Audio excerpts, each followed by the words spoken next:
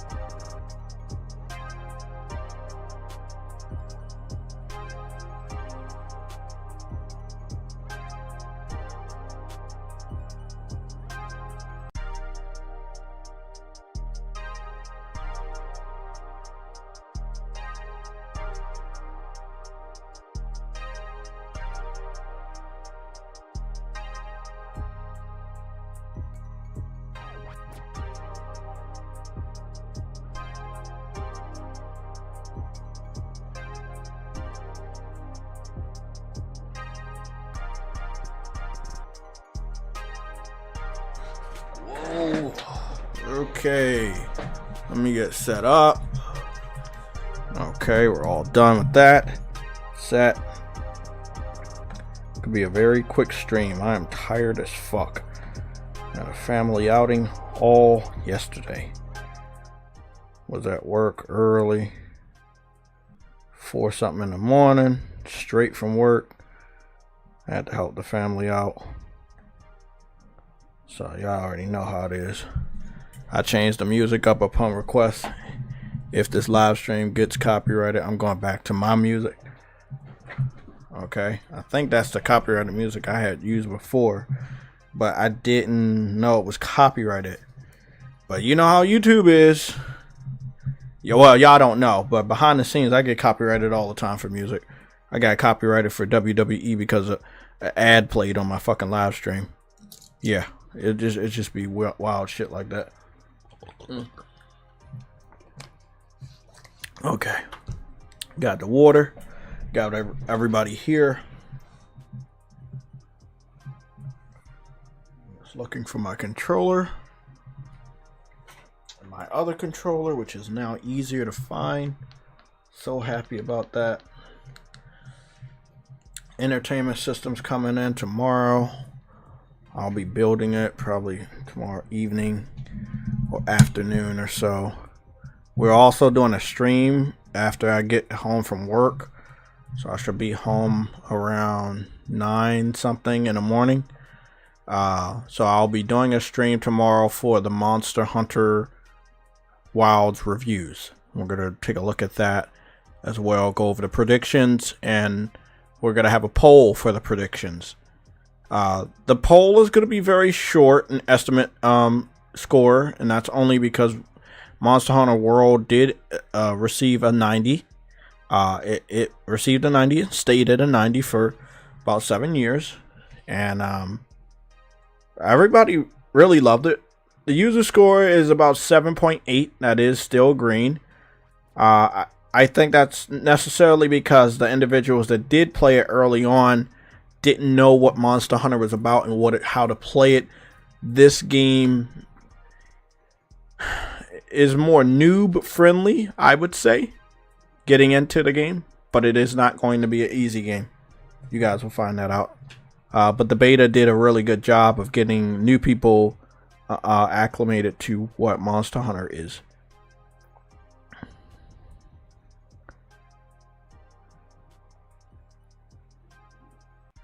Yeah, Henry, it's like that, bro. As you know, now as a content creator, you can understand like what I go through almost all the time. Like, you may hear that same boring PSL OG music mix that we have, but I'd rather be boring and safe than be flashy and getting into trouble every fucking stream. Because people want me to play rap music and shit like that. As much as I would love to, everybody is labeled up, and I don't want to keep getting notifications and then lead up to a copyright strike, which would impact my ability to talk to you guys via live stream or even have this channel up. So I gotta be safe, not for your entertainment, but for the channel as a whole, to make sure that we stay here. So it is what it is. Sucks, but sometimes you gotta play by the rules. Let's go get a shout out prepared for the people and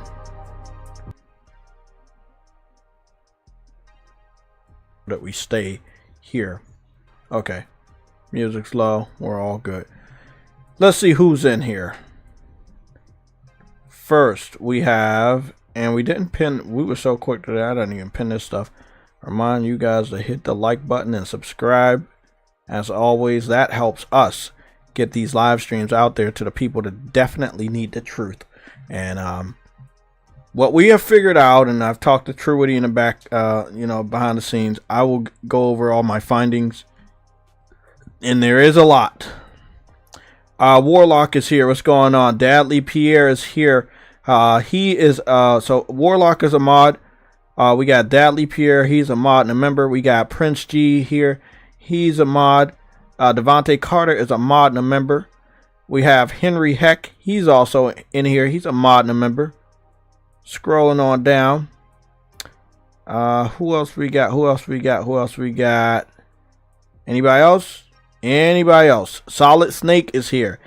He is a mod. Yeah, Metal Gear Solid. Man, there's so many great things to talk about. I'm gonna go make a small list, if you don't mind, because I actually did not make a list.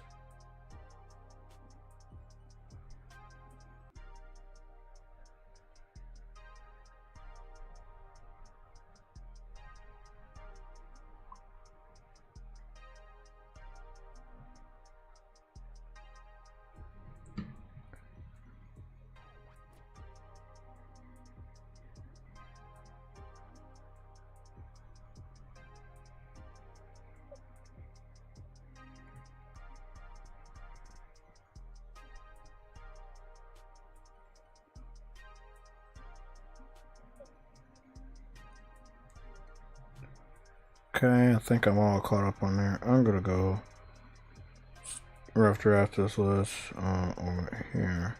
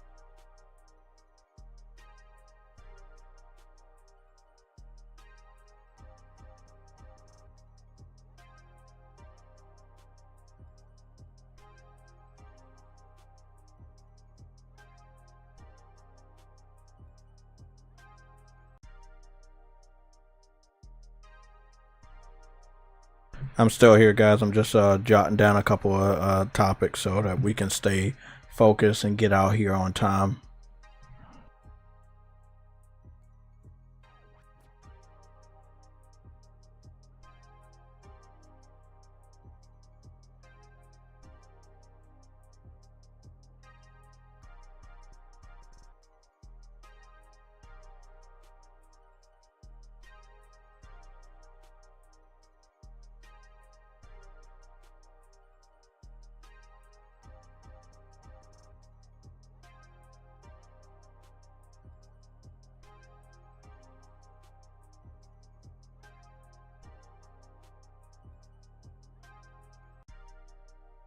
Okay, 4 topics.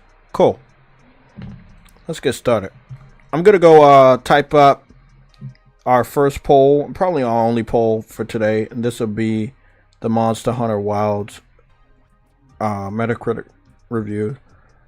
Monster Hunter Wilds.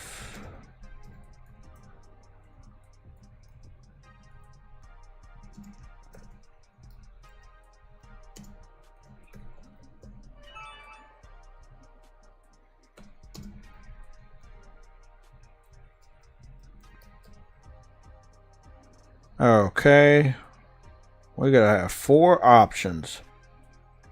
Okay, I think the highest I've ever seen was 49. So we're gonna say, we're gonna do go by 2. 42 to 49. Okay. 90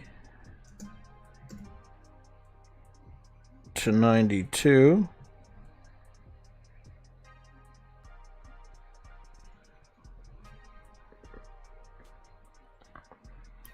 88 to 90.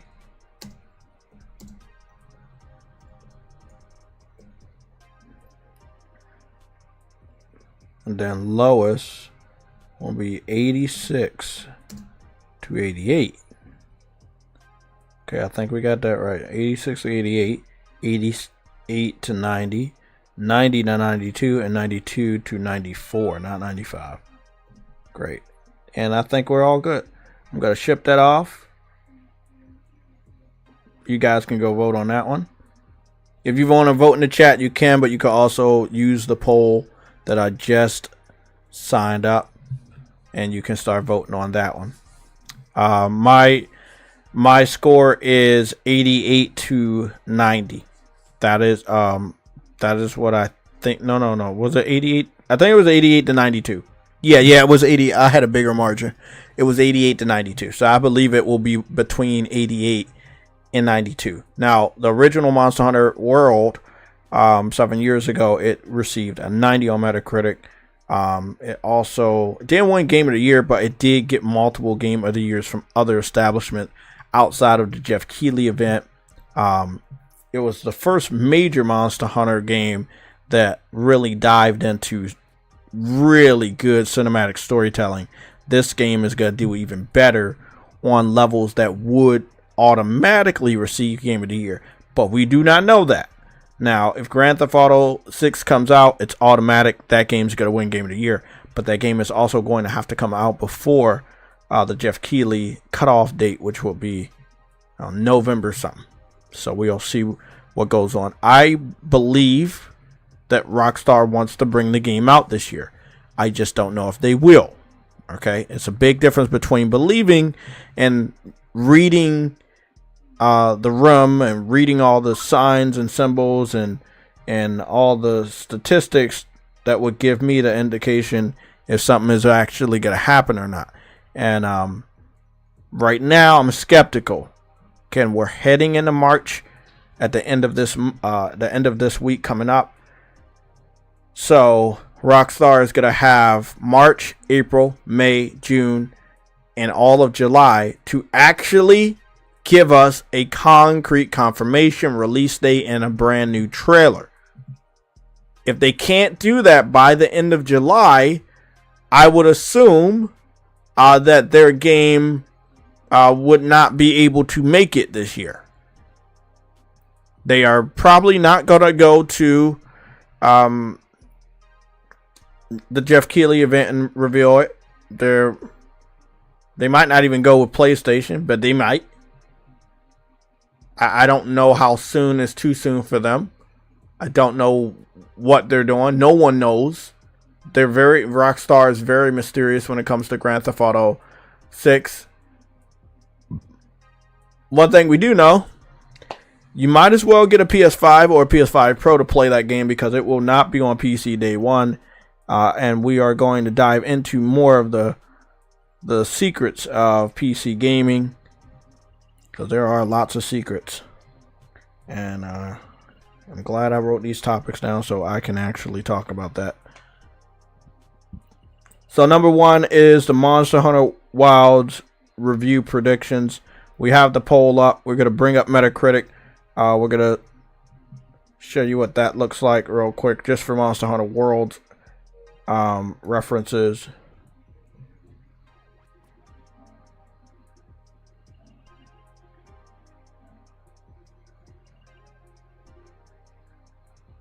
Let me see.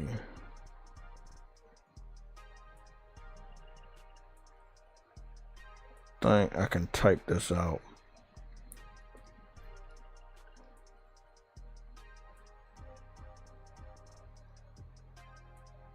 I think I can. I don't know if they're gonna let me though. We'll see. They do let me type it out. Okay, well that's one way to get to that page.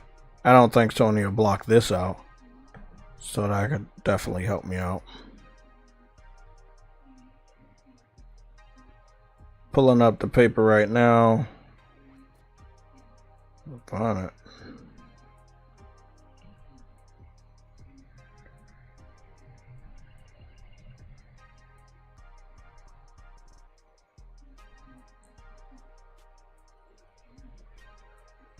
Okay. I need to find right.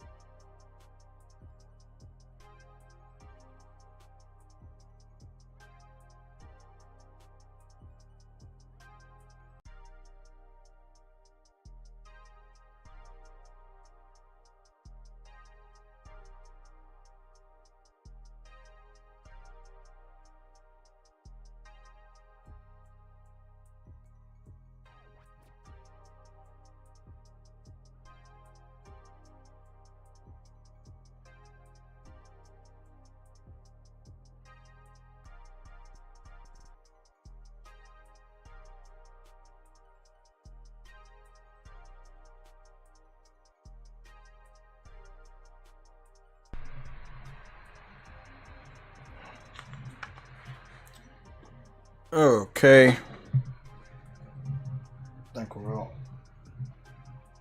Don't think we're all set, but we're better off than we were. Okay. Just wanna move this over here. Get my ass on the camera a little bit. Got the entertainment system, so I think my next purchase is a green screen. But we have to see if people really want me to have the green screen.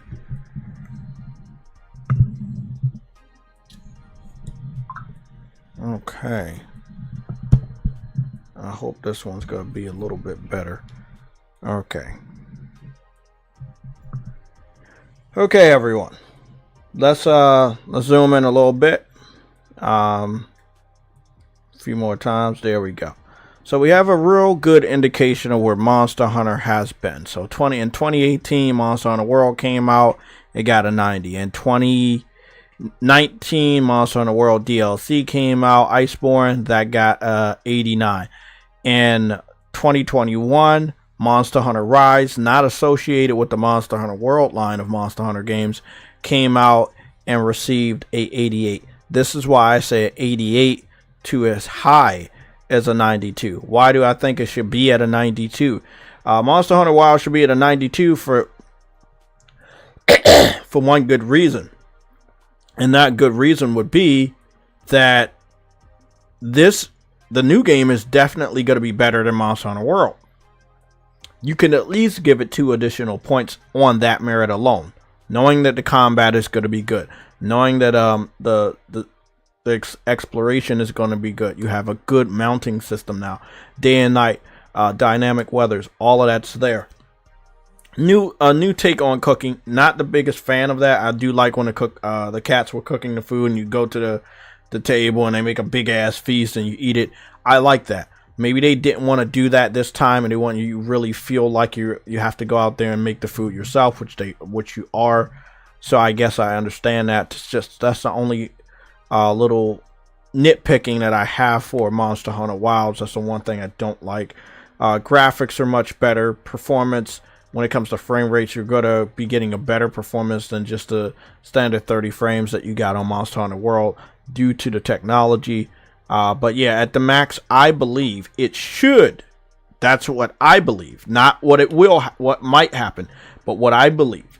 At the highest, we could see or should see a 92. At the lowest, a 88. I don't expect anything realistically below a 88. Most of all the reviews are going to be done on PlayStation. Again, even if you're looking at the reviews right here, the ones that are shown by Metacritic are only promoting the PlayStation version because that's where most of the reviews were done. So yeah, definitely Monster Hunter Wilds. Again, in my opinion, for JayTechTV on file, you can copy this video clip if you need to. I, JayTechTV, believe that Monster Hunter Wild should be as high as 92, as low as 88, realistically. Okay? If it can come into the middle of 88 and 92, it's still going to be a fucking 90. I don't think it should be the same score as the game that it's surpassed. We've all played the beta. We know that that's the case. We've seen the previews. We know that's the case. They have not been very shy on gameplay. They've shown tons of gameplay. Again, and were brave enough to give us not one beta, but 2 betas. And the second beta was split into 2 different fucking weeks.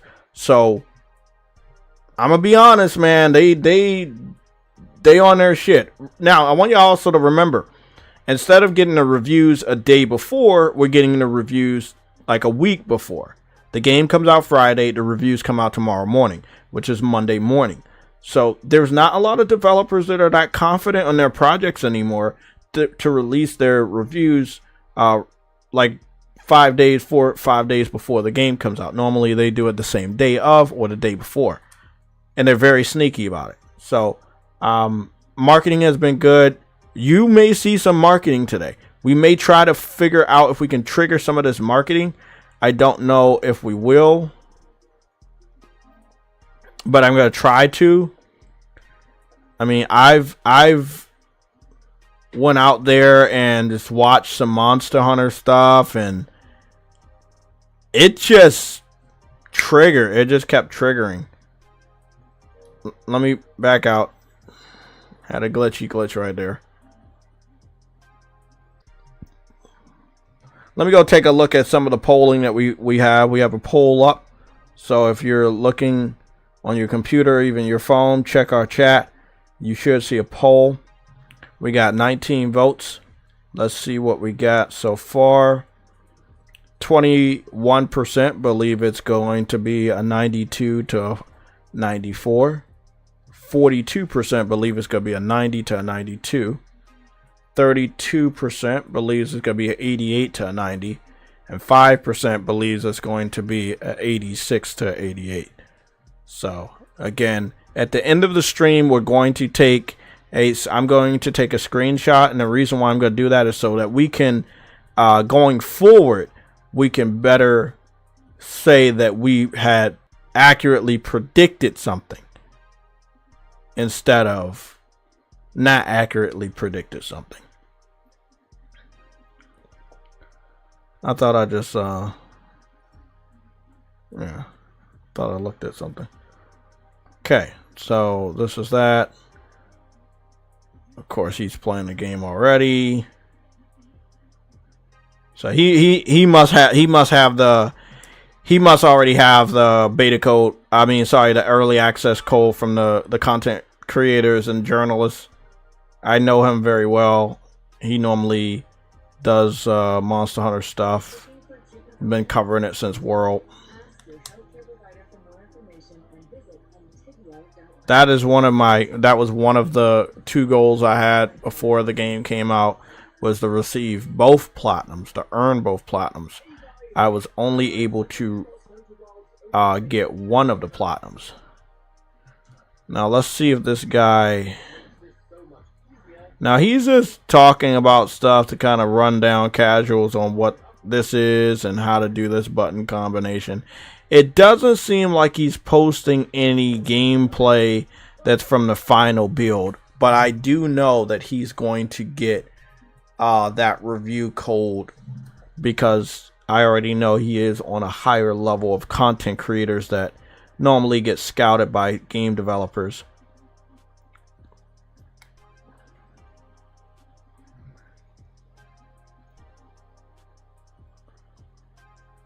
Okay.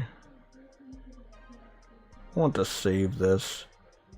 We're going to be talking about Linus Tech Tips in a little bit, as far as PC gaming is control. And then we're also going to be talking about Jay's 2 cents. I'm going to be using him as a reference point for PC gaming as well. Again, these are high-level PC-centric content creators on YouTube.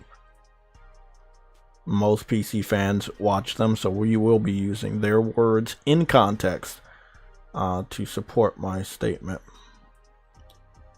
Okay, so with that being said, let's see if we can trigger an advertisement for Monster Hunter. Game Grants didn't post a before you buy yet. Interesting.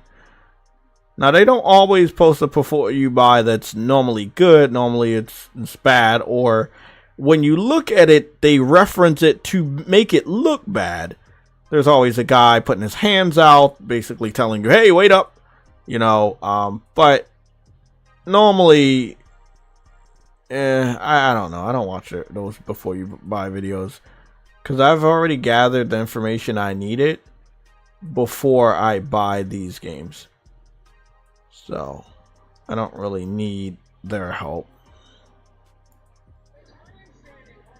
Okay. That's not going to do anything. This is not going to do anything. I'm trying to see if we can trigger an advertisement. But we're not. We're not being very successful right now. We're going into all of these videos, and YouTube isn't even giving me an advertisement anymore, which is actually good. I think that when I don't want an advertisement, that's when I'm going to see it. But when I'm up here actively looking for a specific advertisement, that's when I don't see it. Go to Maddie's play video. No. No. Osmond Goes video. No. Sony Shocks, X PlayStation Balls, Switch for $399. Marvel, yeah, that's not happening, bro. The Switch is not gonna be $400. And your wildest dream is the Switch gonna be $400. So yeah, I don't think we're going to get. Any new advertisement. PS5 Pro after 3 months has our opinion worsened. You know what, Digital Foundry? I'm very curious, because I would assume that if you're a PC centric content creator or PC centric gamer, that you're gonna continue to have the same opinions.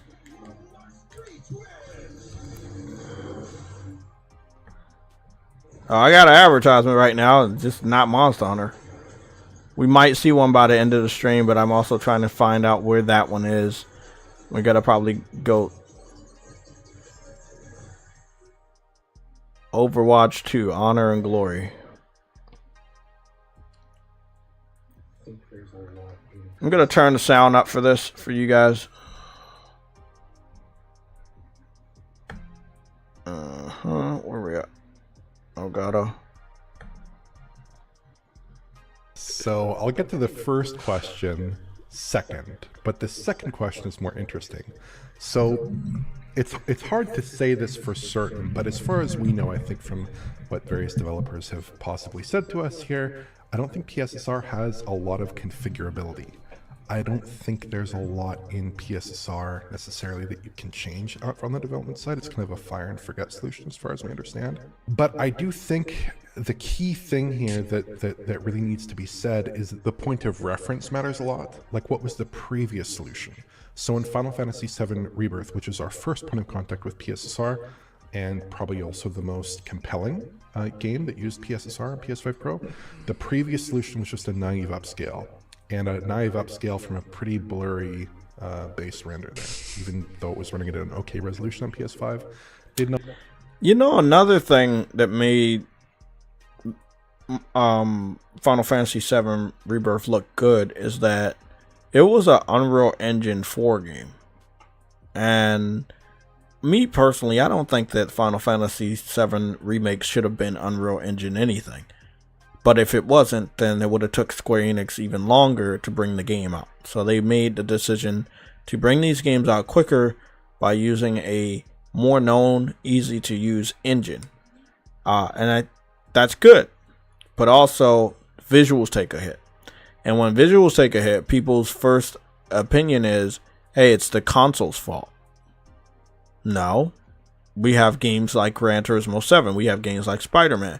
We have games like God of War. You cannot blame the console on what the developer decides. I talked to a PC troll not too long ago, early this morning and yesterday evening on Twitter, blaming like, hey, you can't get higher than 60 on the PS5 Pro for Final Fantasy VII Rebirth. I was like, well, what about Gran Turismo 7 being basically locked at 120, or Doom Eternal locked at 120 with ray tracing and good resolution? No, he's talking about Final Fantasy. I was like, well, that's a developer decision. That doesn't mean the hardware is not capable. That means the developer is not skilled enough to do that on the hardware. Again, the hardware is capable of 120. It all depends on the developer and their solution on how they can get that game to 120. It does not mean the hardware can't do it. It means the developer either refused to do it or does not want to look for solutions to do it. We do not need 120 all the time because this is a console and you're on a PC. So what is good for you we might not give a fuck about it.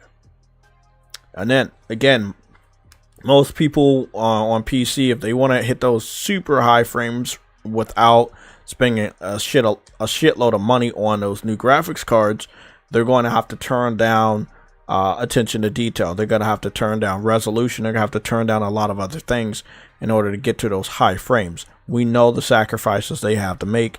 It is public information what they have to do in order to get to those high frames. We had also talked about this on last episodes of Sunday Show on episode 80, looking at the 500 frames per second PC build and how the graphics ended up looking like something from the Game Boy Advance. Just to say that you can achieve 500 frames per second, but you're not going to tell us what the graphics look like when you say that statement. One of the things I pride myself on for any discussion from a PC fan, especially on Twitter, is if you're going to brag about all of these numbers your specs can do, like, can you show us? Can you show me? Where's the screenshot? Where's the video clips? You know, and this is just something that continues to occur, you know, from the PC community. They talk a lot of shit, but they never show anything. So I've done my very first episode of JTech Foundry. I have others on the way. I'm going to have to do a questionnaire for you guys to see if you can give me some feedback. I won't be doing a poll because it's too many options. So I think when I do an image poll, it's only 4. And if I don't do an image poll, I can do 5. But I kind of don't know where to start with my next analysis, what game we should start to do. Now, I have tested some stuff internally, and I have not made any videos of those. So that would be God of War. I've already tested that out. I've also re-downloaded Final Fantasy 16. This is a game that Digital Foundry claimed ran like dog shit on the PS5, but runs at a flawless 60 on PS5 Pro. But they refused to go back and do this analysis. So when we're looking at this video right here, they're talking about this game. They're like, hey, well, this is good, but, you know, this wasn't that good. What we should be hearing from them is, okay, we see what the PS5 Pro is doing. What is a PC of a similar price doing? What is a PC of a graphics card that's similar to whatever the PlayStation 5 Pro is made of? What is that doing? They won't do that. Those are the type of comparisons you're supposed to be looking for. Also, the fact that they only, in this clip right here, they only talk about Final Fantasy 7 Rebirth. You're going to talk about the one game that had massive amounts of problems on PS5, had a nice upgrade with the PS5 Pro, but you're not going to talk about any of the other games. So we've, as you know, over here, my first episode of JTech Foundry. I'm gonna go over here real quick. It's time, America. We got an advertisement. Red, Yay! the white and blue oval. So my first episode of JTech Foundry. What do you see? Zoomed in. We got 120. Racing. 7, but I'm going to do something Again, we're racing. 120. Once I come to a stop and I'm about to go into the next application, that's when the frame rates start to dip. With possibly the lowest frame rate as you can see right here. During my test this weekend. Sorry, I'm going to lower this. Once you see right there, once I left out the app, I dipped to 115. That's the last one I saw. When I went into the other app, I dipped all the way down to 0, and then it reformatted itself to 60 frames. Went back to 0 because, again, it's loading up. Went back to 60 frames. Once Monster Hunter Wilds beta, this is the second beta that loads up. Once Monster Hunter Wilds starts to go into the very first cutscene, which is the very beginning of the game, where it shows the menu screen. The menu screen is accompanied by its very first cutscene. That's when you start to see some frames per second start to dip and show what the game is going to be like for the beta. Not for the final game, just for the beta. So this is the cutscene, and you can see right here is staying at a nice 60. Again, because this is a pre-rendered cutscene that is in the very beginning.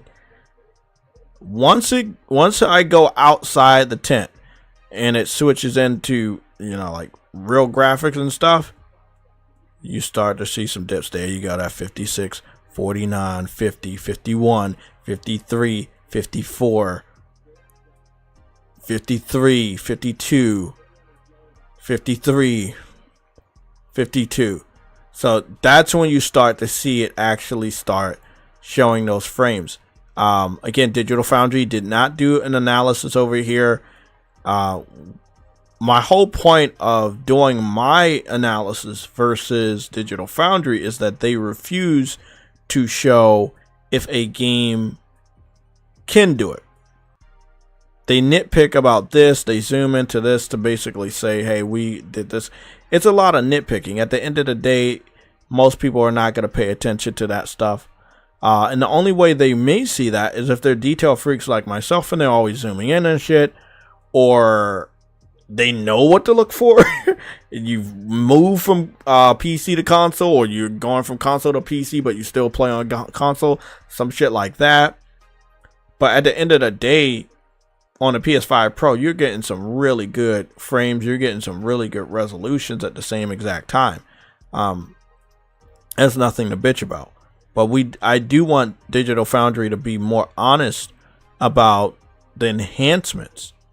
Now, I understand they play on PC and they've been there, done that, but you have to understand, for the price of the PS5 Pro, the console has gone up tremendously in value and quality that most gamers want. So I wanted to dive into, I don't know how I'm gonna do this. I don't know if it's gonna be eBay or what. I'm gonna try. I don't know if PlayStation is gonna let me, but we'll try. They let us go to Metacritic, but I don't think they're gonna let us go to eBay. I haven't been to eBay, and I don't actually go on eBay at all. Went on eBay a few times in the past. Long time ago. Was not a satisfied customer. It looks like they're going to let us go to eBay. So, they're letting us go to eBay. What we're going to do is look for the RTX 5070. Let's just do 5070 Ti. And the reason why we're going to do that is because that's the one I hear that most of the PC fans are actually getting. I'm not hearing that they're getting the 4090. Those are the high elite content creator style PC fans, legendary PC gamers. They got money like that. They're doing that, right? Okay, let's just use this as a reference point. Let's use this as an example. And there was a content creator, I can't remember his name. I believe he's from the UK. And he had brought this to my attention. And this is something that I saw Linus Tech Tips refuse to do. When PC fans, lower level or high level, talk about buying from the used market, they will go with the price that's shown. But what they won't do is talk about the delivery. Now, this is something I've learned a little bit more about, just, me buying some bigger things for the remodeling of this room that is going to be a much more state-of-the-art office for my content creating going forward this year. New entertainment system, green screen, all of that stuff. Some of those bigger ticket items I get sent to the house are going to have a shipping cost, because they are so big. So I'm not just paying the tax and the price that I see there. The shipping may be almost as much as the item. I was going to get a entertainment system that was not covered by Amazon Prime, and I saw a number below it that was like $79. I was like, okay, what is that? They don't say shipping, they just say delivery. And I was like, well, of course it's getting delivered. I could not believe that was what it was. So I said, let me go dip in and make sure this is what it actually is. It actually was that. It was $79 shipping cost. It was a very good entertainment system, but I was like, fuck that. Right? I'm already paying basically that same price for the item, a little bit lower. I'm not going to pay $79 for shipping. So, and again, this doesn't take into account of taxes or any other fees. So right here, you have the MSI Vanguard RTX 5070 Ti, and that's $1,299. Again, PC fans will tell you that's the price. But you should also add in to delivery. Why? Because delivery isn't free. Why isn't delivery free? Because it's coming out of your wallet, just like the raw price of the item.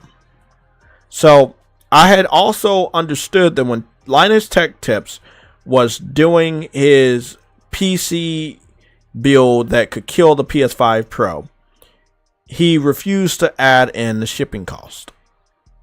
If you add in the shipping cost, you may end up with 40, 50, 60, 70, 80 additional dollars on your price for your budget.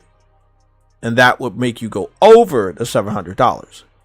Now remember, you also have to understand that if that PC isn't powerful enough to play all the types of games that you play on consoles that will ultimately be better optimized, then that would take in precedent too. Like, you just can't say, hey, well, this is better.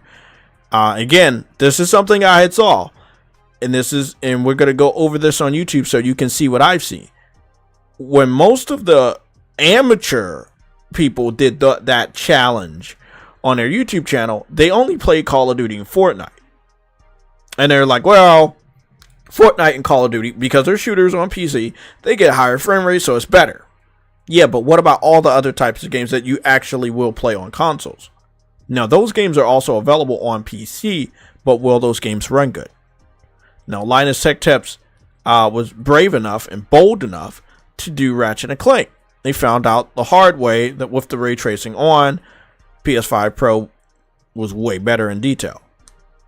They had to lower certain things. They had to mess around for multiple minutes just to try to get it close to it.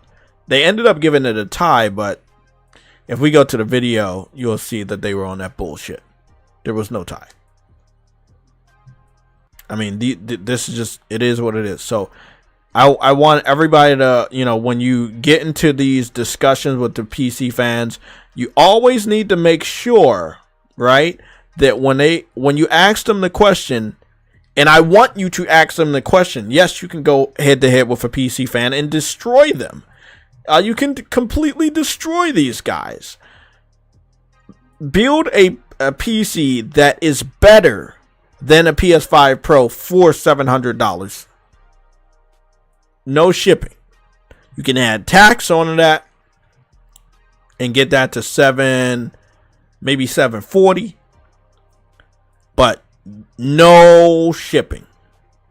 No shipping costs, because if it's additional shipping, you have to add that into the budget. So you can do $740. That's with tax included.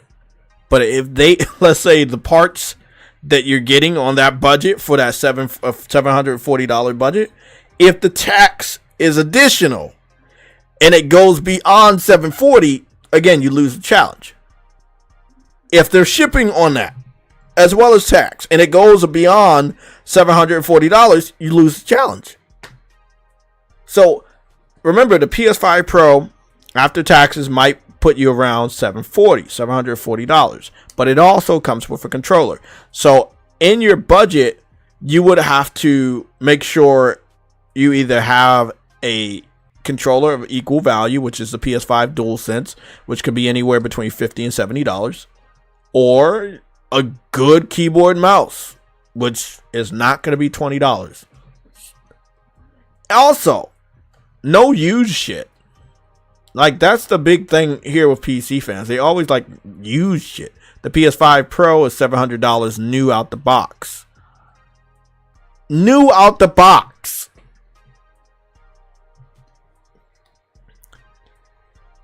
I want to open the chat up I want to go head to head with a lot of PC fans. I don't think they want to, though, because now I know their secret. Now you know their secret. Now you can destroy them.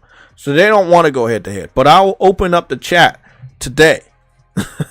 All stream, the whole stream for hours and hours ahead. I will go head to head with you guys. Help me build a $740, tax included, shipping included, PC that is better than the PS5 Pro. And this is not just Call of Duty. This is not just Fortnite. We are talking about other games. We are talking about Grand Theft Auto. We are talking about Cyberpunk. A $740 tax and shipping included PC that can outshine the PlayStation.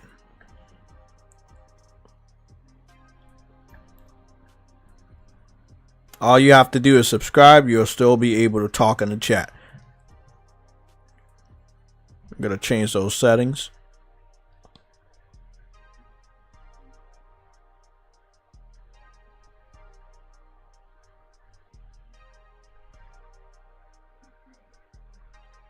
Thank you guys for your patience, but this is definitely something that we need to go take a look at.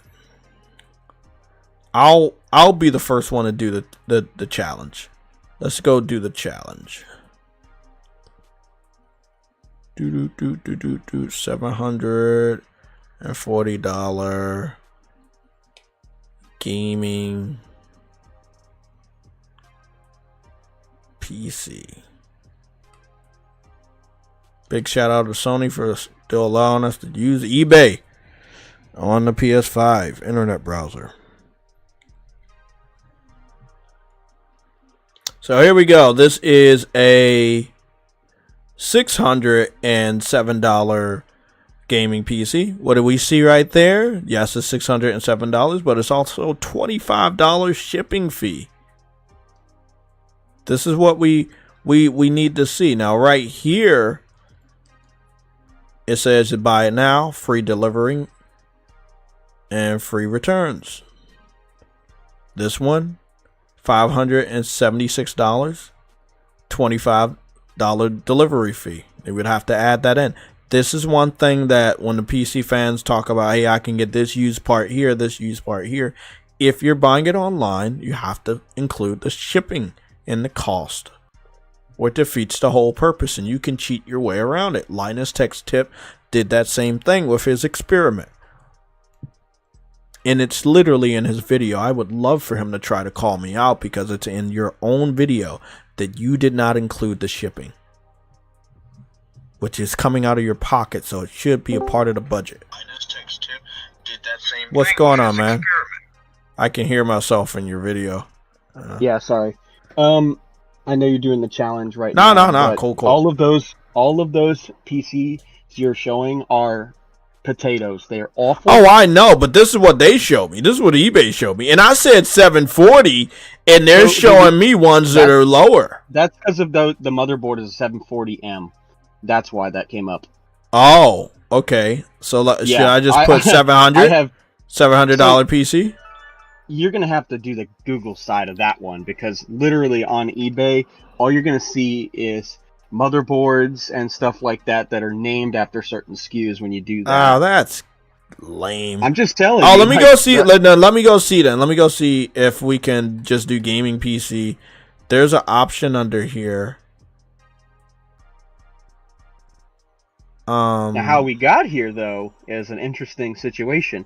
Did you know Sony worked in PC before, and not just for their hardware? EverQuest was them. Oh, I know about that. Yeah, the good shit. Yeah, I know about the good shit. Yeah, because out of EverQuest, we got DC Universe Online. Yeah, I know about that.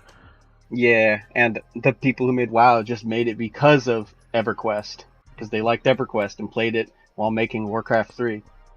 And most of these gaming PCs are very expensive. Again, $1,699 to $4,699, like $2,999. Again, and this is going along with the ownage of the PC community. That's why I said, we have to really talk about this.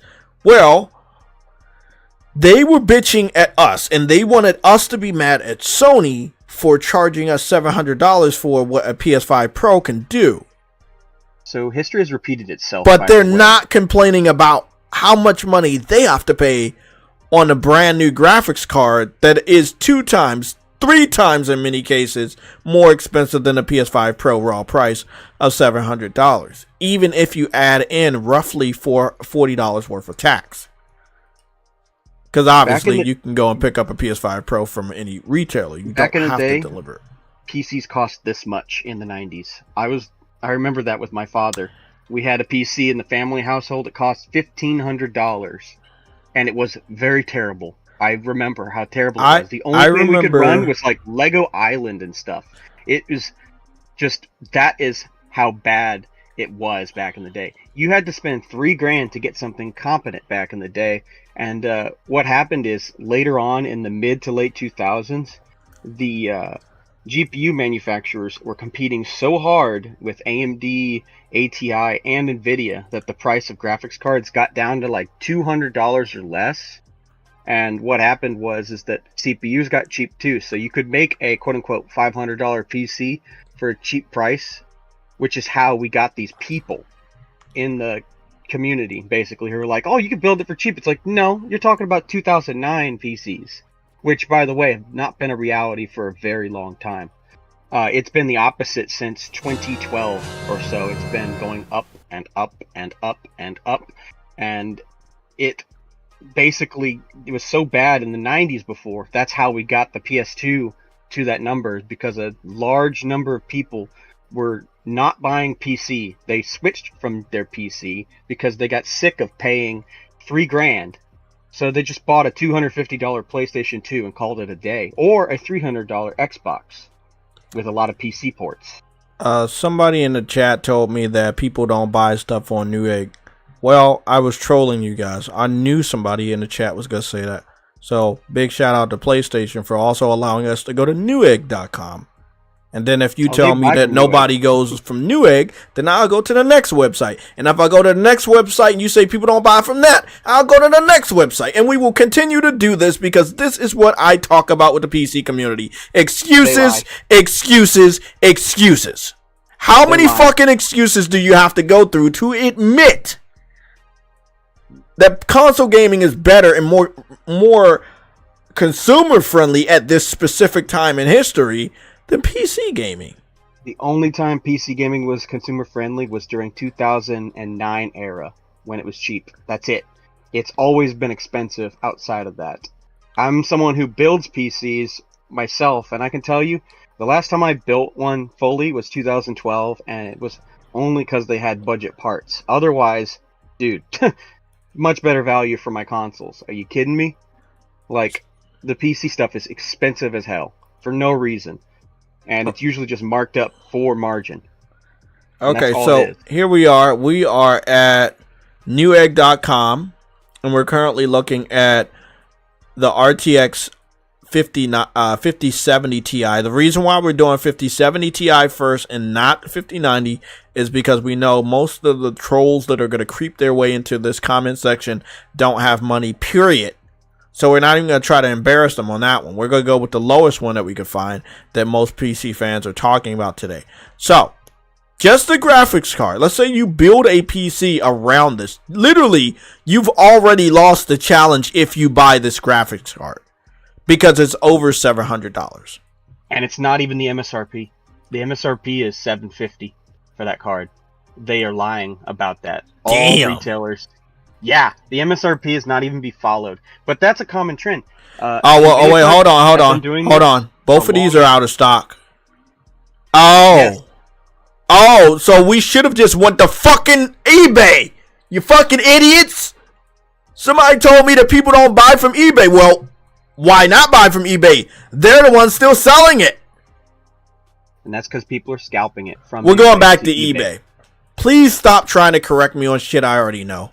I already heard PC fans talk about this shit is sold out at the retail price. So, if it's sold out at retail price, but we went to eBay and we still found it, it double and triple the price, and that's the price that you have to pay. Just like you say, hey, I can build this PC for $70 because I'm going to follow Linus Tech's tip. But you had all of last year to do that. Linus Tech's tip videos is 2 months old. In reality, it's actually 3 months and some change. I looked it up. So 3 months and some change you had to actually make a quote-unquote PS5 Pro killer, and you didn't move your ass. The brand new RTX cards are out that you didn't know of 3 months and some change ago. You can't afford that. The benchmark comes out for Monster Hunter Wilds. It exposes that most of you guys have very weak PCs, and we are talking about the United States PC gamers. So now what? Somebody in the chat says that nobody buys from eBay, but eBay is the one that has all the cards that you need. I go over here to try to be nice to you. Go to Newegg. All of them are sold out. So where do we go to buy the new graphics card? We go back to eBay. So you lied and said that nobody buys from eBay, but you have to buy from eBay if that's where all the scalpers put the graphics cards. And again, I do love when PC fans believe they know more than console gamers, but you see what just happened? Someone said that no one buys from eBay, but they have all the graphics cards. They're sold out. They're sold out on Newegg. So where do you go to get your graphics cards? Do you go get them from Newegg or do you get them from eBay? You have to get them from eBay because eBay is the one currently selling them. There's probably going to be other places that do sell them. If you want to shout those names out, you can say that. eBay can suck all at once, but that's the one. That's the place where they have them. All the scalpers brought them from the other retailers at retail price, real quick, by the way, and then are reselling it for double, triple, maybe sometimes 4 times the price. And that's just what you have to deal with. I remember the PS4 was the same way. Games for Eternity, I think he ended up getting his PS5 for like almost $1,000. I got mine for $400, all digital. You see the difference? If you have to play the game of the scalpers, you're gonna be paying like 2 times as much as you should have. You got to be quicker than them, and it's in this day and age, it's very impossible to be quicker than these guys. These guys are on the Flash level of speed. They use bots. Yeah, I've heard they use bots. Bots are quicker than us.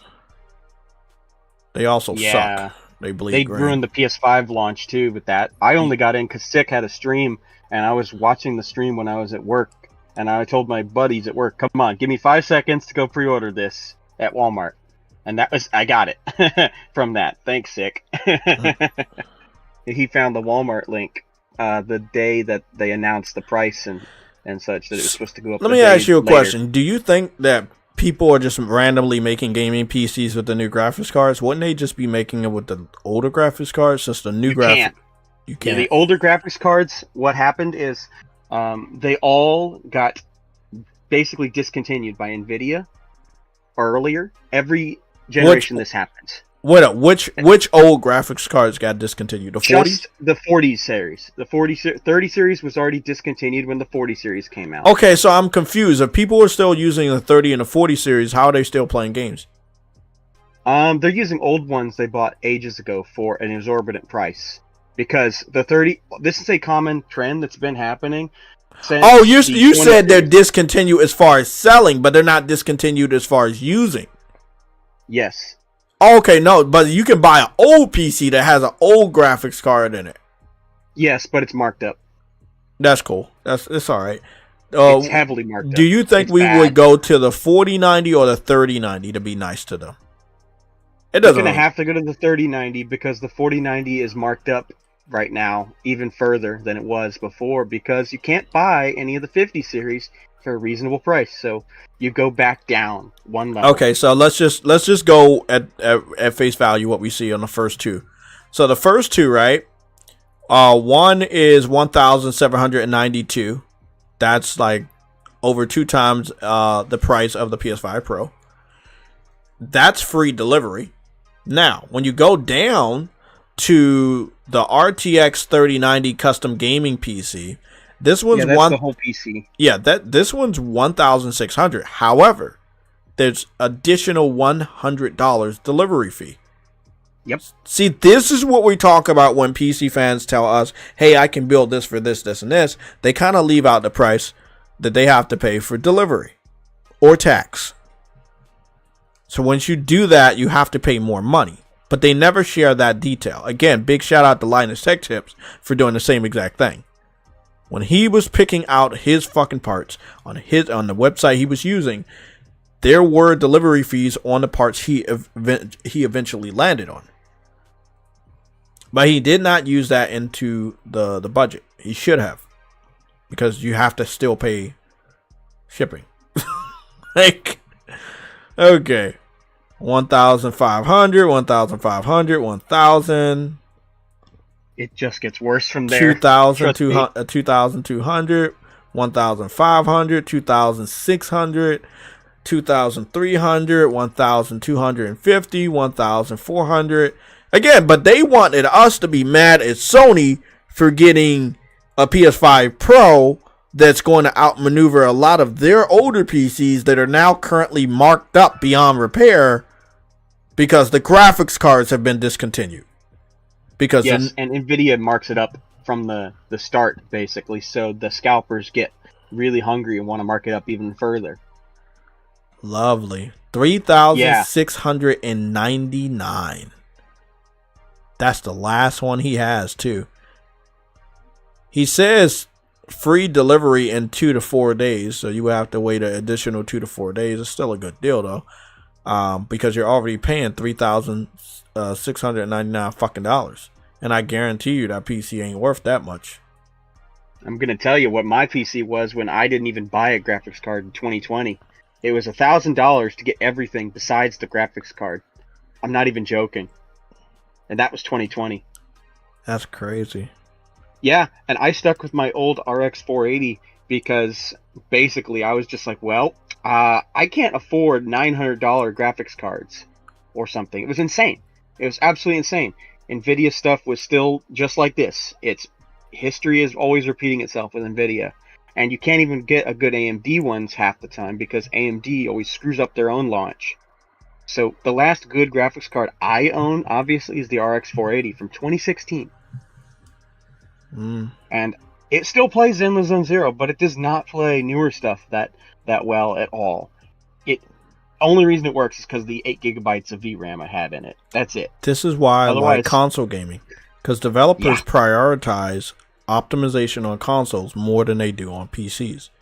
So even if a game, obviously, will run like dog shit on PC, you can play that on console without a headache. That's right. That's why I bought a PS5 and I bought a PS5 Pro. Because guess what? Getting the PC upgraded is a pain in the butt. The challenge that we just went over, right? On the real point of view, which is what JayTech just did. I'm JayTech. We looked at the real point of view of how much how much it costs to get a PC. This is 2024. Now, 2 months, or if you want to say 3.5 months ago, it was a little bit different. So what we're going to do is we're going to go to YouTube. The app keeps messing up. It keeps overlapping the font. I don't know why it does that. But it keeps overlapping the font. So what we're going to do is we're going to do $700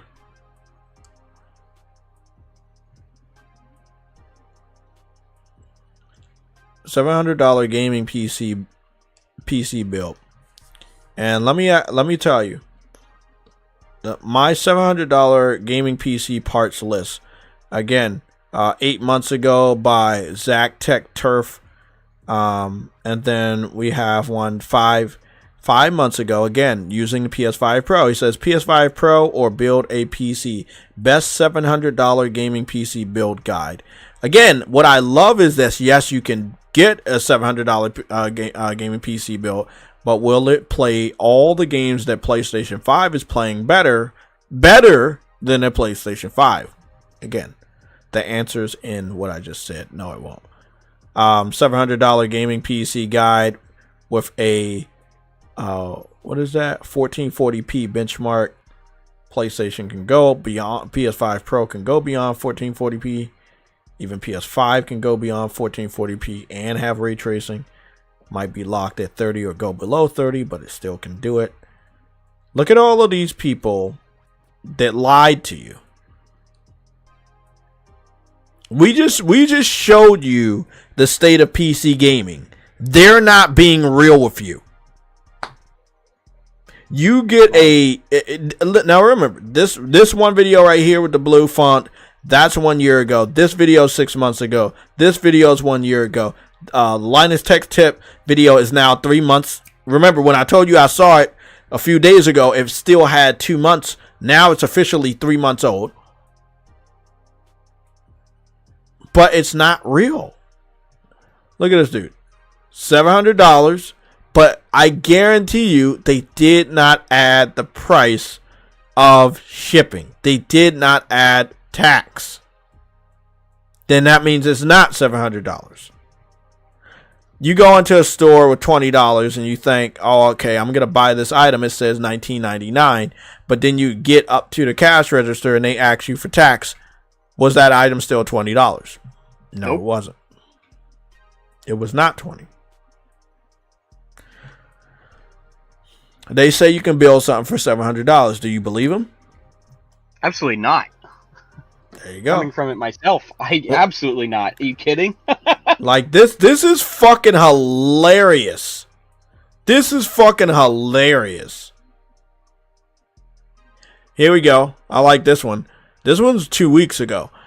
The best 650 gaming PC build. Tech Source. And again, what I find really funny about this is these videos got tons of views because there's tons of lower level PC fans who's really trying to get a cheap PC. And they're going to find out the hard way if they go and build this stuff or even get a pre-built or buy it. It's not going to play every game good. If you're playing this game and buying this shit and you're playing just nothing but shooters, then yeah, maybe you're good on that. But if you're playing anything else, that's where you're coming in problems. It gets worse than that. Those are using cheap power supplies that can burn out. Also, what they don't tell you about the modern ones, obviously, is the power supplies need to be a certain level if you want to upgrade. Period. Your power supply determines how much you can upgrade as well, by the way, because of how power hungry all these higher end or even mid-level GPUs are.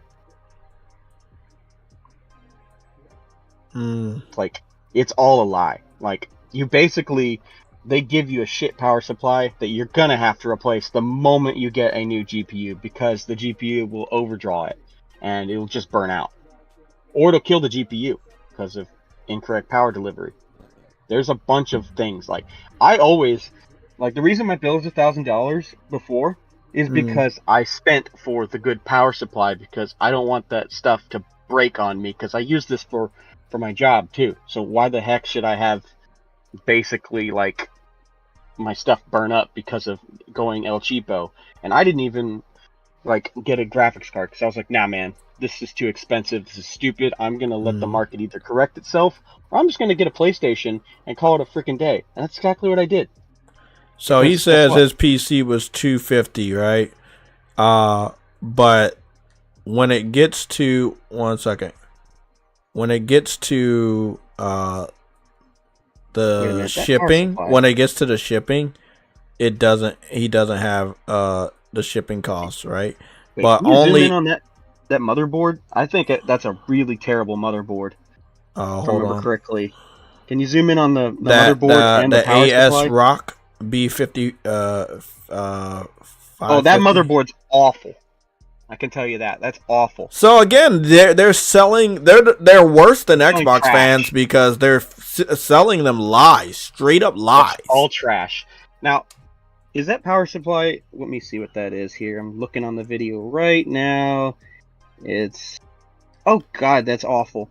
It's a gold, but it's a 650. You're not going to do much with it. You're basically going to get one use out of it and call it a day. That's exactly what the point of these builds are. Get one use out of it. What do you mean sell one the use? thing. Explain. As in, you can only use like the graphics card that you're going to get with it, the lower end graphics card. Those current ones, like the 5080 or the 5090 or even the 40 series, Mhm. they draw like 400 watts. And your motherboard and all of the other parts draw like 250 minimum or more. So you're already over budget if you wanted to upgrade from your current one. Also, you're not supposed to go up to the watt limit. If you go up to the watt limit, you can damage your parts irreparably, basically. So, yeah, it's all a lie. I would look, man, with all of that headache, and I kind of thought that too. That like you got to make sure you keep track of what you're playing, how hot your shit is. I remember, so let me go carbon date when my brother had his gaming PC. What is the release date of God of War Ascension? Well, that was 2013. I remember. Okay, so he had a gaming PC that was $3,000 in 2013. Oh, He built. I remember it had a Cooler Master case. Big thing. Big, huge thing. I actually have a picture of it somewhere, but I don't remember if it's on my phone or whatever. Let me see. I wonder what GPU he had in it. Oh boy, I bet it doesn't work for modern games. Oh, that was in 2013. He doesn't have that shit no more. Yeah. Okay, 60. Well, I can tell you that the PS4 still works for a lot of games. Exactly. Let me see.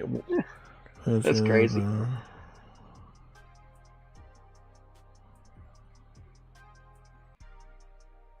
I must see.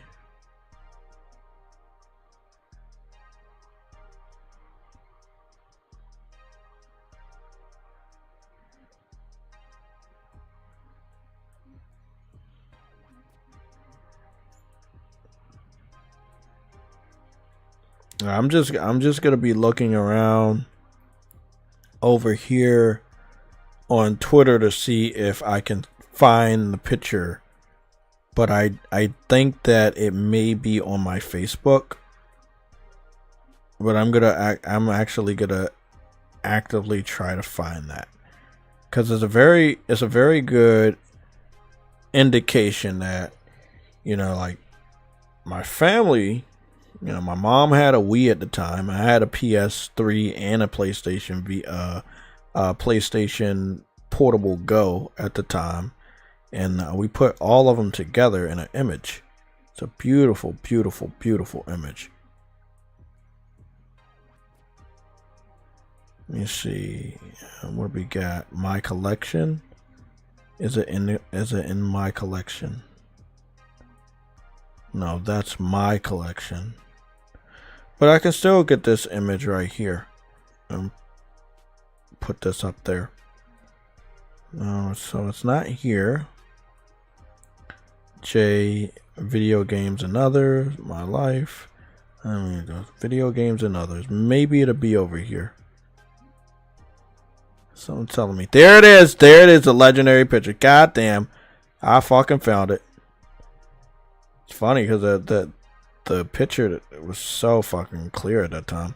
Oh, and by the way, my brother had he also had a Gears of War Xbox at the time. So all consoles at that time and handheld and a PC was in that image. And I'm gonna go ship that on over so you guys can see. Now, again, I've told you stories about this, and not a lot of you guys have seen this image if you don't follow me on Twitter. But for today, you will be able to see the legendary picture that I told you when my brother left PlayStation and went to PC. So again, this is going all the way back to 2013. He did come back to PlayStation for God of War Ascensions and then left again to remain on PC. But he did leave. This is the picture that I've always talked about. This is the picture. This is a real picture that actually exists. That's the Cooler Master that I literally just told you about. That's the Gears of War. That's my PS3 Slim, and that's my mom's Wii, and obviously my PlayStation Portable Go. Now you Oh can. my god, that same case, I have that exact case for my old PC from 2012. So I'm you not so even you- joking. so you know how old this image is. I do, because my 2012 PC has the Cooler Master. I'm looking at it right now. I Mhm. kept my old rig to the left because it has all my documents on it, and I didn't want to switch over everything. And That was a for the bit. new That one. was a very small dresser, and the majority of the dresser was taken up by this gaming PC. This is where he put his gaming PC at, beside Yeah, the that- entertainment system. It was a massive fucking gaming PC. Yeah, the case is massive, I will say, but it's Yeah. nice and easy to work in because I've built so many PCs in smaller ones, and Mhm. it's hard. Even for my small hands, it's hard. Mm. Like, I build stuff like that for my friends, for whatever, because I worked in IT before. So I I came from the same field that Sick is in, funny enough. Yeah. So there you go, guys. This is the legendary picture I told you about from my brother. His massive PC. I've always told you guys about that he built. Way bigger than all the consoles and the handheld that I had at that time combined. All of this shit could fit inside of the PC. That's how big his PC was. He had a damn good TV that he was playing his games on a TV. So he was a console gamer that became a PC fan, but he wasn't all in on PC enough to get a monitor and shit. He did have a keyboard and mouse. He had like a table tray or whatever. But yeah, my PS3 right there, my PlayStation Portable Go. I think that was my brother's Xbox 360. Gears of War Black and Red Xbox 360. My mom's Nintendo Wii at the time. And yeah, this is a legendary picture. You know, all consoles at the time together, handheld and a PC. What I'm saying all this to say that I know how expensive gaming PC is. If you look at everything in this image, including the TV and the PlayStation 2, this is when the PS4 first came out. As you can tell, my Vita was here, my PS2 was still there, I had my PS3 right there. You know, I had both of the eye cameras. You know, this was a while ago. But I've been with PlayStation for a very long time. This was a Sony Bravia TV. You can see how thick the outline is, that this is a very old image, outside of the quality of the image. But long story short, what you can tell from this image is that everything here is still cheaper than a gaming PC. You know, like you could get this whole experience and still pay way more than for a gaming PC. And that's what's crazy. You know, console gaming has always been cheaper than gaming PCs, and you get a lot of fun out of it. Well, what's even crazier about that is the reason they've emphasized frame rate so much is because most LCD monitors do not process frames correctly. So what happens is the frames will tear, so they need the higher frame rate to get around that. That's why they emphasize it so hard. And that's why they spend so much money trying to chase that, because they're skipping out on the simple effect of developers optimizing and making it so it runs correctly at 30 or 60. Just correctly running at the correct timing. That's why Ratchet and Clank, they're like, oh man, look at this on PS4. It looks insane. And it's running consistently 30 and it feels like 60. It's like, yeah, because of the timing is perfect on it.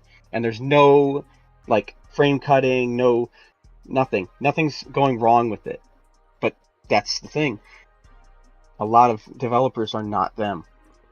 It's just not going to be that way. Was it? Which Ratchet and Clank are you talking about? 2016. Oh, okay, yeah. Yep.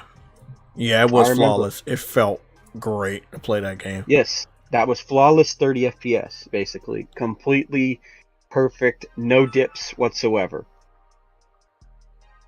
When a game is like that, you can tell that it feels like almost like 60 because of how perfect it is.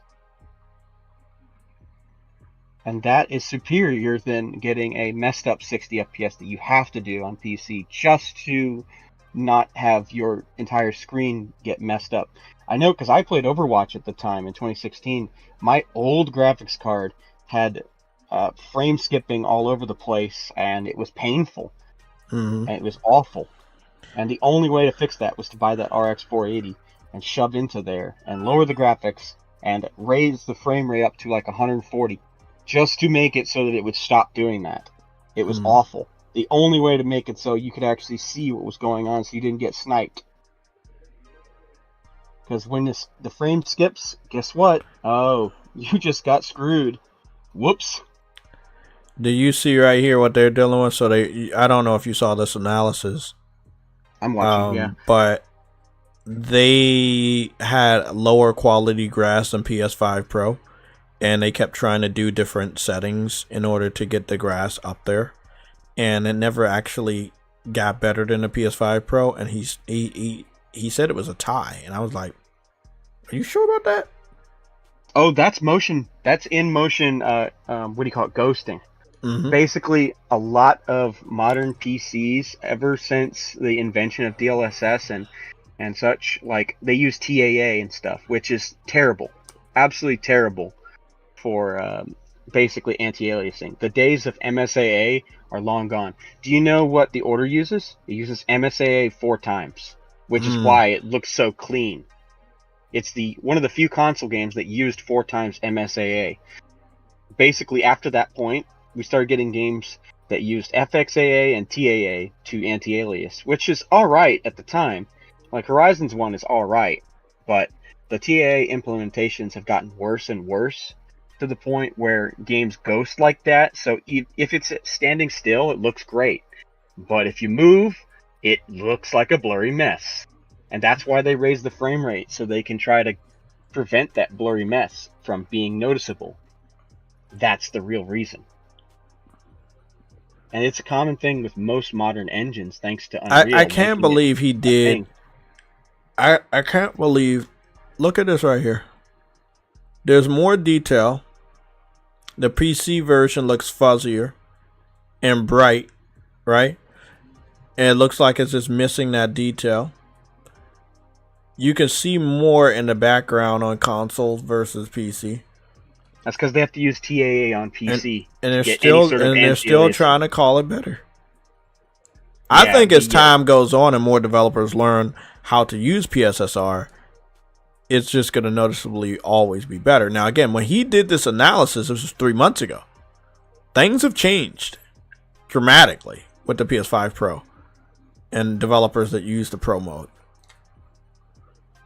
Monster Hunter is going to be another. Monster Hunter is going to be another one of those games that's going to just be way better on PS5 Pro than modern PCs. Basically, TAA is the source of all that ugliness, and you can get rid of it when you have the the PSSR. You don't need it because TAA is supposed to be combined with DLSS to work at all.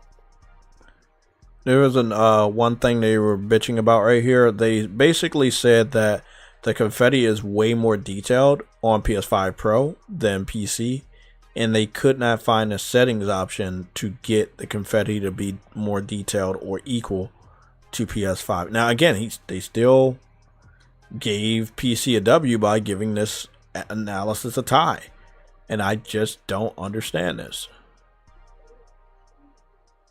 Again, the trees look very fuzzy over here. There's more attention to detail in the crowd on PS5 Pro. I mean, there's no way you look at this situation and you say, "Oh, it's better on PC." It's not. The only thing that's better is it's a lighter. This is another major thing. HDR is leaps and bounds better on PS5 Pro than most PCs. That's because HDR implementation is fucking shit on the PC in general. It is awful. Damn. Like, it's no monitor. When a monitor supports it, it's not correct. It most of the time is incorrect. That's the problem.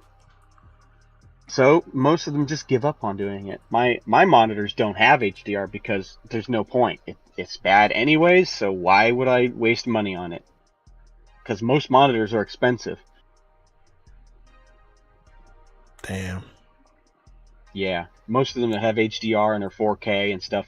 I use 1080p monitors because my PC is so old it doesn't matter at this point. Like, who cares? How old At is your this point. PC? 85 years old? Might as well be at this point. God damn, man. It's not Might good. as well be. I mean, 2016 is the GPU, but the Damn! actual build. I told you, the RX 480 is from 2016. I've been using that thing the entire time. Why do you think most of my gaming is done actually on console? The only time I use PC is if I specifically have a specific game, like World of Warcraft or Zenless Zone Zero or whatever. Or if I want to play Warcraft 3 or any of the old stuff again. That's it. Like, most of the stuff I have on PC through Steam, I play on the Steam Deck because it's on the go. And my Steam Deck is actually better than my PC. That's how crazy graphics cards have gotten. Like, I bought a Steam Deck because I was like, well, I can use this on the go, and it's better than my current PC.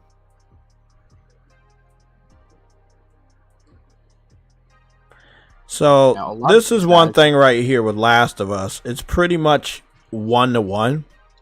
But that W wouldn't go to PC. That W would be going to PlayStation. Because, again, you're supposed to be able to do above and beyond with 700, because that's the whole thing. You're building a $700 PC to show that what the PS5 Pro is doing, you can do, and you can do it better. But if you start to look really close, you can start to see other attention to details.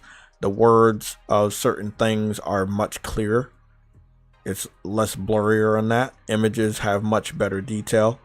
And again, the HDR. That right, I can see it on the images. It's just making the images pop more. It's much more it's much more. What's the word I'm looking for? Dynamic with the visuals. It's like it's washed out on PC with the color. It's like a washed out of the color. Because they can't do that HDR. That's right. And it makes that image quality much, much better.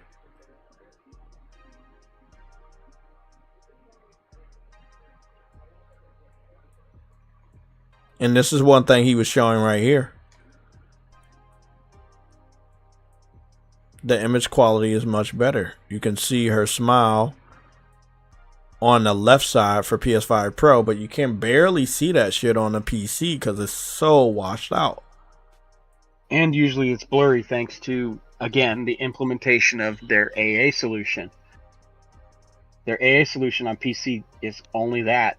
You can use other stuff specific to PlayStation on the PlayStation.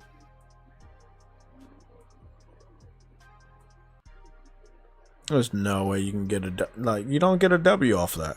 PS5 gets a W, and I would assume the PS5 get the W multiple times if you do the test like Linus Tech Tip, and you're not just doing Fortnite and fucking Call of Duty because high frames. Oh, Andrew Wilkins, I can explain why the pick is lower quality. They had to lower the texture quality just to get it. Basically, I have the same issue with Zenless Zone Zero. There's pictures on the walls are way lower quality because in order to make it run, you have to lower the settings. So the texture setting had to be lowered for them to even do that. And even if they raised it to max, their performance would tank. So the comparison goes to moot, essentially. I want to go to a few of these videos also to prove my point.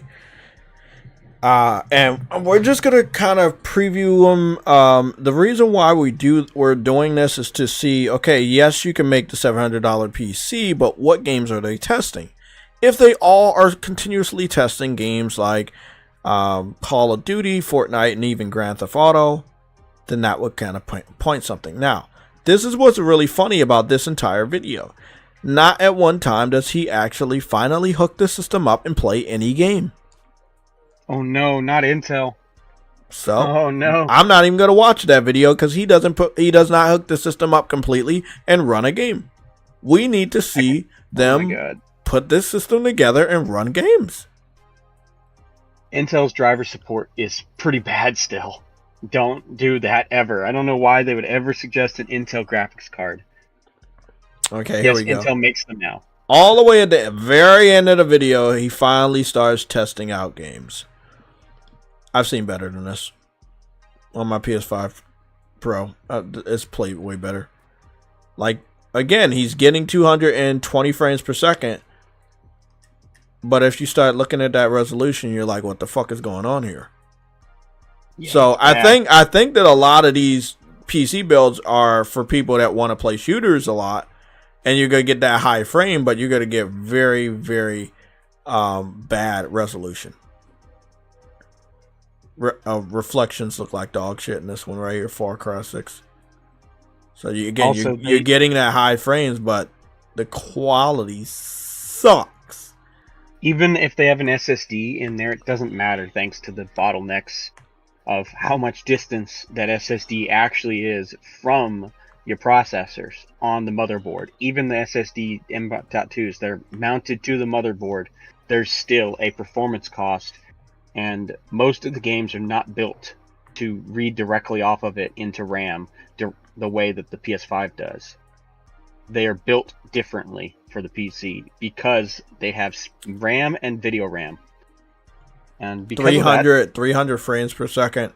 This is Rainbow Six Siege. Kind of figured that, and they're playing at 1080p very high. Again, by the way, these are old games.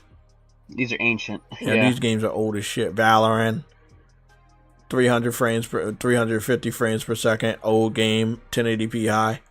So this kind of proves my point. Somebody in the chat said this as well, that most people on PC playing their games at 1080p. And this kind of proves it. So you're getting those high frames, but most of them playing that shit at 1080p. And that's what you have to do to get to the high frames. Essentially, you have to sacrifice stuff. I would not sacrifice that shit. Oh, now me. He put Borderlands 3 in 1440p and started getting 60.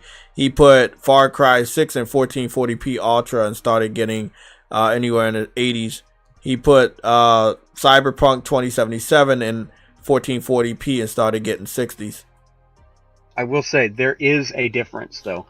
For example, 1080p through 1440p, essentially on a monitor that's only 18 inches that you're sitting maybe a foot and a half from, is about the same as like 1440 or to 4K on a TV from like 5 feet away, essentially, when it comes to pixel density for the eyes to see.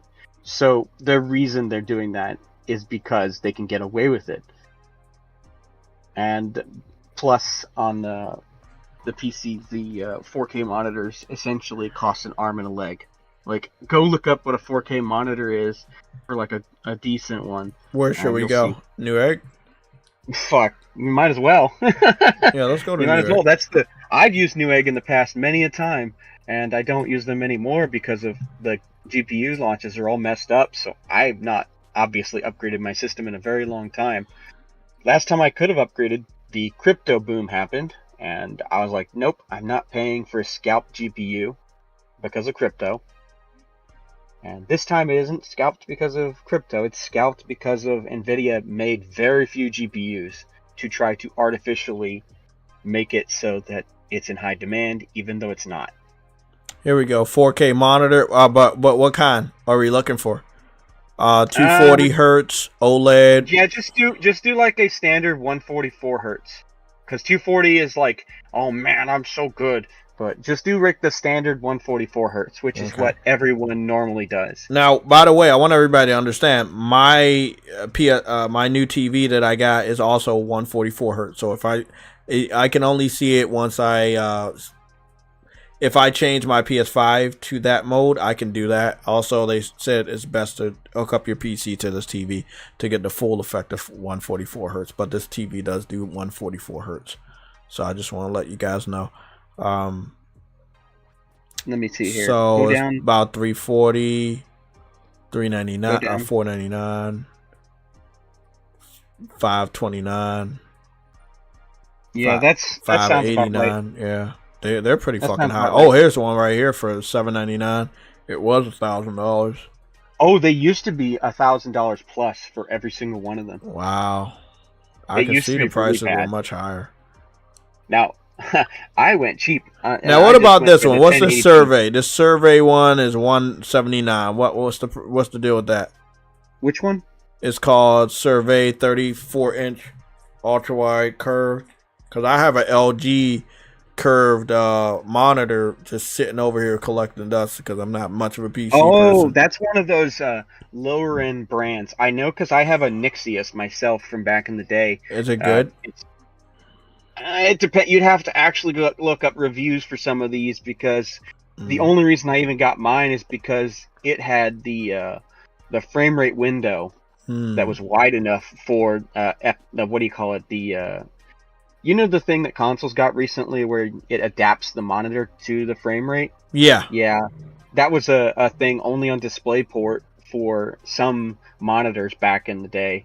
Used to be Nvidia had their own solution, but it caused input lag. So I didn't want that. I wanted the AMD version with my AMD GPU. Oh, this is an OLED monitor. That's why it's so expensive.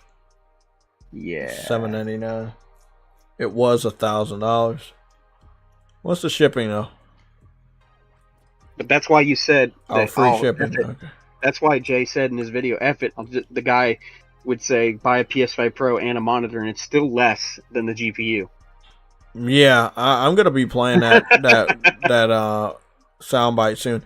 I would assume that most of the low end PC fans that crawl out of their fucking troll caves and try to come to the chat and talk to me are in this same bracket of most of them can't afford a new monitor, most of them can't afford any of the 40 series graphics cards, most of their PCs can't do what the PS5 Pro is doing on other types of games, eliminating the sacrifices of visuals and stuff like that in order to get high frame rates.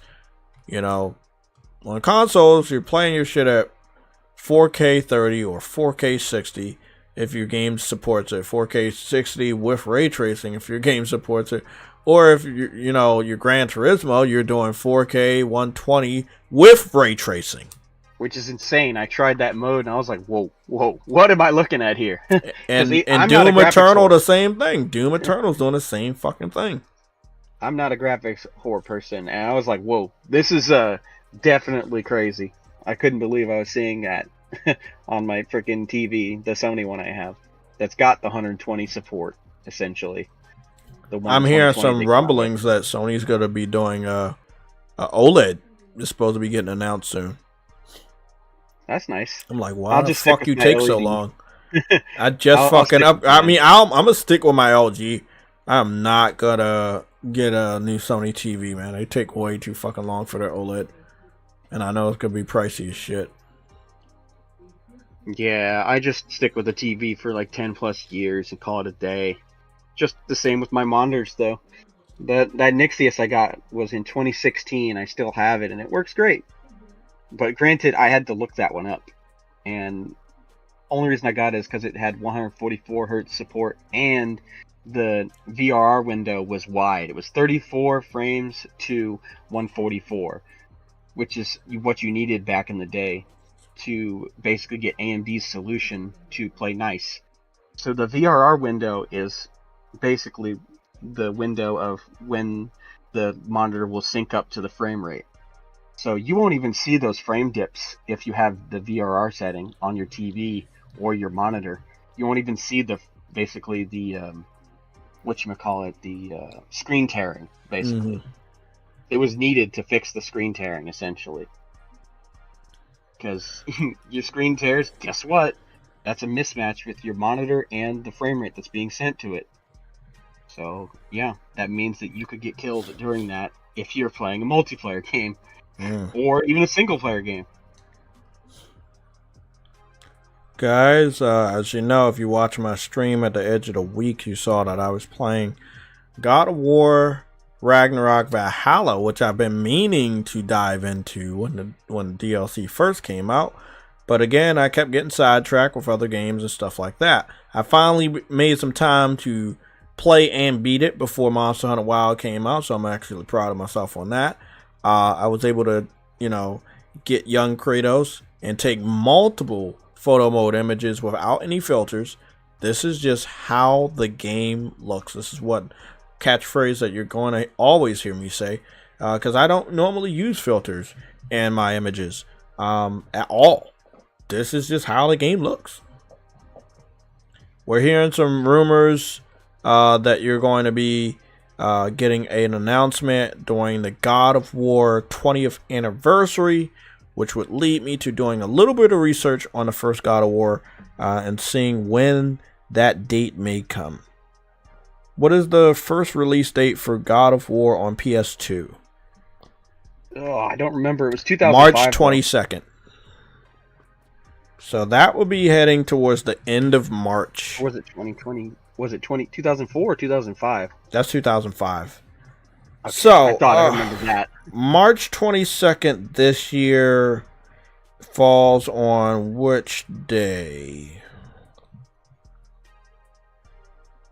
March 22nd this year falls on a Saturday. So they would have to do something the week of. So that would be anywhere between Tuesday and Thursday, and Thursday, which would be the 20th, or Tuesday on the 18th. Or you wait the week after and do something on Tuesday the 25th. So that would be 3/25/25. I'm not so sure that you do anything for God of War's 20th anniversary, although I believe you should. If you don't give a fuck about Nintendo, do it. If I'm Sony, I'm going to make sure that I go out of my way to make sure this game gets the love that it needs, especially with the remake, and do what you need to do. You're going to have to go head to head with Nintendo. You cannot be relaxed about what's going on with the Nintendo Switch 2. And trust me, I will be right on this. Nintendo is not going to be on no baby shit. They're not going to be on no baby shit. They're going to come out swinging with that new power that they got. So if I was Sony, hey, announce that God of War 20th anniversary remaster, remake, whatever it's going to be. Get that information out before the world starts turning into Super Mario, because that's what's gonna happen in the beginning of April, and it might engulf the whole month of April. You know.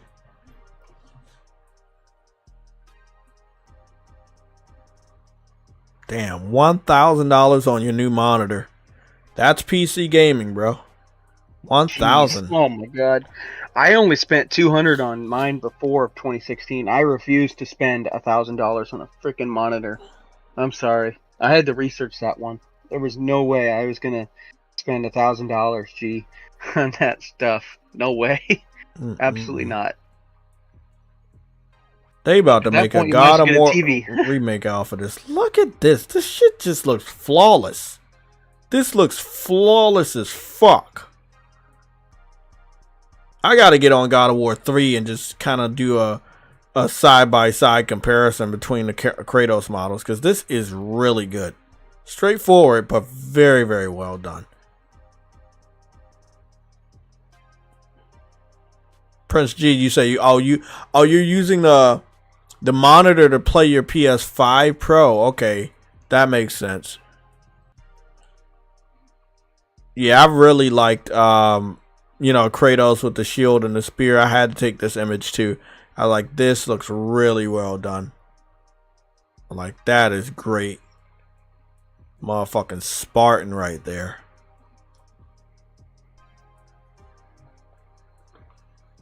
This game slept on, man.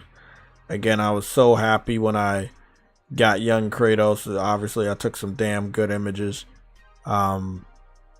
It just looks like that. This is how the game looks. It is a beautiful, beautiful game. A $500 PC can play. Sorry, a $500 PS5 can play visuals like this. PS5 Pro play it much more stable and much better with the new HDR. It's just. Oh, even a PS5 regular is not 500 anymore. A lot of PS5s last holiday were sold at like 370. Damn, bro. How do you make a PC that's $370? I remember that. That's $370. How do you fucking make a PC that's $370 You don't. like that can match the PS5. Like, how do you even try? You don't, because a lot of those PCs in order to match a PS5, you have to use a 2080 at the minimum. Which, by the way, 2080, if you go look up that price, oh boy, I don't remember how much those are still, but I think they're somewhere close to like $700 or something by themselves almost still. I have to look, actually. I'll take a look on eBay. You keep doing your thing. Okay. I'm doing good, Ryan. I had basically my great aunt, but she's not related, but very personal, a very great family friend. She had her 70th birthday yesterday, and I helped out a lot. I don't mind it at all because the party came together. So I was doing that yesterday, straight from work, straight from 5 a.m. I went in for a few hours. I went from 5 a.m. to 9, straight from 9 o'clock, going to shopping and getting some of the party stuff, going over there and meet with my sister, setting up everything, babysitting my nephew and everything. All like I was up moving from like 3 a.m. yesterday all the way to fucking like 12 something in the morning this morning. So yeah, $250 to $300 for a 2080, which it was basically before. And by the way, that's just the GPU, and that's that's now essentially like weak sauce as a GPU. The 2080 is ancient, like really old at this point. So yeah. And all the 30 stuff, you saw how spiked up it was, because guess what? You can't get the 40 stuff, and you can't get the 50 stuff. So they moved down to the 30 stuff, which is the closest thing. So even pre-owned, this stuff is spitting distance just for a GPU. And you can't support a lot of the newer games that well, because these are all 8GB VRAM cards. There you go. That's the problem.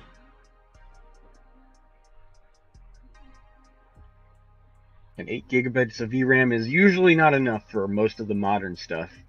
The only reason I'm okay is because Zenless Zone Zero is an old game styled thing where it's running on mobile, so it doesn't need more than the 8GB of VRAM. It doesn't.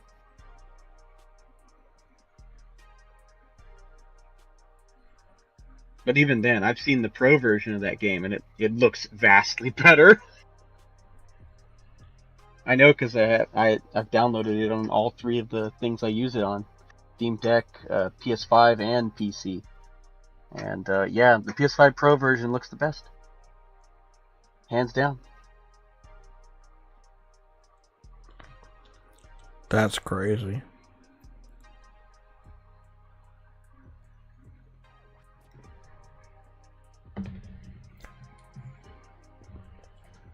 Yeah, that's some wild shit, man.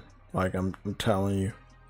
Like what's going on right now and what we experience on consoles is what PC fans have been wanting to do for a long time. They have to use mods and everything to get any game to look on the level of God of War. We were getting similar visuals of God of War 2018 on a PS4. Now this is what we get, on a PS5. And they can mess around with resolution and frame rate all they want, but will they get this image quality on average? No, they won't. Not for the price that you pay for a PS5. If you pay $500 for a PS5 or cheaper, and you try to match that for a PC, you try to pay that same price for a PC, you're not going to come up with similar. Like, you may be able to get that and then play lower level shooting games that are not highly, doesn't require, like a high specs, and you can get those high frame rates, then yeah, you're good. I want to show you a video of what I kept seeing when I did my research for this. So these right here, this is still a part of the research. So one video kept coming up with this young, scraunchy little content creator. I don't know if he's a teenager, but he's a scraunchy, very, very annoying voice. and all the advertisements are 30-second. Okay, there we go. I flipped around to a 5-second one. Saving grace right there. He says PS5 Pro is the most expensive gaming console in the world, and he makes content about that. He's like, oh my god, it's so expensive. Oh my god, we're gonna go buy this PC to $650. We're gonna buy this so much, and then blah blah blah. We're not gonna add the tax and everything. He's a little ass kid, doesn't even have a fucking beard, no mustache or anything. Don't know who he is. He's definitely an amateur. A lot of high-level PC gamers called him out in the comment section about it. So he doesn't really know what he's fucking talking about. It looks like he literally went to Temu to buy this gaming PC. Hey, bro, you still here? Man. Are you still here? Do you see this shit?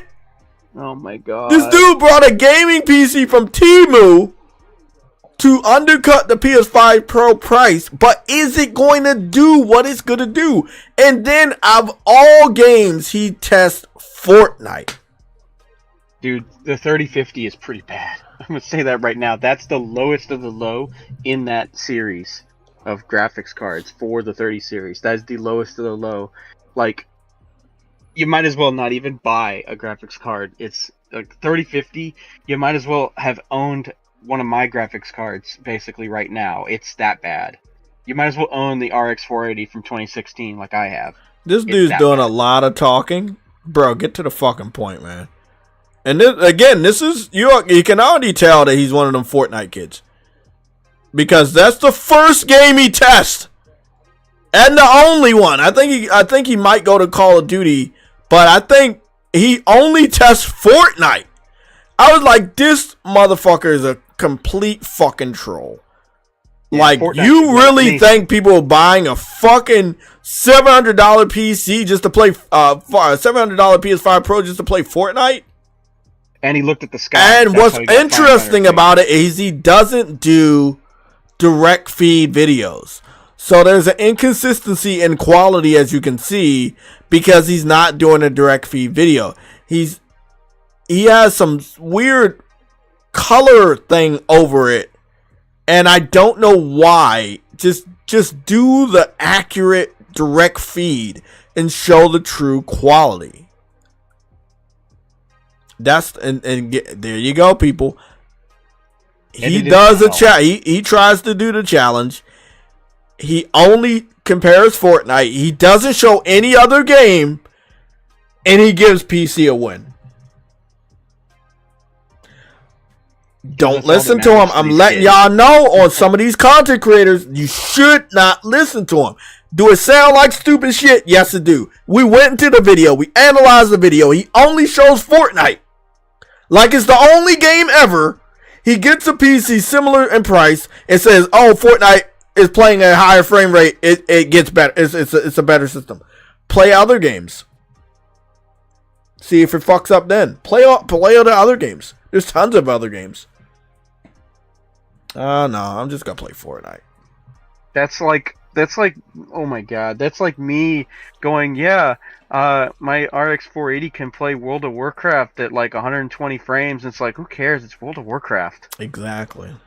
Like, who freaking cares? I know this because I played World of Warcraft before, and I'm like, that game's ancient. It's like Fortnite's the same kind of thing where it's like low end, etc. It's meant to run on any PC. Like, it's the World of Warcraft of its era, essentially, where it's meant to run on any PC. Just like me with World of Warcraft back in my youth, when it was on a PC that was awful, and I beat the Lich King at 14 frames per second because we could not afford a good PC. It was awful experience, but we did it. So we're on to the next person. He seems to be more knowledgeable, but again, he starts out playing a shooter, Call of Duty, or something of that value. So he's getting 200 frames per second at the low 100s or high 100s. I think he's playing Counter-Strike Global Offensive. So he's just basically saying, okay, you got higher frame rate, but in the comparison, Cisco's ancient. you should be playing a game that's on your PS5 Pro if you have one, but it doesn't seem like he does. That you can actually do an accurate comparison, but so he's not even doing a comparison. He's just like, hey, I made a $700 PC, and is it better than the PS5 Pro? The frame rates are higher, so it is. CSGO has always been able to run at that high frame rate because it's such an old piece of shit. Like, seriously, it is so ancient. Like, my RX 480 could probably hit that at 200 frames per second. It is so old. And what about the new update? Because he was playing part 2. You mean Counter-Strike 2? That is slightly better, but it's still designed for low-end people. That game is primarily played by so none of this PCs. Even matters. It's all meant so again, them getting high frames doesn't really matter. That doesn't indicate that you have powerful hardware. That's right. Okay. It's the TF2 of its era, essentially. Team Fortress 2 got downgraded. No, I'm just talking about all the games he played. So he played Counter-Strike, he went to Fortnite, and then he did Starfield. Yeah. And Starfield looked like ass, by the way. So I know he lowered the all of them are shooters. Yeah. He won't play it. This is what they do, and they're like, well, we're going to do a test with all of these shooters. If, in fact, this is the case of the PC, the state of the PC gaming community, and all they doing is playing Fortnite and shooters like Call of Duty, these guys are weird. Yeah, PC is rampant with shooter people. It is actually sad. I don't understand why any developer would want to put their games on this platform if this is all they're playing. It's free to play shit. Yeah, Fortnite's free and Counter-Strike's free. Yep. That's true. Majority of the PC gamers are those people. They have basically taken over. It used to be you had the Doom people and you had the people playing the RTSs like the StarCrafts, the Warcrafts, like myself. And basically when the MMOs came around, some of us moved to MMOs. But once League of Legends came around, basically RTSs died. And right after League of Legends and such made it big, suddenly Fortnite comes around, and now League of Legends is just there. It still has its fan base and such, but basically all these PC genres are basically, you're never going to see any like crossover with console genres. Can you build a $700 PS5 Pro PC? But that's the thing. You can build a $700 gaming PC, but is it doing what the PS5 Pro is doing? None of these videos, whether you're a high-level content creator or a professional when it comes to a gaming PC. Oh no, Wukong on a $700 PC in the chat, Dartseth. You can't do that. China actually had a problem with people not being able to play the game mostly on their PCs that were rentals. So that's why PS5 spiked during that game's release, actually, over there. Because they couldn't play Black Myth on low shit. Yeah. Well, actually, the gaming cafes have the high-end PCs and the low-end PCs. All of the high-end ones required to play it were taken up, and the low-end ones that could barely play it were taken up by League of Legends and such. So you basically had to buy a PlayStation 5 in order to get access to play the game, yeah. That makes sense. A lot of PS5 versions had to be sold just that way, because you literally couldn't, thanks to the gaming cafes. I remember, if I gotta give my uncle something in a little bit, but I do remember Monster Hunter got his start in gaming cafes. People would get a handheld and go to a gaming cafe and play Monster Hunter with other players with the PSP in ad hack mode. And that's how Monster Hunter got its popularity in Japan. So I would only assume if China is doing a gaming cafes for like PCs and stuff, especially for Monster Hunter, that it might have a similar effect. That you just kind of want to just play that shit in the comfort of your own home for as many hours as you can, because that's not a game you just play for a little bit and then. In most cases, they live there at those gaming cafes. That's the problem. A lot of those folks that are addicted to those games, they live there, so you basically have only so many that are actually available at any one time. And usually these gaming cafes have hundreds of PCs of stuff. basically set up. And yeah, you rent that stuff, and a lot of times it's taken up by whatever game of the month is there, whether it's obviously either a Fortnite or one of the Chinese mobile games or Chinese stuff, other stuff they have. I don't know their market that well when it comes to that, but I do know that a lot of the PC stuff they play is through there. It's the same with Korea. They had StarCraft in all the gaming cafes for Korea. And that's how StarCraft got big, actually. Not from us, the United States people. No. It was Korea.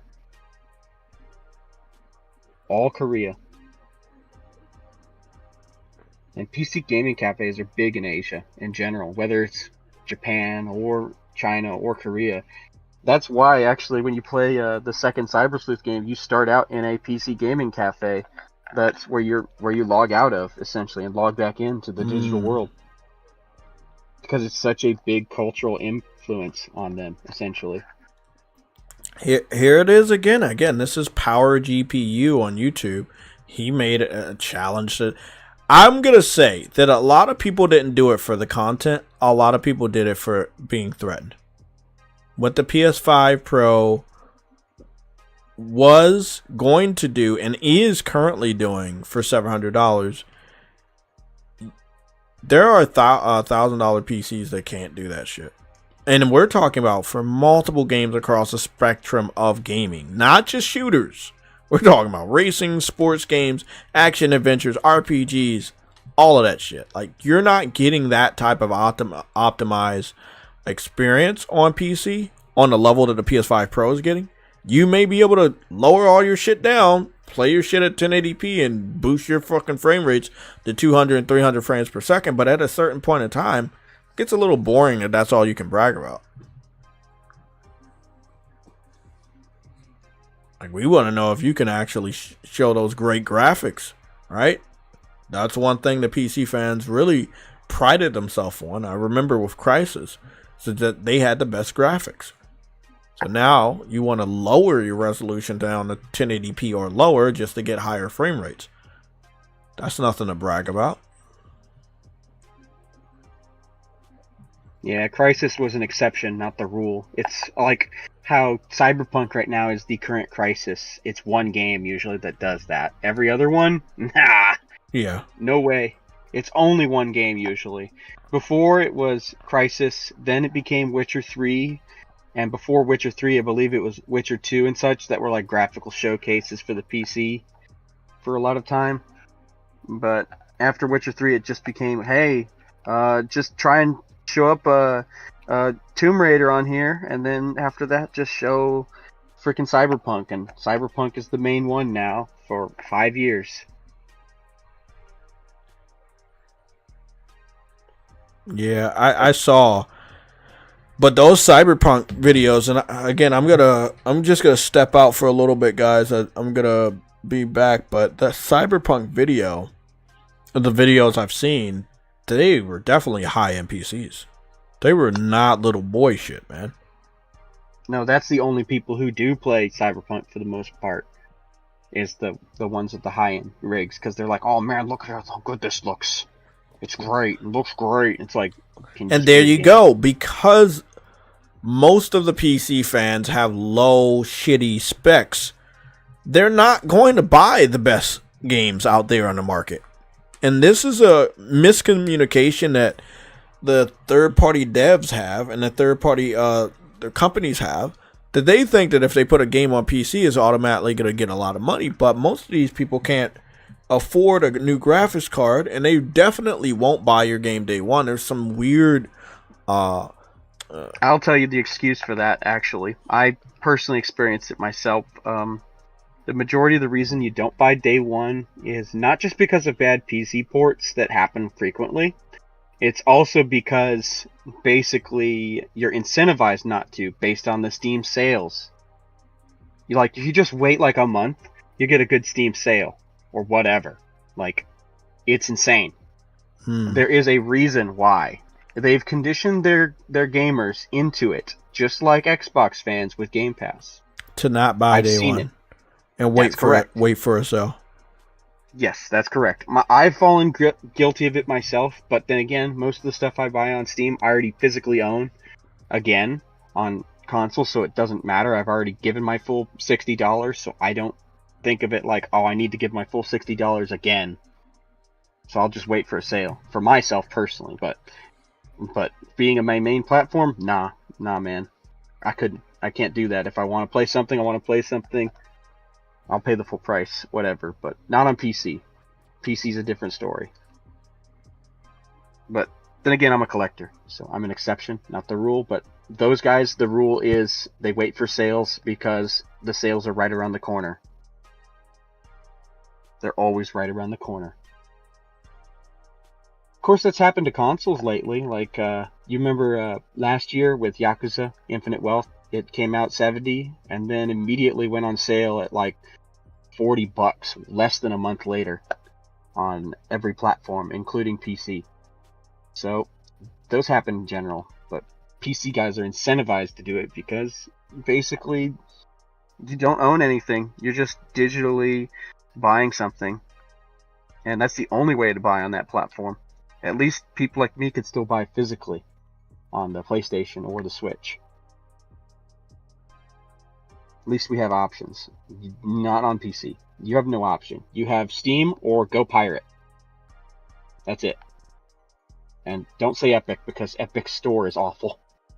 I know this because I've tried to use it. The Kingdom Hearts collection did not work right on my PC or my Steam Deck on the Epic version. But it works great with the Steam version. There's something wrong with their store. But this is coming from a guy who does everything.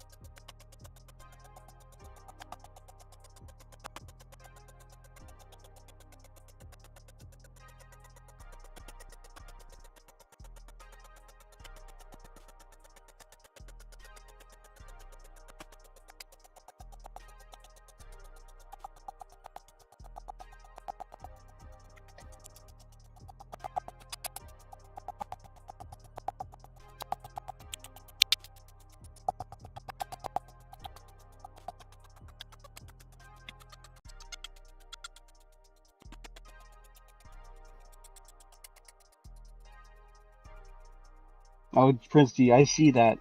They do have, yes, they do have huge shopping centers over there. It's the same with Japan. Akihabara is the same thing, where they've got lots of used parts because it's really expensive to be on PC there. Like, stupidly expensive. If you think it's costly here in America, it's more costly there based on the currency conversion. It's just worse. There's a reason why there's still a console audience in, say, Japan. Even though there is a PC audience, it's small because of how costly it is. But in China, you have no choice because they banned consoles for so long. The only thing you could have was a PC.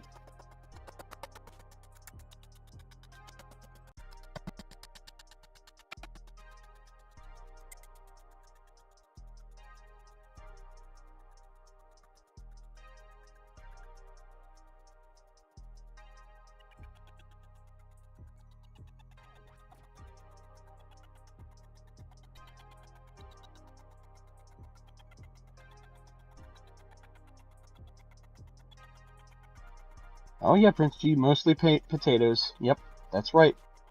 They have mostly potatoes. And that's just how it is over there.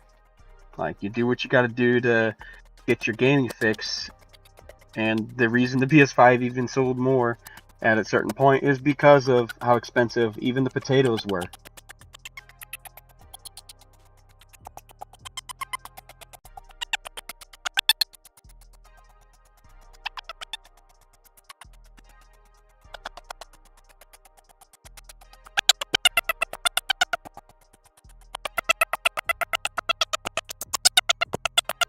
Jay, is there something wrong? I only hear a squirrely voice.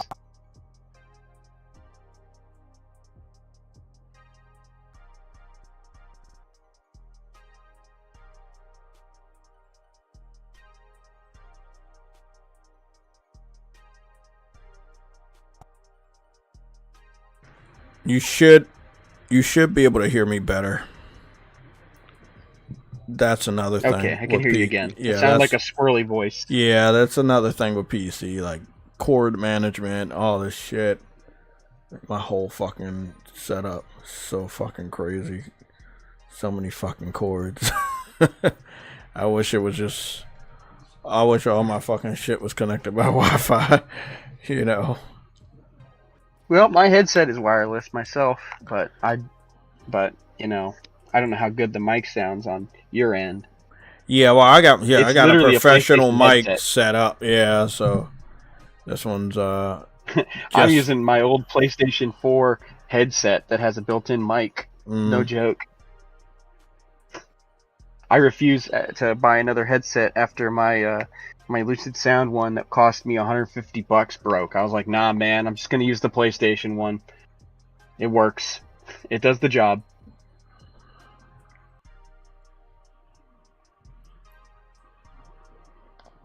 He's showing a pre-rendered cutscene. I kind of don't understand when they do these tests. Why do something that's not as taxing as just playing the game? Because they don't want to show the real truth. There's more basically. popping. I already saw more popping in the PC version. I'm not sure if he was professional enough to call it out, but I'm already seeing more popping in the PC version. I think I'm gonna call him out on one other thing. Yeah, and that.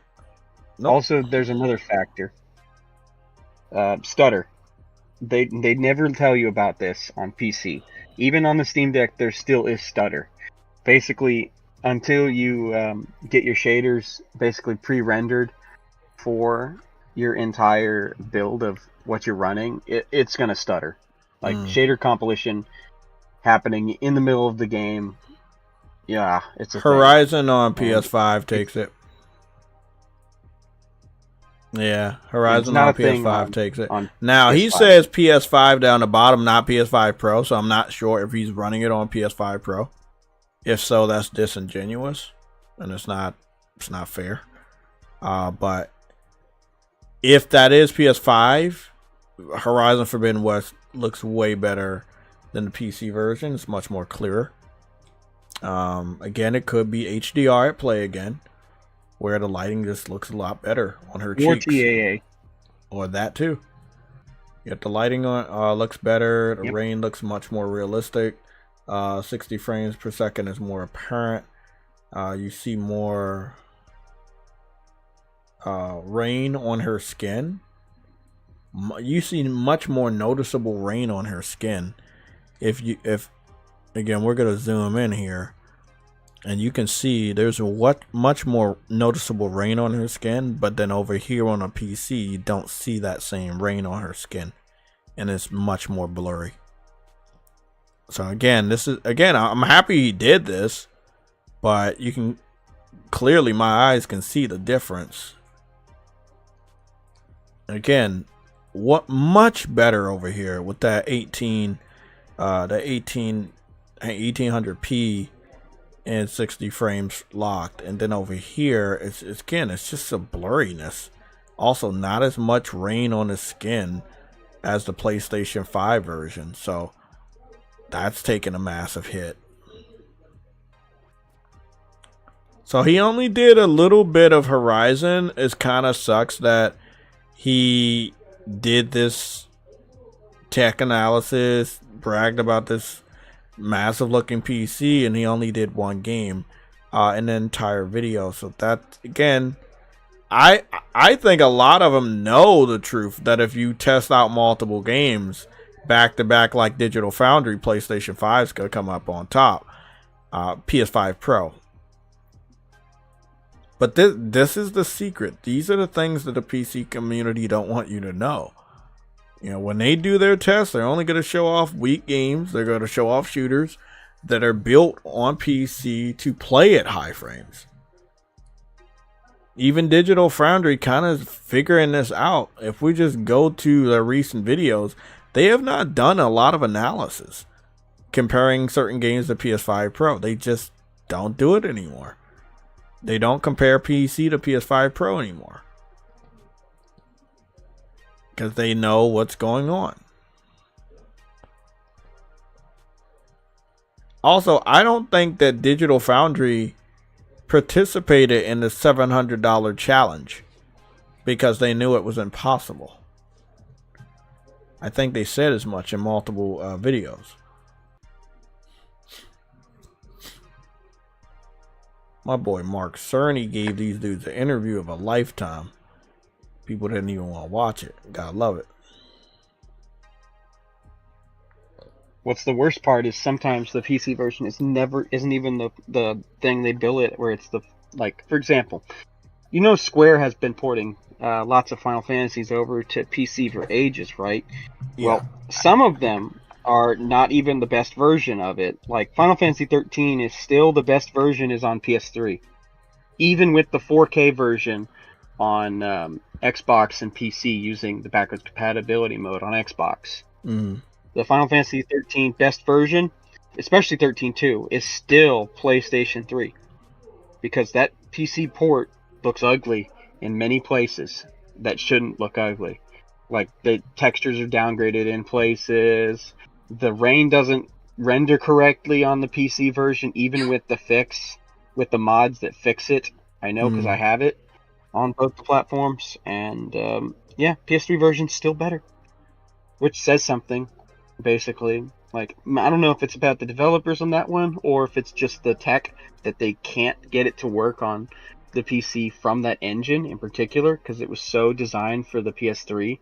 Like, even the 360 version of the Final Fantasy 13 trilogy is kind of weak sauce compared to the PS3 version. But it just depends. Also, audio quality. That's something they don't talk about. Audio quality on PC is noticeably never as good as the console version of any of those games, especially JRPGs. Like, you're always limited on your audio quality on the PC because of what you can output based on your sound card, on the motherboard, etc. Like, you're only going to get so much good sound quality out of it. That's wild. Some games didn't transition over. Like Final Fantasy 13, the best sound quality is still PS3 as well. Literally, I've done the side-by-side comparing the two. And the sound quality, my brother noticed, he was like, this is incredibly worse on the PC version. And the only reason I would even play the PC version at all is because it was on the Steam Deck on the go. If that game was ported to like a portable PlayStation, I legit would probably not even use my Steam Deck anymore if they had a bunch of games from PlayStation on a portable PlayStation. Like somebody's PSP doing a 4070 versus PS5 Pro for Black Myth Wukong, and I know this costs more than the $700 challenge graphics cards. So with that being said, it's almost 1-to-1. So again, a $700 PS5 is a much better value than you trying to make a $700 PC. And if you don't have those rules set in place in the challenge, then you're just going to do a much better job.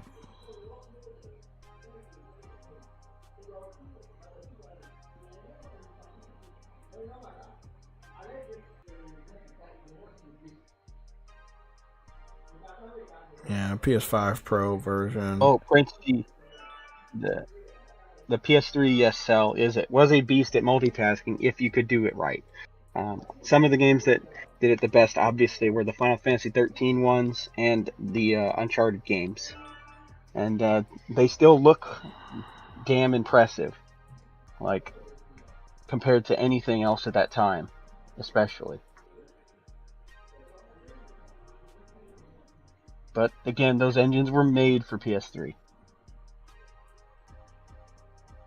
Now you put them on PC, oh boy. Oh man. They haven't even put the Uncharted trilogy on PC yet. I noticed that. They only put the most recent two. The 4 ones, which, yeah. If they really wanted to cultivate a PC audience, I don't understand why they didn't put 1 through 3 on there first to cultivate an audience. But hey, whatever, It already had a PS4 port. Why didn't you put it on there to cultivate an audience if you really were serious, Sony, about this PC initiative? It's not like they're ancient like the God of War games on PS2. They look modern enough, even on a PS4. The original Uncharted trilogy looks pretty good still. So where you could put it on the PC, port it, and people would be like, yeah, I can play this. This looks great. This is fun. But they didn't do it, so whatever, you know. That's their thing. That whole PC strategy just seems like it was haphazard as heck. What, for PlayStation? Yeah. Yeah, this is not planned out like well, when I they mean, had their Shinya online Yoshida entertainment had an division. interview. In his interview this past week, he said Yep. that they only did it to try to penetrate the Chinese market, which is something you brought up not too long ago. That, you know, if you can't play this game on PC good, and you're in China, you're gonna have to go get the PlayStation 5 to play it. And Yep, or if there's nowhere to rent from. Which in Yeah. the case of Wukong, there were so many people playing in those cyber cafes essentially that no one had an open slot, so people just started buying PS5s just to get their gaming fix, and then they realized, wait a minute, I can play a lot more on this than just Wukong. So it was the gateway drug to having it, and then they're like, you know what, I don't have to go and do this. I can just have this PS5 and buy into the service and get the games, and then buy some new games later, you know, when I've got some more money, you know. Like, whatever, you know. Just getting them gradually exposed because PC is just that expensive. And you're not going out there with that wage in China and buying a $3,000 plus rig. You just aren't. Because that's what you'd need to get Wukong to run correctly on PC. Like, it's the not even water funny. looks way better on PS5 Pro. It's way more detailed. And again, this is a 4070 right here.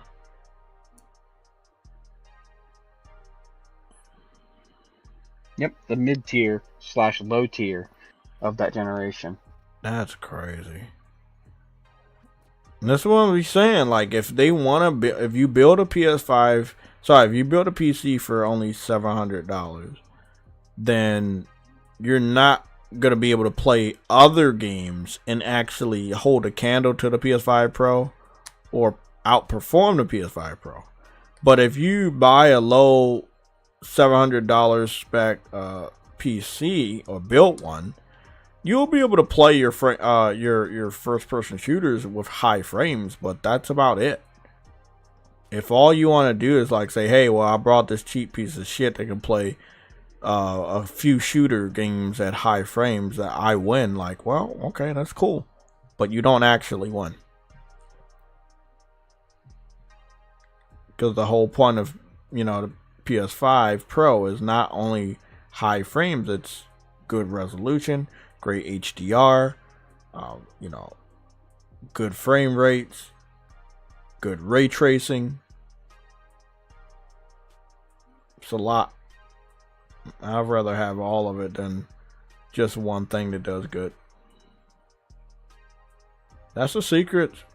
That's what you guys need to know. Most PC fans, they don't got it like this. They don't got it like this at all. I just want to play this soundbite from this guy. And this is not from the same video. There's another video, but I want to play this video. Now, I do want to go watch that whole video.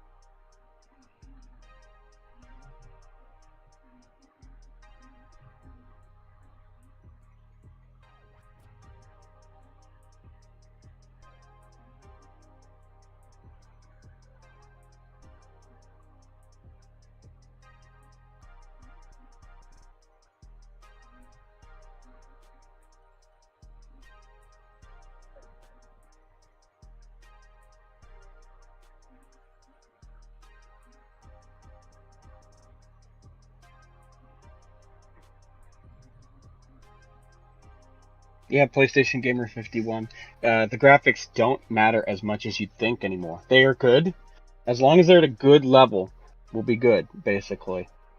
Like, at a good, nice level, we'll be good. Because, essentially, Nintendo's going to come in here and upgrade their stuff so everyone, except Xbox, is in line, essentially. Because, basically, PC's too expensive for anyone to actually do those quote-unquote enhanced graphics anyways, unless you got it like that. You're just rich. And there's a reason why he said the rich person's hobby, because it is. Oh, definitely. Meanwhile, console and handheld, even, like, I doubt Nintendo's gonna go with a $400 price tag. I bet it's gonna be $500, just so that they can keep the margin that they have. They're not trying to sell it at cost like the Steam Deck is. So Valve's just putting it at cost because they want more people to actually play more and buy more of their library, basically, using it. It's a great backlog killer, essentially, on PC, and only the enthusiasts buy the Steam Deck anyways on there. So, yeah, it's just to get them to buy more games in general. Like, oh man, I can play this on the Steam Deck? Sure. I can bring this with me to work? Sure. But, yeah. The only reason I even use mine more is because the Nintendo Switch is ancient. Mine is so ancient, it feels old. Like, I need an upgrade. And I am the guy who doesn't care about graphics, but even I'm like, bro, I can't do this with some of these games. Like, there's no way I was buying Tales of Graces F at 30 FPS on the Switch. I was just not going to do that when that game was 60 on my PS3. There's no way. And that's a PS3, and most PS3 ports to Switch keep 60 FPS, basically.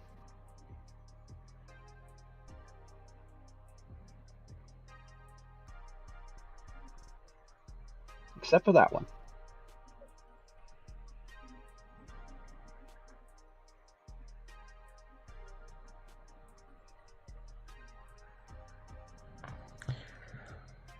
Okay. Also, I need the Steam Deck for another reason. For some reason, Bandai does not like to port their Tales games to anything portable anymore, or anything again after the initial port. Tales of Berseria is on Steam, and it plays on the Steam Deck, but they were supposed to make a Switch port for it ages ago, but they never did. It's just weird. Because that game was on PS3 in Japan. There's a lot of games like that where they're just stuck. And they should have gotten a Switch port, or a Switch 2 port, basically. But we'll see if that changes with the new one. But Sony needs to watch their ass, because if Nintendo does come swinging in, and it's not like Sick is thinking, well, we're definitely going to see some changes, hopefully. Hopefully PlayStation gets their butt kicked enough where they decide to stop messing around, because Xbox isn't competition. Yeah, but Nintendo is this April. They're gonna be April for the reveal. Yeah, but that reveal is gonna show that gameplay. We've seen the hardware. We've seen what it looks like.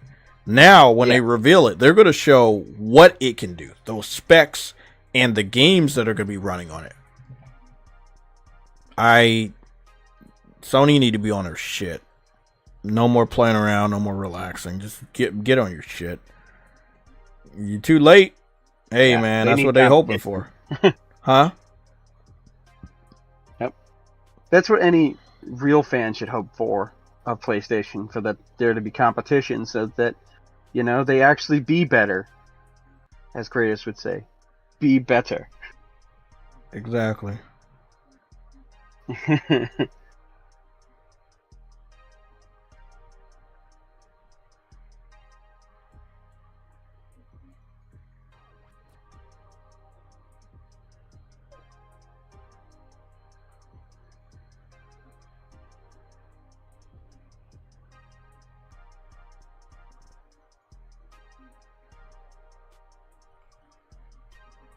Ryan, they're not going to bring back Jak and Daxter. As much as I would like that, they're not going to do it.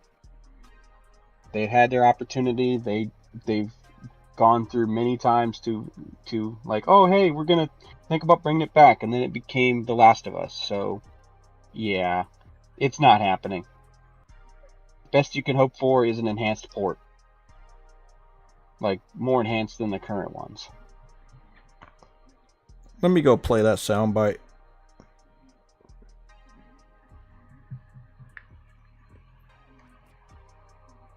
This is a troubling trend, as you can see.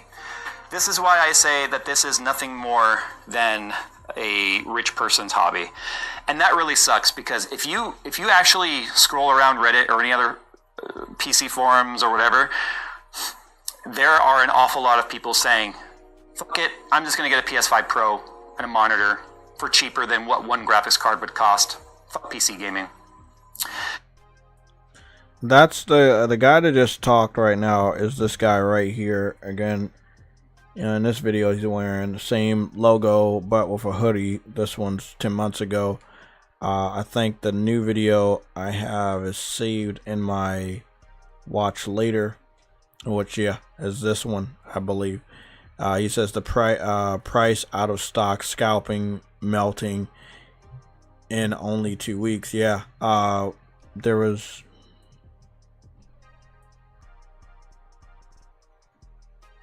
Yeah, the melting cable's been a thing since the 30 series and 40 series, if I remember correctly. It's been an issue for the highest end model because they switched to the 12 volt power connector, I believe. Or was it the 12? It was like 12 pins or something insane. And that power connector, there's an issue with it. And there's a reason why AMD's newest one has been leaked to use 3 8-pin power connectors, just so they can avoid using that connector. Because it is that dangerous that it can basically melt and possibly set fire on your PC.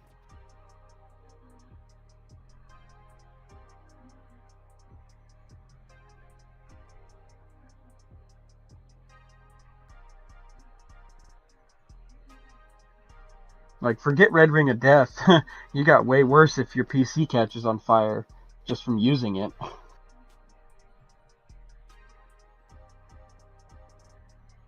I know. I want to go send that off to my YouTube.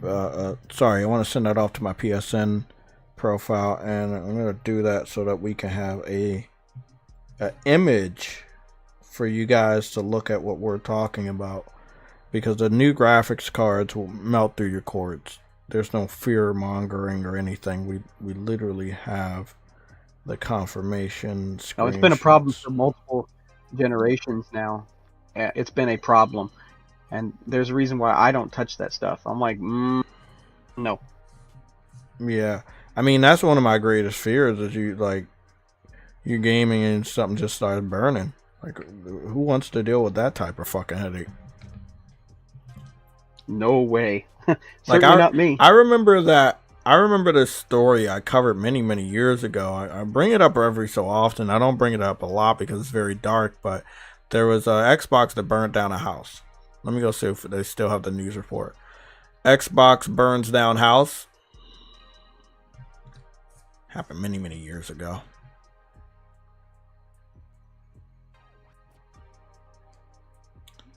Yeah, this is a video from 16 years ago, but I'm not sure if this is somebody took a video that I had made, because I had covered it before.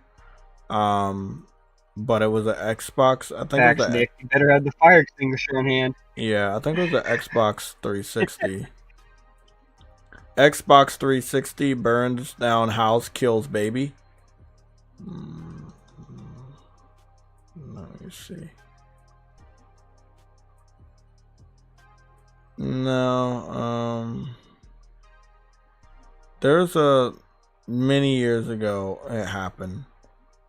Xbox burns down house, kills baby. This happened, like, bro, like, I'm telling y'all, this shit happened many years ago. I might have to go pull up the article. But so basically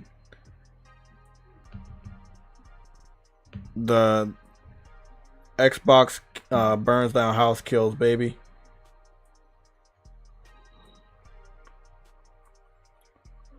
Yeah.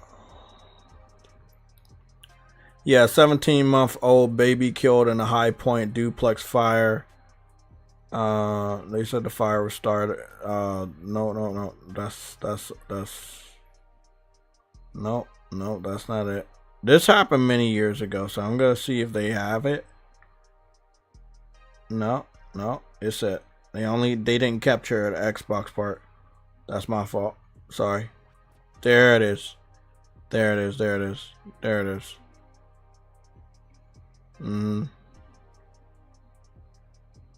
It's time. Your time. No, it's not. It's not your time. Let me go see what we got here.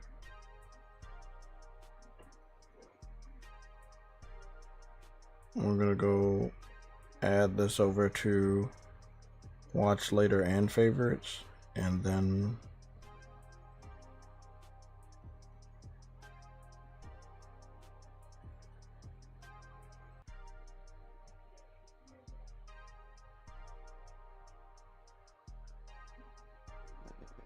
that's not it.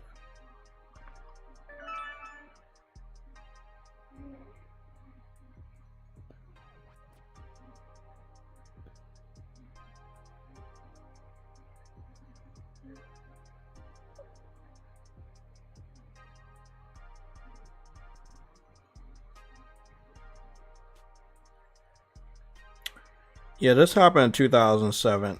So this was the 360. I'm just going to get the article. I'm pretty sure they had tried to wipe the shit clean. I had it on one of my old videos. I think the family tried to sue Microsoft. I'm not sure if it was ever successful.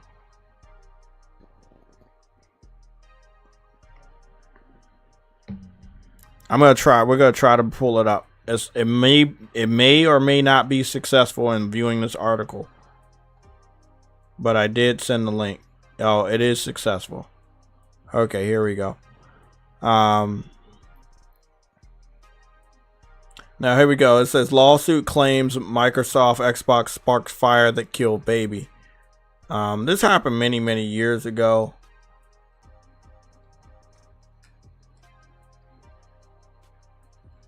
This happened many years ago. This was 2007. This was definitely the Xbox 360.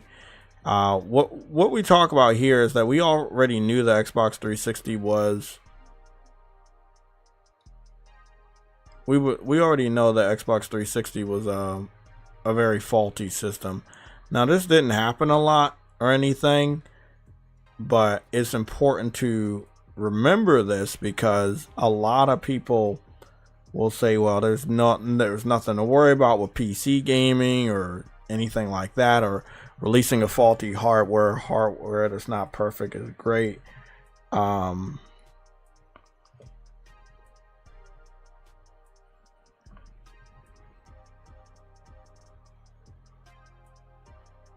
Yeah, that fault was so bad that many of us just stayed on PS2.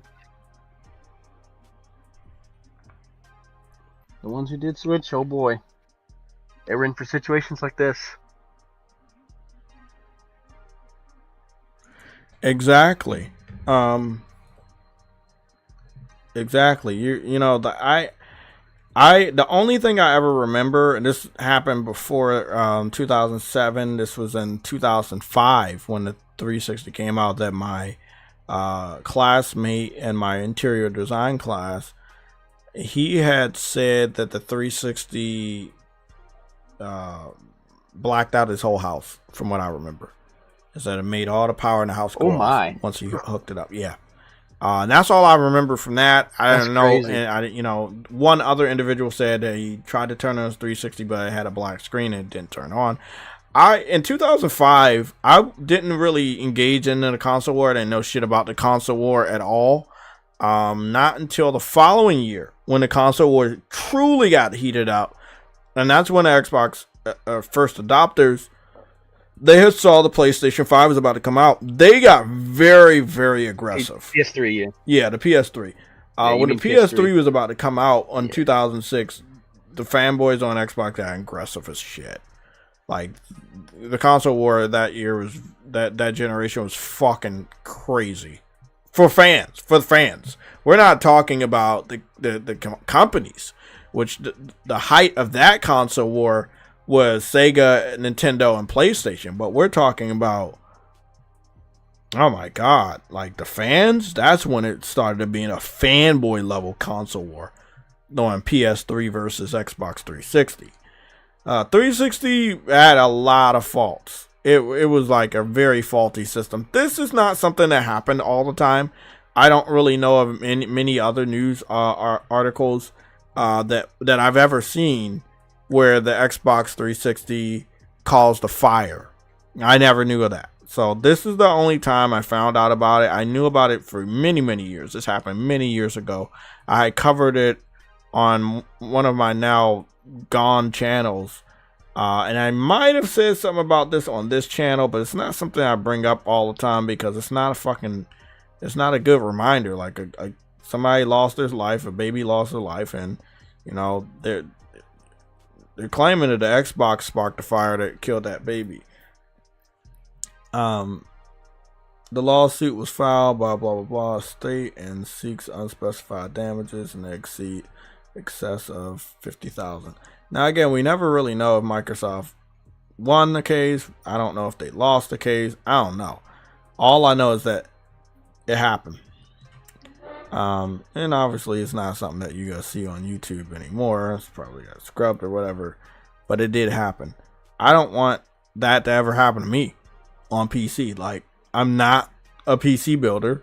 Doesn't matter how many YouTube videos I watch. I don't think I'm going to be on the level of the high caliber PC builders, and I don't want to make a mistake, and I don't want to be playing on my gaming PC and then something goes wrong, or I'm asleep, or something in the house burns down because of that.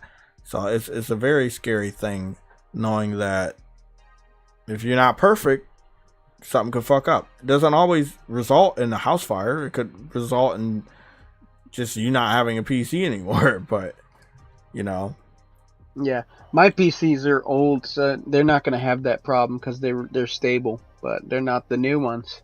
The new ones just have issues. I refuse to even attempt to flirt with that kind of disaster. I have way too many console games and whatever basically here that I would hate for my house to burn down suddenly without me knowing because of, hey, guess what? The 5090 decided that cable was time to melt and catch on fire. It's like, nah, I'm good. I can live without that. I want you to look at this video. Cleaning a PC starts fire. We're gonna go take a look at some of these videos. Like right here. This person, look, he's trying to. Again, he doesn't even have a case on. He has it just full out in the air, and he's trying to run that new graphics card. Oh no, he's using blowed air. So. Oh no, not that video. We didn't look at that one yet. We're looking at this one. Wait up, yeah. You might have to catch up. The one that doesn't have the case. That's the video we're watching. The one that doesn't have a case. And he's running out in the open. Do you see it yet? Yeah, I see it. So what's I'm gonna take a hazard problem? a guess that. I'm gonna take a hazard of a guess that he has basically incorrectly plugged in a cable somewhere on the motherboard where it shouldn't be, because you can do that with a few of the spots, with a few of the cables. If you don't get them in the right places, basically you can accidentally send the wrong power to the wrong bus, and you can basically fry something. It happens.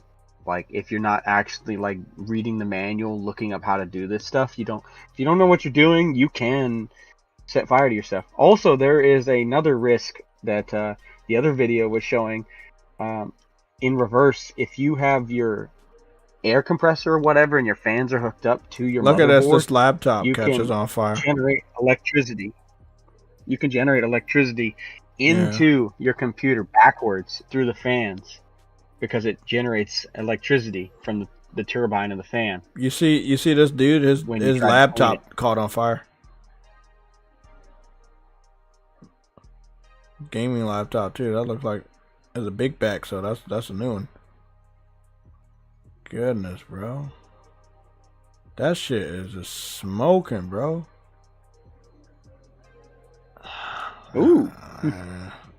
That's why I don't even use my laptop to play any type of games no more, bro. I don't even got time for shit like that. How do you not got time for shit like that, bro? There's multiple examples of this type of shit happening. That awkward moment when your laptop catches on fire. Computer explodes. I've seen a lot of these videos, man. I just can't do it.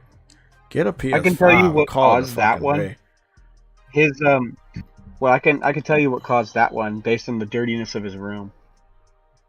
Which one? This It's one? got a fan in the bottom of that. No, the Asus one you saw, the laptop, or Okay. Alienware laptop. Those Alienwares run hot, and what happened probably is there's a bunch of dust buildup inside, and the dust caught fire because his room was a mess, and he didn't clean out his PC, which you're supposed to do every so often. Basically, you're supposed to blow the dust out. That's why the PS5, they actually put those little things to catch the dust so you can get rid of it if you open it up. It's easier to catch dust than ever before. That's why I was so happy when I saw that. I'm like, oh, thank God. They listened to us. Because we were asking for a way to clean our PS4s and PS3s easier for ages now. Just to extend the life, essentially. Because dust is the enemy of any computer electronic, whether it's a PlayStation or a PC, is the enemy. Especially cats, cat hair. If you have animals, oh boy, you better make sure you clean that thing frequently, because the hair will get caught in it, and it will be a fire hazard. Damn. A lot of these fire hazards are because of they don't clean their PCs, or they plug something into the wrong spot, basically. In the case of the laptop, it needed to be cleaned. That's shit scary. I can't do that.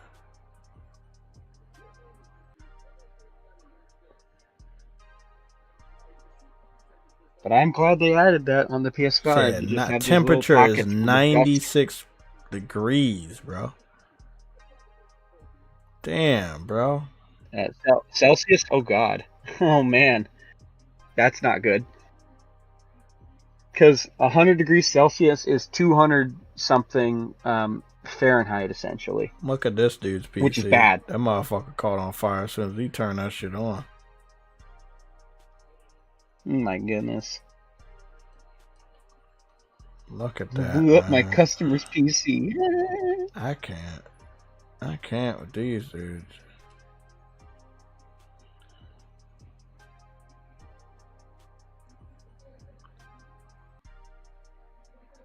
Nah, I'm good, man. I'm good. They can have it. They can have the PC game, and I'll stick to my PS5 Pro. Just shitting on anybody's $700 PC. 205 Fahrenheit is way beyond the limit of what a computer part is supposed to be running at. Because normally, most of those CPUs and GPUs, even inside the PS5, they run at like 150 degrees Celsius, even when they're getting cooled off. And they're always running at that level, basically. That's why they went so hard on the liquid cooling with the liquid metal, to make it easier for the PlayStation 5 to cool itself down. PC, Because if they you're a want it to PC get gamer up to right that. now, it's actually not looking good for you. With the new graphics cards, all the bullshit going on with that. PS5 Pro doing what it does, which kind of contradicts everything they said last year that the PS5 Pro wasn't going to do.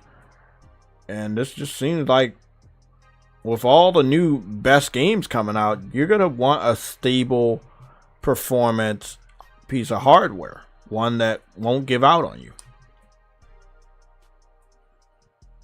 That's if you can even buy the hardware when it comes to the PC. Exactly. You're paying for the privilege of not even being able to get it half the time.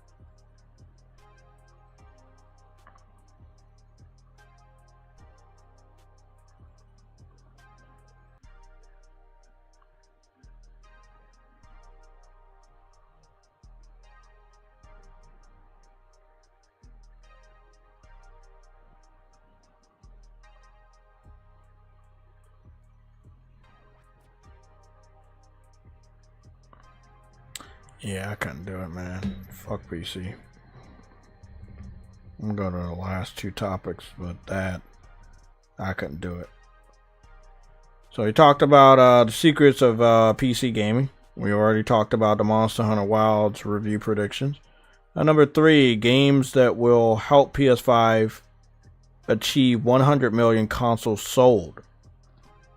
Okay. And number 4, we've also talked about that. That would have been PS5 Pro hater or haters and the RTX 5070 and 5090 price drama. So we've already covered that. We go over our last topic, and that is games that will help the PS5 Pro achieve 100 million consoles sold. Now, we've talked about this topic before, and I kind of want to see if we can bring up Amazon.com. It may work, it may not. 1 second.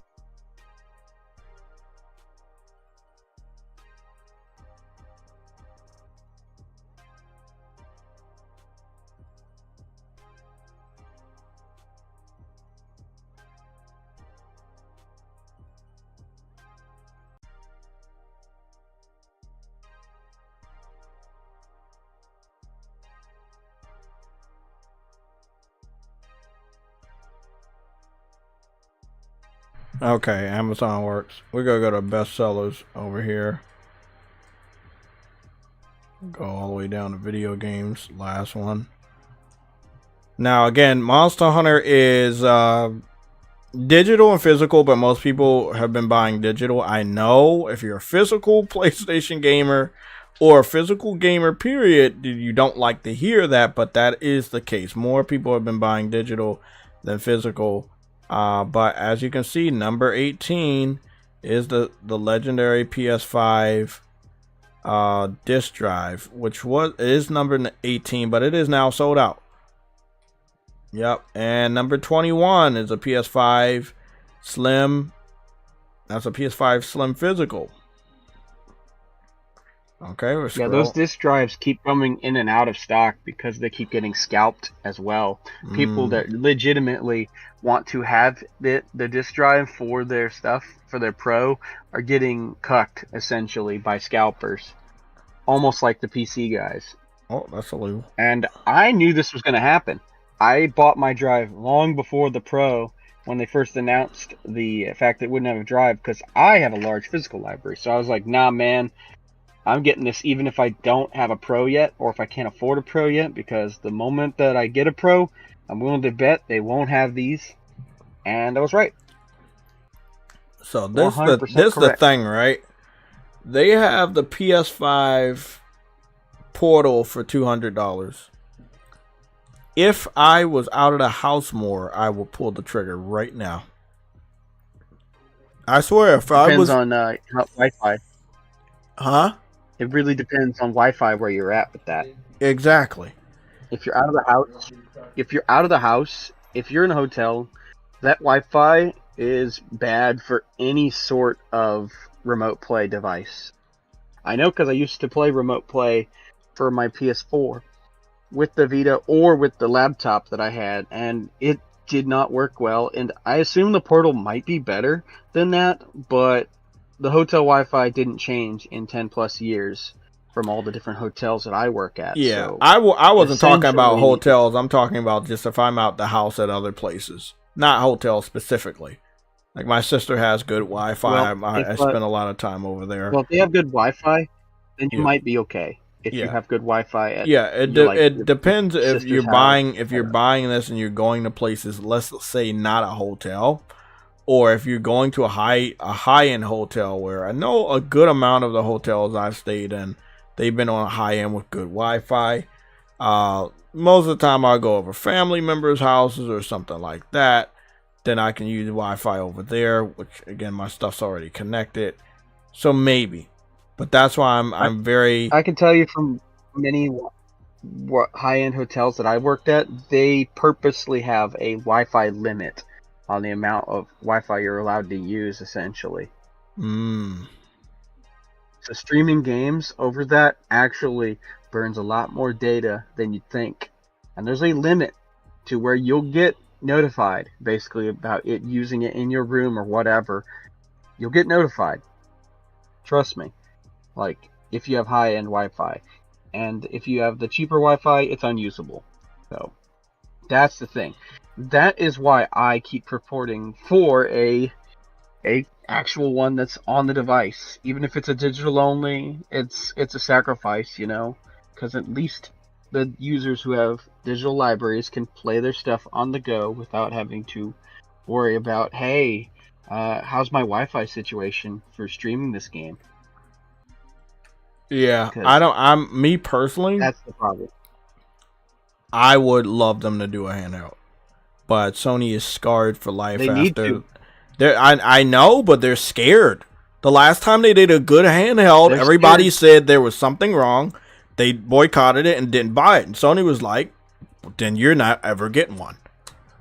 I mean, like, and this is from experience. Sony doesn't like financial failures. There's a lot of games that were really great on PS3 that were financial failures, and Sony never made IPs about those games again. And it doesn't mean that the game is bad. It just means they didn't meet the expectations of them. And I feel like when it comes to handheld, Sony spent a shitload of money on the Vita, making it the best handheld in history at that time, right? Like, not modern day handhelds. I'm talking about handhelds at that time. There was not a single fucking handheld to hold a candle to the PlayStation Vita. There's, like, even the Switch doesn't have a front and back camera. You know? Like, it's crazy, man. The amount of apps that I had on Switch, actually, they removed that stuff. There was a front and a back camera on a 3DS. It was a standard feature for both of them, for front and back camera. Yeah, not as good as the Vita for the 3DS. Well, obviously, but yeah. The feature was still there. So you could still use it with games, basically. The thing that really took the Vita from being able to get the same games as the 3DS was that back touchpad. Essentially, yeah, it was very cool, gimmicky, and they really wanted to use it for a lot of shit. But yeah, and it adds to the cost. Yeah, the OLED. What they needed to do was to do what the Steam Deck did, where they added buttons back there. There were additional buttons, and that's exactly what the Steam Deck has. We have extra buttons. I agree, that would have been great, but I think at the time they just wasn't thinking about it. The Vita was ahead of its time. Because even Nintendo eventually added extra buttons onto the new 3DS because they needed more buttons.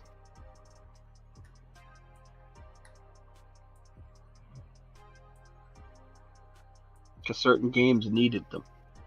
Yeah, I wouldn't count on that anytime soon. Like, this one has to meet their sales expectations if we're going to get a handheld. And I think that last year it did very well. We're going to see what happens this year. Now, this is what I am noticing. You know, the black PlayStation Portal Remote Player, and I'm glad that they call it that. They're not trying to confuse anybody on what the device is. $200 not that much if you go out a lot and you go to places where you have good Wi-Fi, right? That's actually good. But a lot of people it's a good thing they updated the firmware, because before you couldn't use it on hotel Wi-Fi because you needed to log in, and they didn't have the splash page for that setup. Mm-hmm. So you basically couldn't use it in those situations a lot at the better hotels, like you said. They added that with a firmware, which actually fixes some of the functionality of it. Also, not needing a PS5 also helps it sell too, because you can just sign up for the service, just like any of the other streaming handhelds.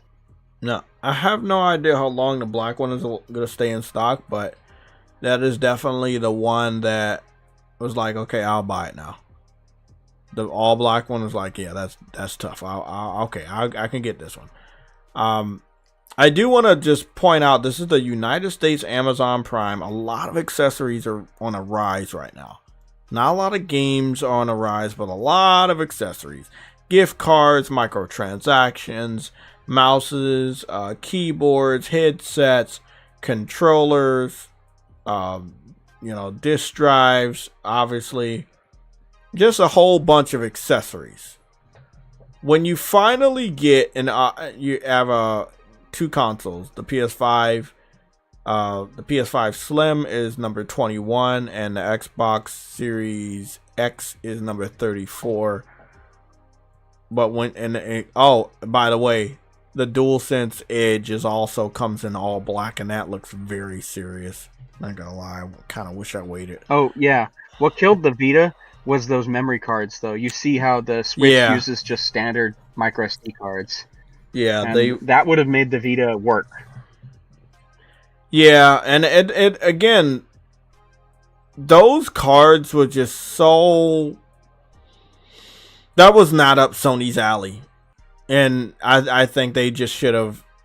And again, I don't think that people would have liked it, but again, when it comes to Sony, people gotta find something not to like. I think if it was all digital, that just would have solved it. At least you wouldn't have had to deal with the fucking cards. You know, you would have cut you would have cut Game Pass off. You would have cut GameStop off. But if you would have made it all digital, then people wouldn't have been crying about the cards, because Sony didn't have a solution for those types of cards. It's not about the game cards. It's the memory card to store oh, your you talking about stuff. I bought a 64. You talking about the memory? The internal. The Vita memory card that has read and write errors. My 64 gigabyte one on my Vita died, and basically, in order to get one with a large space, I had to hack my Vita just so that I could have my shit downloaded on there, dude. Because literally the only ones you could buy now are 8 gigabyte ones is 16 gigs, and the 64 gig ones are like $500 now or something insane. So, and I have my Vita, and the only way to get that right is to use SD to Vita and to hack it so you can actually download the stuff you digitally purchased onto the SD to Vita so you can actually use it properly. Because there's a way to do that, and I've already set it up for myself to do that with all my digital stuff I had on Vita. You know what? I think I do remember why they made it so difficult for everybody. Because the PSP, you know what happened with the PSP. PSP sold good. It sold 80 million units. It sold but good, it was very hacked. easy to hack. I know people who bought it. Just to hack it. And Sony. I know people who bought I think people kind of forget that Sony did not like that the PSP was getting hacked. The PS2, PS1 was so easy to hack, and piracy was really, really bad. Really, really bad.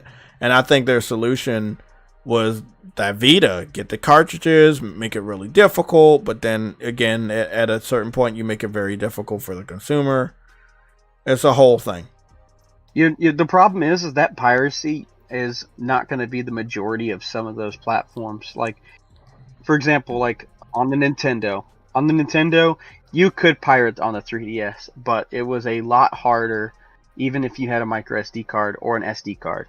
It was still harder. But guess what? The regular consumer was not inconvenienced because, I could just put in the SD cards that I bought for my camera and they work. And then I can just download the digital games and buy them. And no problem. Everything works. Meanwhile, on the Sony side, you know those, to get the biggest one, you're going to be spending $100 or $200. I know, because I bought the 64 when I bought my Vita. Because I said, screw it, I'm going all the way. Because I want the max space I can put on this sucker. And that 64 I had to get imported from Japan because they didn't sell it over here in America. So the only ones you could get in America were the 32 max. And the 64s were unreliable, as I found out later when mine died suddenly one day, like last year. And I was pissed. I was like, this is bullshit. I love this thing. I use it. Because I bought it so I could play Project Diva on it, because that was a thing you could do on it. The Project Diva games were on PS3 and Vita, and it's better on Vita because you can take it with you and play the rhythm games on the go and chill out, basically. But the Vita, alas, did not work out. It was nice, though, for all of us in my industry. We all had Vitas until the Switch came out. Yeah. because the Switch replaced it. Also, they didn't make a dock for it for the Vita. They made it the Vita TV, which is cool, but again, it's a separate device and it's not the same as just plugging it in to a dock like they originally planned. Like how the PSP, you could plug it into the TV with that cable. Mm-hmm. I did. I mean, I got the Vita TV. That was fucking dope. Such a great system. Yeah, they just need to release a dock as well so that the handheld users could just plop it in there and be good. But their solution was, nah, just give them a free digital copy on the PS3 or the PS4, and that'll work. And it's like, it's not the same because you have to have already owned that other device too. Exactly. And if you don't have that device, well, good luck, because that screws over Japan. And Japan loves handhelds. That's why the Switch is so big over there. They freaking love it. I'm curious about the state of the PlayStation Portal in Japan. I don't really know if anybody buys that in Japan at all. I know they must have Wi-Fi. They have good internet. Mm-hmm. They have good internet, but they also have a culture of people who like to physically own their stuff. So that is basically the opposite. So that's why the Switch works over there, because they sell physical game cartridges still, but the Portal requires you to have a PS5, and it requires you to have good Wi-Fi with it, and yeah, that doesn't work. But I know the PS5 and the Portal are not required to be with each other for the service anymore, thankfully. So you don't need a PS5 technically if you have that service, but for anything else that you buy, it has to be streamed from your PS5. And for them, I don't think that works as well as you think. Especially when they're trying to get out and play ad hoc with each other like Monster Hunter back in the days. That was what was in those cafes, as you said before. And that's why the PSP took off over there. And why Nintendo fought so hard for that 3DS exclusive for Monster Hunter, because they wanted a piece of that. It was such a big thing that even Metal Gear Solid made Peace Walker to be more like Monster Hunter, if you didn't notice. Including Monster Hunter bosses inside of the game, too.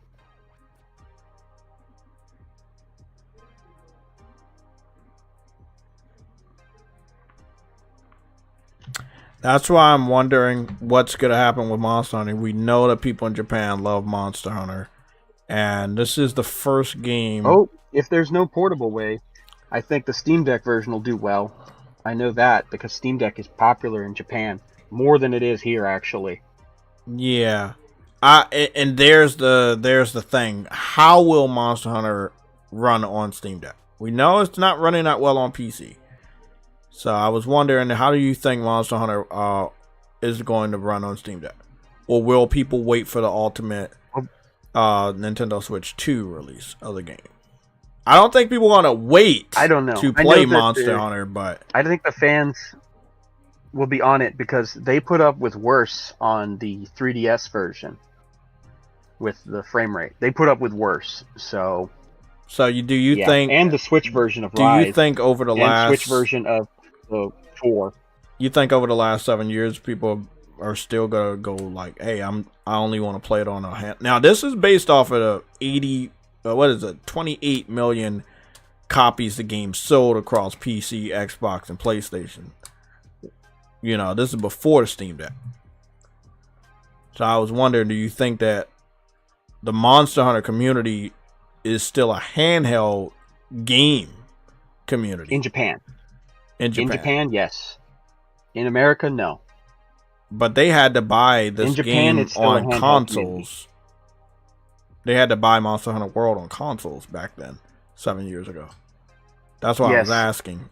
Yes, they did. So and they right now they have a bundle with Monster Hunter Wilds, but Rise on PS5. Do you remember Rise coming out on the Switch exclusively though? Yeah, I remember, and it did numbers. It did numbers, and that was the one that they made for the Switch users because World wasn't on there, and they were like, "I'm sorry, guys. Here's here's Monster Hunter 4 ported to Switch only in Japan as a apology letter because they couldn't put World on the Switch." I remember that. That's why we didn't get that version. We didn't get 4. And then they did Rise. Yeah, Yeah, 4 we for the were Switch, never I gonna should say, get 'cause we got 4 for the 3DS. 4 because that was still a part of that 10-year contract I talk about with Nintendo and Capcom, where they had tons of Monster Hunter games that just will never ever be on PlayStation. They were specifically made for Nintendo DS, Wii U, and what was Generations? I know, I have. Was on the Switch. I think I have Try right over here on my Wii. Yeah. Mm-hmm. So it yeah, should we be right PlayStation missed out on way more Monster There it Hunter is. games than Nintendo. Like Nintendo has the lion's share of Monster Hunter games. Now, when it comes to the big boy Monster Hunter games, you know, it's a 1 and 2 right now because I don't see a situation where Monster Hunter Wilds doesn't go to the Switch. It will probably play at lower resolution and frame rate, but they will probably get that shit to play. So the issue right now is that the game in that engine, the bosses, you know how high poly they are? Well, that's because the artists keep increasing the poly counts, but they don't actually optimize them down so that at distance they're a slightly lower poly count. So they're really taxing on the systems. I was just basically doing some research about this yesterday about it, and the engine is not designed for that many big enemies with poly counts bigger than Mr. X, essentially, and you have multiple of them. The engine was not designed for that because it's the RE engine, whatever it's called. They have a different name for it, but it's not actually designed for Monster Hunter. But it's going in and doing it with high poly monsters everywhere. And the only reason the PlayStation can handle it is because of that bottleneck has been removed. That's the only reason. Because they can store more of the data on the SSD to quickly access. Otherwise, they would be in the same position PC is. Nintendo needs to do something like that, where the game cards are fast to access. Otherwise, they're screwed, because it's a problem. Do you think they found a solution to do that? What the Switch 2? There is a solution. So, the same stuff used for SSDs has been shrunk down to the point where you could fit it in a cartridge now. The question is how expensive is it to implement that? Because now they've made SSDs that are like 64 gigs that are pretty cheap because it's a portion of the NAND, essentially. So you could theoretically make those into cartridges and sell them. Now, if they manage to do that, the Switch 2 could still keep its physical footprint and then include a small SSD on the inside for storing digital games, and then a slot to add the tiny SSDs that you can buy as a PC gamer. Basically, the M.2 ones that I have, a 2 terabyte one in my Steam Deck that's as big as my thumb. I'm not even joking. Like, the tech has gotten that good. Where the micro SD, what's it called? The M.2 SSDs have gotten small enough where you can have the small variant be 2 terabytes. So if you just had a portion of one of those and it was in an even smaller package at 64 gigs, you could sell cards for that. Now, will Nintendo do that? I don't know. Will they have managed to succeed in that? That'd be great. Because that would actually solve the issue of keeping up with the PS5 in terms of the loading speed. Because that is the issue with the Switch right now, is the loading speed is insane. You have to split up the game in most cases, like Hogwarts Legacy.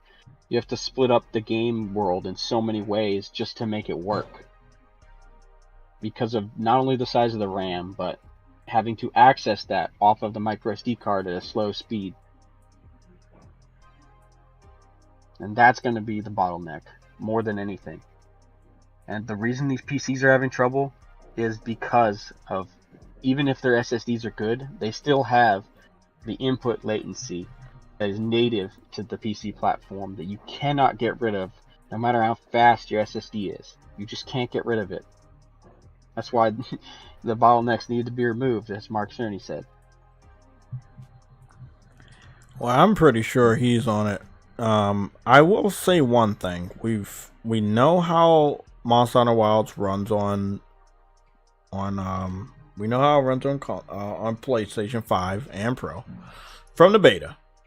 We're hearing from the people that were involved in playing the new preview build, the journalists, high-level content creators, that it is almost like a whole different game when it comes to performance. It's much more optimized, and a lot of the problems have been fixed. But that's only for the PlayStation 5 that we've heard those statements. Now, still, we don't know how this game runs on Xbox. That's primarily because even though people were talking heavily about Monster Hunter Wilds on PC with the new benchmark, and we know people were playing the fuck out of it on PlayStation because it's the lead platform and it has all the marketing, I don't know anybody that's been playing this shit on Xbox at all. Not a single person. That's a dead platform. You're not going to see much. Only maybe some Xbox fanboys, if there are any, that play games. If there are any. That's it, because, oh man.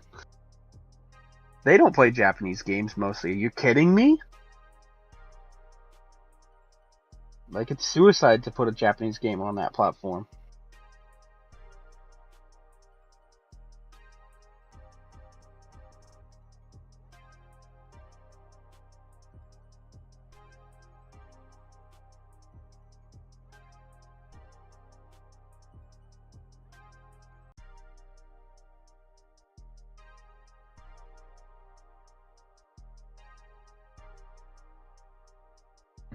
Yeah.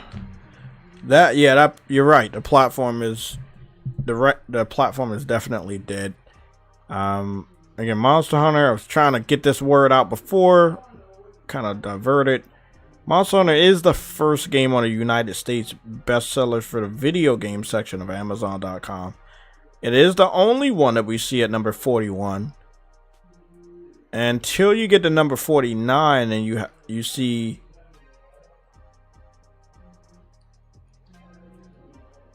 you get to number 49 and you see Sonic Superstars. And then I want to go on over to page 2 and see what games we see.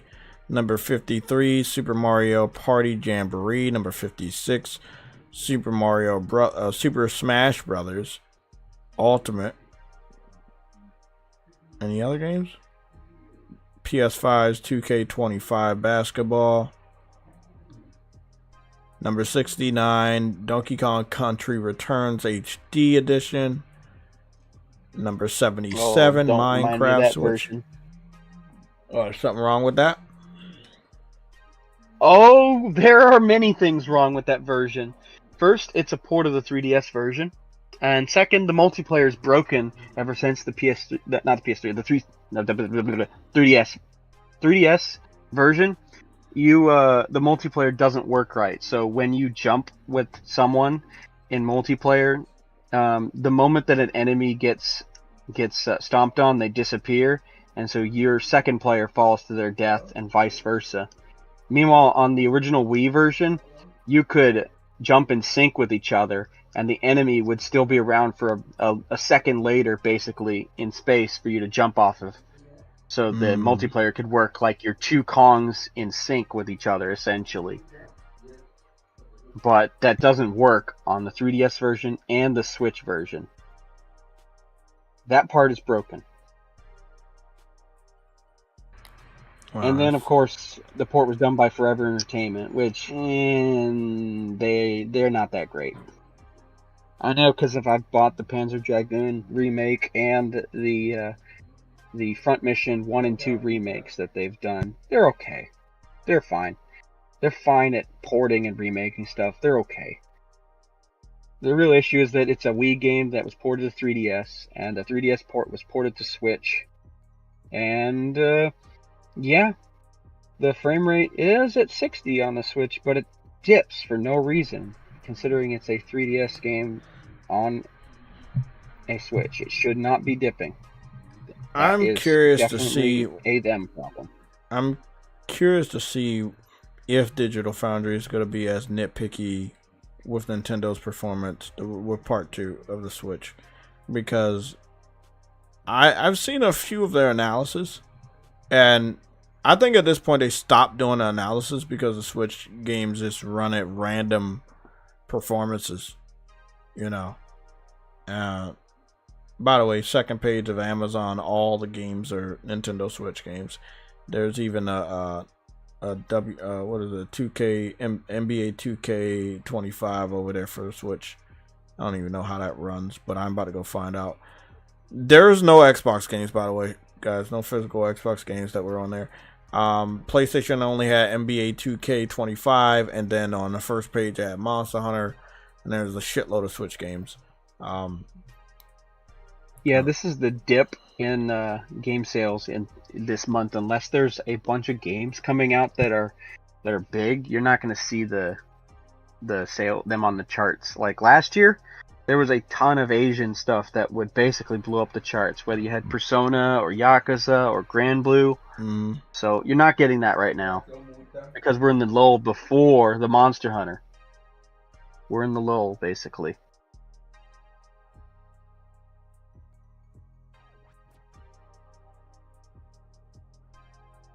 And anything that would have had been on the list is already been on the list already, like Dynasty Warriors, etc. Yeah, I'm taking a look at the Nintendo Switch versus PS5 for the basketball game. Yeah, that shit looks rough. And most of the people who played Dynasty Warriors are going to be getting it day one, and then you won't see that reappear on the list ever again, probably. But that's just how it goes with them. Even if it's a good game or a popular one in the franchise, you're only going to see it for that first week or two. And that's it. Damn, bro. They have a completely different interface and everything. That's because of it's the old version, just roster updated. Look at that. That's all it is. That's sad. I think it's 2K23 or 22 that they've been roster updating every year. That's Look it. at their open world. Look at their open world, bro. One has other players and people walking around. The other one has no one. This shit's fucking sad. What the fuck? Yeah, that's a whole different game. Yeah. That's a whole different game. Yeah, that's not even the same fucking game. They've just been roster updating it. That's all they're doing. I That's mean, why it's actually been a nice joke. that they still have basketball over there, but at what fucking cost, man? Damn. Also, you need a micro SD card to play the game. What do you mean? Because of so much of it is downloaded. Even if you have a physical version. The storage limit that's internal on the Switch that wait out. For the NBA 2K23 all the way to 25. They don't even look different. That's what I said. The same exact model. To 25. It's a roster update. That's all it is. They didn't actually redo the game. And the worst part is the amount of space that it takes up. You need the micro SD cards. That's why you actually saw those Nintendo themed micro SD cards selling on Amazon. Is because of NBA. Because you need one for your Switch digitally. Because every other game fits inside of the 32 gigabyte window of how much space the internal Switch has, the original one. Every other game fits inside that, except for maybe Final Fantasy 12, which, again, yeah, that game came fully on its cartridge, so it's fine. But most games fit inside that, essentially. And NBA 2K doesn't. It never has. The only reason those micro SD cards were selling so frequently is because of that. That's why they're getting the cheapest one they can get that fits the game, which is like the 120 or the 64. Do you think Nintendo gonna spend a shitload of money to find a solution to put SSD technology in a and a micro SD card and stuff like that. Well, what it is it's not going to go in a micro SD card slot, if anything. They're either going to do one of two things. They're going to actually do something like an NVMe where you can just plop it in inside on the Switch in like a slot, or they're going to stick with micro SD cards and suffer the penalty. Because micro SD cards right now are getting to the point where you can have a 1 terabyte one at what was that, like $80 right now for a 1 terabyte micro SD card. So yeah, you can get away with some cheap ones basically as basically your game cards, and still keep doing that, but at a performance cost, a huge performance cost, because those things are not fast. That's essentially what the current NAND flashes are on the cartridges. Is they're not fast. They're not. This is not the N64 where the cartridge read speed is really fast compared to everything else. They're just NAND flash. They're not the speedy Well, SSD. we're gonna see, NAND. man, because if they put any good SSD shit in that in the Switch 2, it's definitely gonna be a $500 console. Knowing Nintendo, they want to make their profit, so that shit's gonna be higher than that should be. Let me check. I don't know if the 64 gig SSD is. I don't know if their fans would turn against them on that, but I think their fans spend enough money on games at full price every fucking year to not give two fucks about a $500 console. Bundles are gonna be crazy though. If they do have any launch day bundles, definitely gonna be like $600-700. Again, this is just me knowing Nintendo. It may not actually happen but they are coming off of a high where the Switch sold so many that they might be a little cocky. So right now you can get generally you can get 1 terabyte NVMe M.2, the little baby one, the super short ones, for about $100 essentially for 1 terabyte for the little ones that are as big as your thumb. And basically what they would probably do is you could probably put them in just like the Steam Deck, but probably easier, because I believe the European Union wants to make it so you're able to easily access those ports essentially, like whether it comes to the battery changing or that, like it's a law now. Just like the disk drive thing with the PS5, how the reason we have a detachable disk drive is because of that law change where you have to be able to change it out. You have to be customer serviceable on it. So I believe that's what they're going to do, is make it customer serviceable so that you can do that, just like with the micro SD cards now. Do you think that that's the only way you can get away with it? You think Nintendo's got to find a good solution for piracy?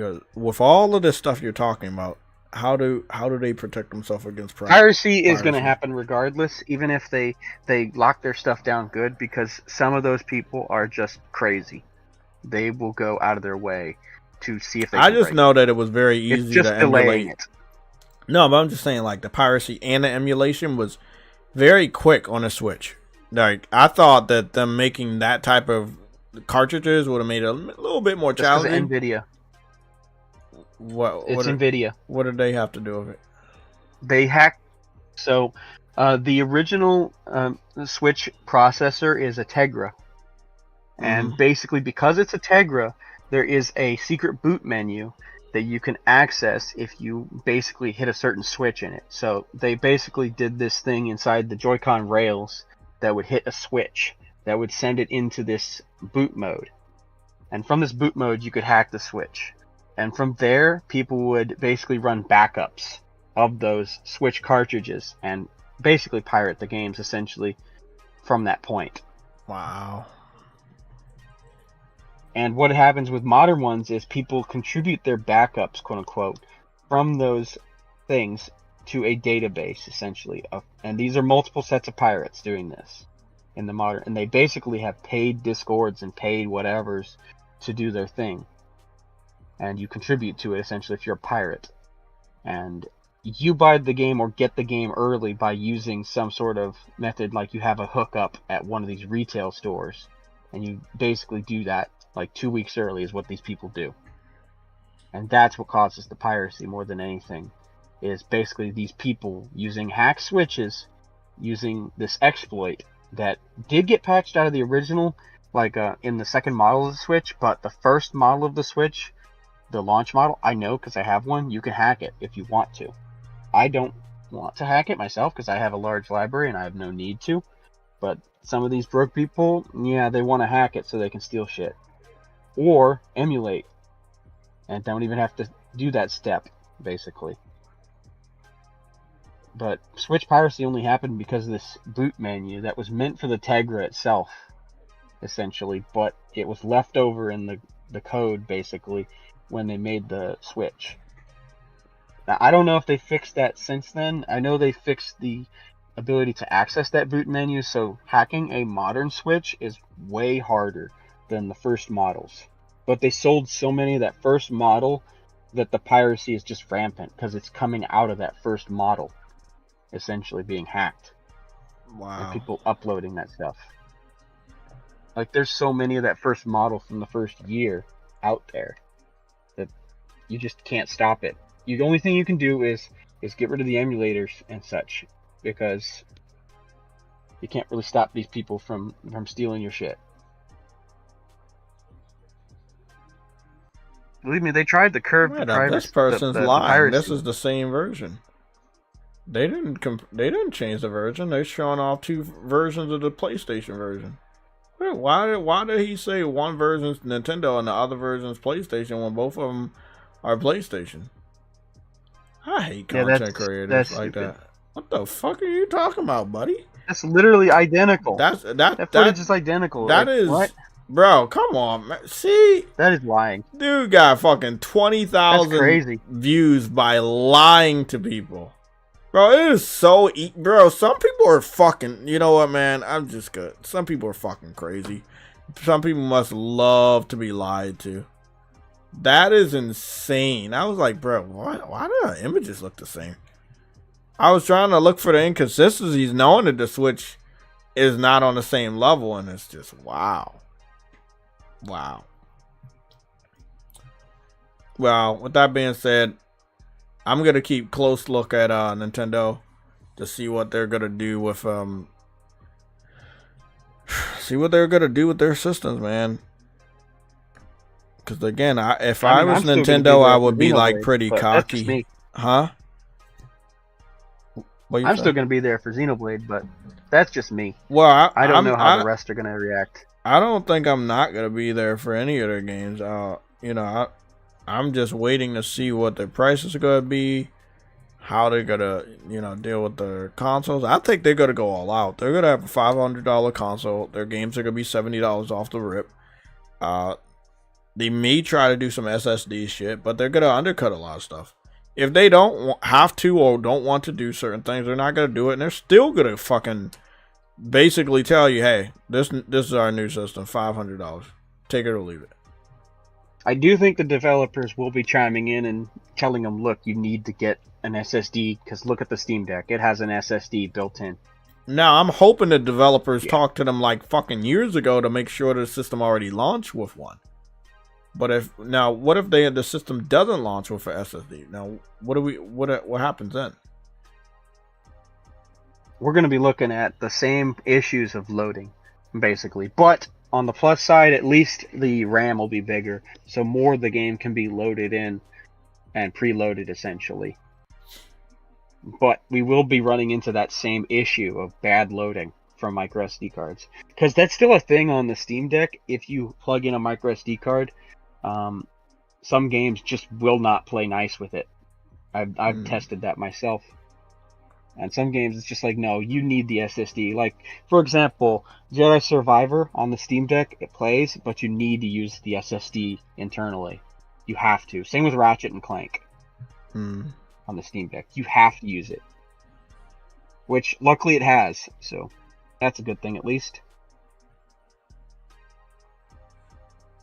Now, granted, the base model of the SSD is only like, what, 128 gigabytes or something.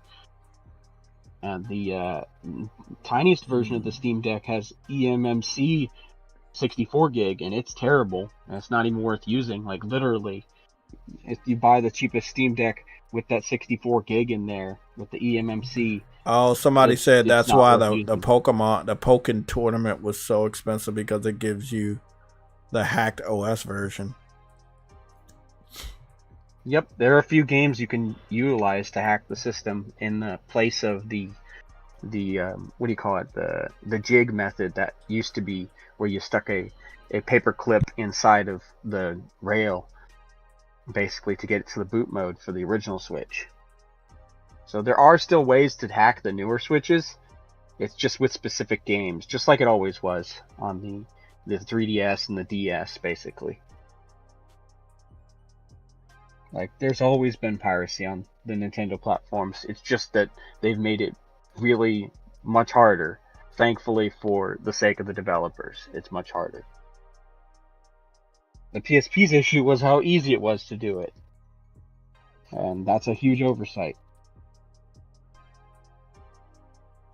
I think I'm gonna treat myself to like one or two cheap games today. Gotta go see if anything of value is actually fucking good before we get up off of the stream.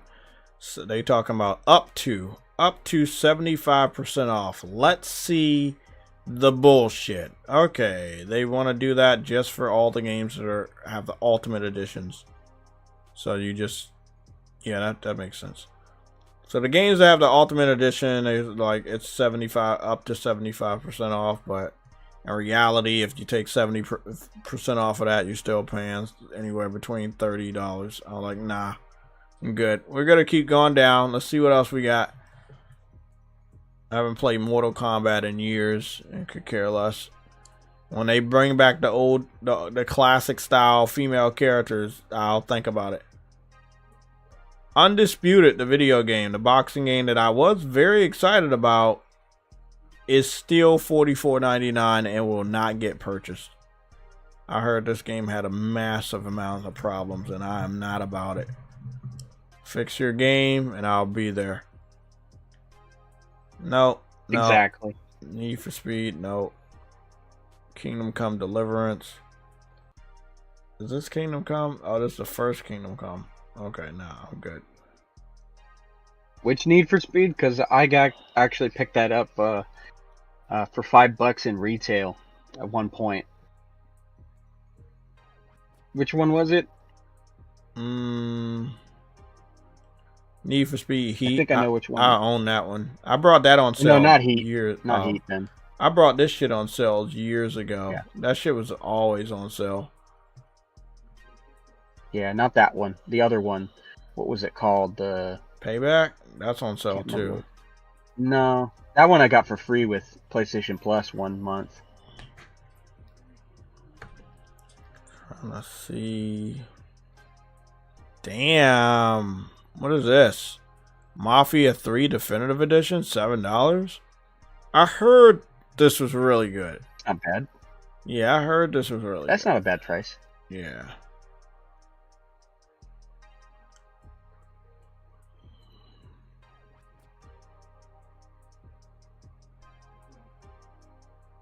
I'll keep my eye on that one.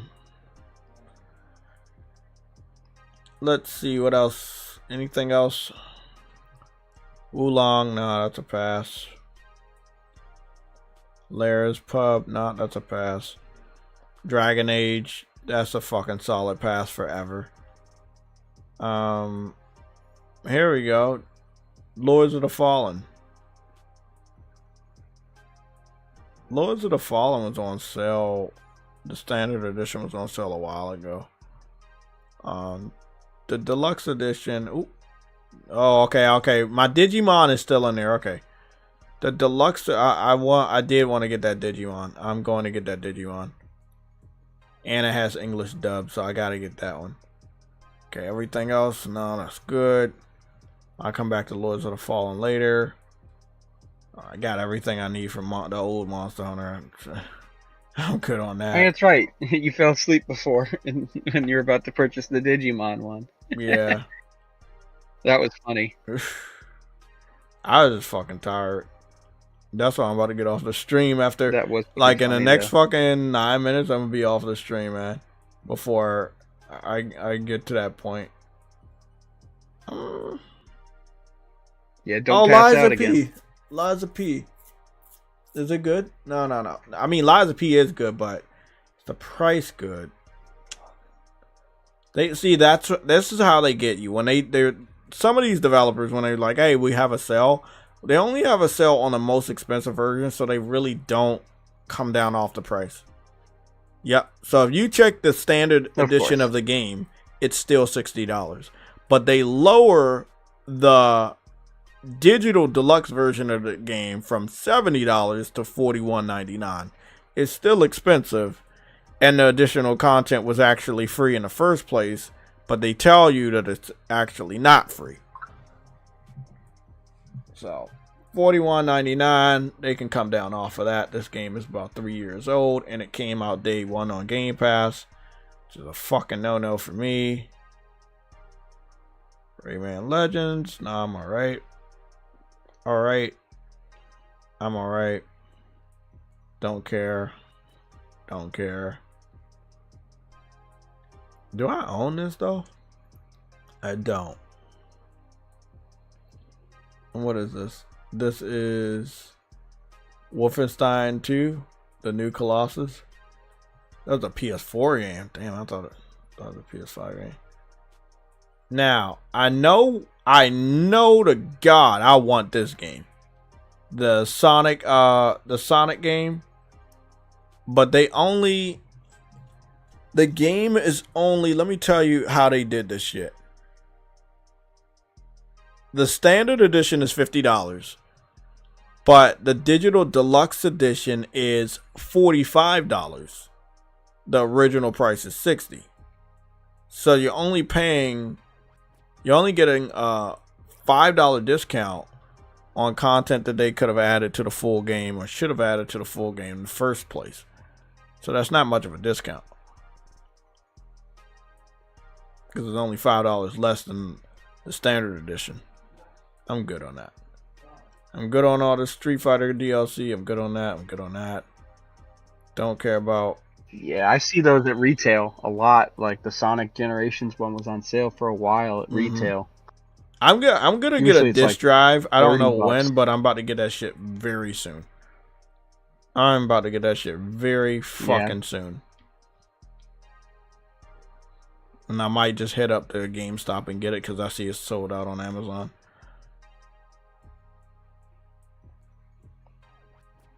Yeah, that's the thing. A lot of stuff gets more physical sales than you'd think. I've gotten so many things on physical sale. I'm just like, oh, that's cool. I know that one time I was at the GameStop finding some stuff for cheap, and a family walked in, and they were about to pick up an Xbox, and they were like, what's on this thing? And they were asking me because I was looking around at both sections for games, because I have both systems, and the Xbox variety is terrible that they display at GameStop. It's absolutely terrible. The game variety is just mostly sports games and then your shooters. So when you go over to the PlayStation section, their section actually has way more variety of games that people can buy. Literally, they walked out with a PS5 because I was telling them, look, you can't get Final Fantasy and you can't get these other things on the Xbox platform. There's a bunch of developers who just skip this platform entirely. There's no reason for you to get that. And they're like, oh, I'm picking this up. The kid wanted Dragon Quest Treasures, funny enough, for PS4, but they're getting a PS5 and playing a bunch of disc-based games from their cousin, essentially, because their cousin had a ton of games that they weren't playing anymore. And they're like, oh, this is perfect. Get the disc one, get some games, and then you can pick up some later, basically, if you want more. And that's exactly what they were doing. And they walked out happy. The GameStop employee was like, oh, thank God you sold them on that. I've had so many Xboxes returned. Because he's like sick of dealing with the return policy and having to deal with the returned Xboxes, essentially. He's like, oh, thank God, I never have to deal with these on the PlayStation. And he just gave me some free Deadpool merch because I was just there. Deadpool. Some random Oh, Deadpool merch. that's dope. Damn, I saw. Yeah, I just got some free merch while I was just out shopping because I unintentionally sold a family on a PS5 instead because he was like, "Oh, thank It's God." funny because here's some free stuff. so many people are actually on a casual level. They are so confused about what system to pick up. I thought that people would know by now. They are. Well, the Xbox confuses everything, and then they're like, what's this, and what's this? And it's like, oh, this one has a disk drive, but there's not that many games as you see over here in the selection. Is not that great. And they go over to the PlayStation section, and they're like, oh, there's a lot of different things here. And they're like, oh, I want this one, I want this one, I want this one. And then the parent's like, okay, we're going to pick this up. And I told them, you could buy a digital version, but you can't play any of these disc games on it until you buy the disc. And it's like, no, I'll pay the $50 difference, is what they said. So I have access to all this. Because those numbers that say digital only or whatever are just including DLC mostly. And microtransactions. The real number is closer to 50% for actual software sold physically versus digitally. The actual number is not the number that they claim on their financials. That number is skewed by all the Fortnite microtransactions and Roblox and stuff. It's all a lie. It's all a lie. The number is so close to 50% still with even PlayStation that basically there's a reason Sean Layden mentioned that in his interview, that they can't get rid of the disk drive in the next one. You have to have an option at the very least for people to pick it up. Okay. Because that's a huge amount of people who still buy it. And you're missing out on a lot of market share. BioShock. I wonder if they're going to do anything with that anytime soon.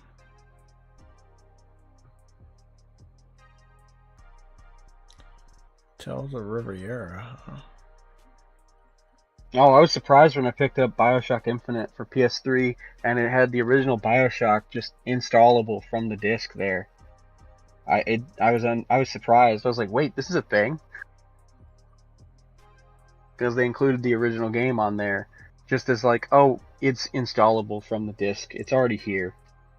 I didn't even know that was a thing on PS3. That is so dope. I'm not gonna lie. This Mega Man arm cannon for the Mega Buster for Devil May Cry 5. That is such a good little Easter egg that they added. That's just so fucking. I want to see a new Mega Man, bro. They can do it. They're ready, bro. I saw that Amazon special. Like, bro, that's how I want a next gen Mega Man to look, man. Just do it already. Capcom's just sitting on it. It's stupid. Yeah, I don't man. understand it. I don't. Mega Man fans are just wondering what the hell's going on. Like, they stopped messing with Mega Man like over 10 years ago, and I never understood why. Like, they went into the Battle Network. They went too far into that, if I'm being honest. And too many of those. Yeah, way too many of those. And then whenever they wanted to go back to classic, they just remastered the classics. I was like, they never made anything new. They just kept remastering. Yep. I'm just waiting for them to remaster the Legends series. Because, oh boy, I'm still stuck with the OGs being either you have a physical version like I do, or you have it for $6 on the Vita store. That's it. That's the only two ways you can play the original Legends games now. What kind of lame is if you have like a Vita. This? Heroes of Fate. That's some good artwork. Don't get me wrong, but when you look at the game, it's super pixelated. Like super duper pixelated. It's like that one Vampire Survivor. Oh no, Vampire Survivor's like, oh, that's a skip. Yeah, I don't like those types. I don't know why I don't get it. I don't get it. It's the same people who are like on PC that want auto battlers or auto whatevers. it's dumb. Not for I me. never understood it. It's dumb. Not for I me. never understood it. I was talking with someone that I worked with at one of the gigs, and he was talking up Vampire Survivors. I'm like, dude, no offense, but I just don't understand the appeal of these. I've played them, and I don't understand the appeal of this. You're just walking around in an auto shooting, and you're not really playing the game. In reality, you're just not. It just looks pretty. That's Look all at it that. is. Scarlet Nexus. Now that's a deal for your ass. Scarlet Nexus, 85% off, $8.99 from $60. And I still won't pick that game There you up. go. God damn. I know I got my physical version for 20 back in the day, in Yeah. like 2022, and I was like, oh, this is cool. Yeah, I'm good. I heard the gaming food was good. Hey. Let me go see what the... Yeah, it comes off right before Monster Hunter comes out. It's gotta come off of that sale. It's a good thing I came and checked in on this. I think I'm just gonna run away with... Oh, never mind. Oh, you know what game I want to pick up? The Tales of Berseria. Because the Tales games are on sale. Oh yeah, Tales of Berseria, yeah. Yeah. Yeah, pick up Berseria at the minimum. Too bad Zillia isn't on the modern platforms. That game's great. Zillia? Too bad both the Zillias. Oh, They're Zestiria. trapped on PS3, dude. Oh. Zestiria is alright. Oh, okay. I heard someone say Mega Man. Someone Mega, came in. Mega Man, yeah. I was saying that they, after that Amazon Prime video, like, they need to bring Mega Man back. It's funny how they bring us that whatever that Pac-Man shit, they're bringing that out, but they're not doing nothing with Mega Man. Like Capcom making tons of money off of Monster Hunter, man. They better do something with Mega Man. I remember Immortals. Yeah, get that Berseria. Trying to figure out. Go get that Berseria. I had the collector's edition. Where the fuck is I had it? the collector's edition. I was satisfied. It was. I got like played 100 something hours out of that game. Played. I had game shared with Sam, and this was years ago, and I played that, and I fell in love. But I couldn't capture shit. I was so mad about that. I couldn't take a screenshot. They wouldn't let me do a video clip. They wouldn't let me live stream. I'm like, that's just gonna be one of those games I just got to play on my own time, or I stream directly from the software. Yeah, I'm gonna have to go search it by name because I'm not seeing it. Yeah, I'm not seeing it. Mega Man 11 was the best-selling ever Mega Man. Not the last one they came out with. Was that based on the old style Mega Man? No, it's a completely new style. It came out on PS4 gen. And that was the last one they did. Yeah, 11. It was like 6-7 years ago. Did That it was a sell while good? ago. Yeah, it was the best-selling one they ever made. And yet, nothing after that. I'm not surprised. 2018. Okay, how many copies did it sell? I don't know, but it don't take a whole lot to make me money back off of Mega Man. No, Mega Mans don't have to sell, they can sell as much as an Astrobot and be kill very, it. very, very, very killing it. Yeah. They are not expensive to make. So 2 million it is units. a wonder. Yeah, exactly. 2 million? million units is Yeah. more than enough. That's more than enough for The type game of probably only that cost it is. $30 million to make. No, not even. Are you kidding me? Those games only cost like maybe 3 to 5 million to make. So that's a massive profit margin. They should have made more. They really should have. I think that they looked at what's going on with Monster Hunter, looked at what's going on with Resident Evil, and they're like, hey, this is where our sales now need to meet. That's just my personal opinion. I know how It's these stupid devs to are. say that. Yeah, I know. That don't make no sense because the money that you put in ain't the same either. Yeah, Yeah. exactly. The money you put in for like maybe $5 million you put in, and you get like, what's that? Even if you assume it's $50 for Mega Man 11, if you assume it's $50 for Mega Man 11, you're easily clearing 100 mil. And okay, sure, take away 30% for the platform. Okay, you're still clearing 70 mil on a game. Actually, more than that. Actually, yeah, a little bit more than that. But yeah, you're clearing like 70 million essentially on a game that costs like maybe 5. That's a huge profit margin. Like, bruh. That's why Sega's like they're going back to all their old stuff because they can put teams. Because I was talking to a developer that knows people at Sega or whatever, and these teams got only like 20, 25 people or whatever. They're doing the Gauntlet games or whatever, and not Golden Gauntlet, Axe, yeah. the Golden Axe and all that kind of stuff, and Streets of Rage and all that stuff like that. Because you can take a team and make 5 games out of them. You know what I mean? And it's way cheaper. Yeah, you can take 100 guys and split them up into 4 different teams and get a game out in like 2-3 years. You combine all the profit to all of them, you got yourself a big game. You know what I mean? Yep, with reduced risk. Yep. And you're pleasing your audience more because there's all those little audiences of like 1 or 2 million people who are just like, man, give me another Golden Axe or give me another Crazy Taxi or etc. There's all those little audiences of people that are just like, come on, can you satisfy me? It's like leaving money on the table. Like, sure, you're gonna make great on the Monster Hunter. Great. They needed to draw back Mega Man a while, but it's been because for a while there were so many goddamn Mega Man games.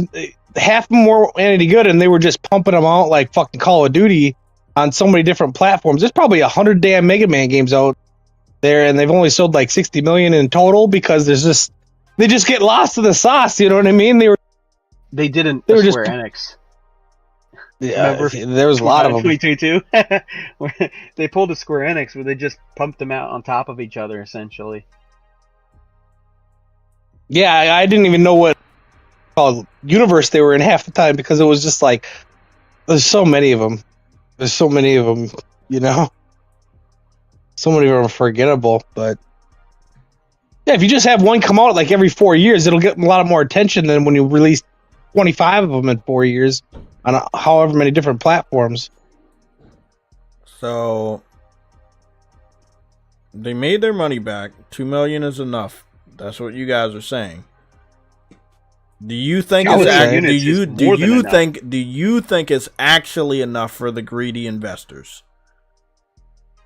Not you guys as Those the greedy gamers. Investors are the greedy investors are like, oh, that we can't do that. We need to have more than a 35 times return or whatever. There you go. Well, that's what I'm thinking of because this is that's more profitable than most guys though, because you could take a team and split them up into a whole bunch of your old games, and you figure you make 30 million profit a piece off of 4 or 5 games. How many games make $150 million profit? That's same amount of people. That's a lot more money than you'd think. Hey man, it's no resources going into it ain't there. It's no problem for me. It's not me. I'm just letting you guys know you have to look at it a different way in this gaming industry right now. They are not thinking like that is okay anymore, bro. They are not looking at it that way. They're like, nah, we need this to sell this much. We can make this much if it does what this other game is doing. What the fuck? I think Sony finally realized that though with Astrobot, because it was a cheap game to make, and they're like, oh, yeah, the 50 million, and I bet you that's at like 2.5 million sales right now. They probably made 200 million back off of a $50 million game. Yeah. You know what I mean? Yeah, they made a lot of their games don't make 50 million back, and they take twice as long and cost 5 times as much. What up? Is this AI? Oh, that's not AI. Oh, ignore the microtransactions on Berseria always. You know what actually would be brilliant? Oh, I already know about that. If they were coming out with a new Mega Man and they showed it at the Nintendo Switch 2 release. Did you add it to your cart already for Tales of Berseria? No, not yet. I checked the price. I still got it as standard. I'm gonna get it later. I thought, man, yeah, all of them are marked down except for that one. On sale a few. I think it was on sale the last time we checked. Yeah. Last time I checked, it was on sale. That's the thing. You can buy a physical version of that game, I think, pretty cheap. Let me take a look here, actually, out of curiosity. I'm gonna put this in my eBay list. Tales of Berseria. Yeah, it's on my list.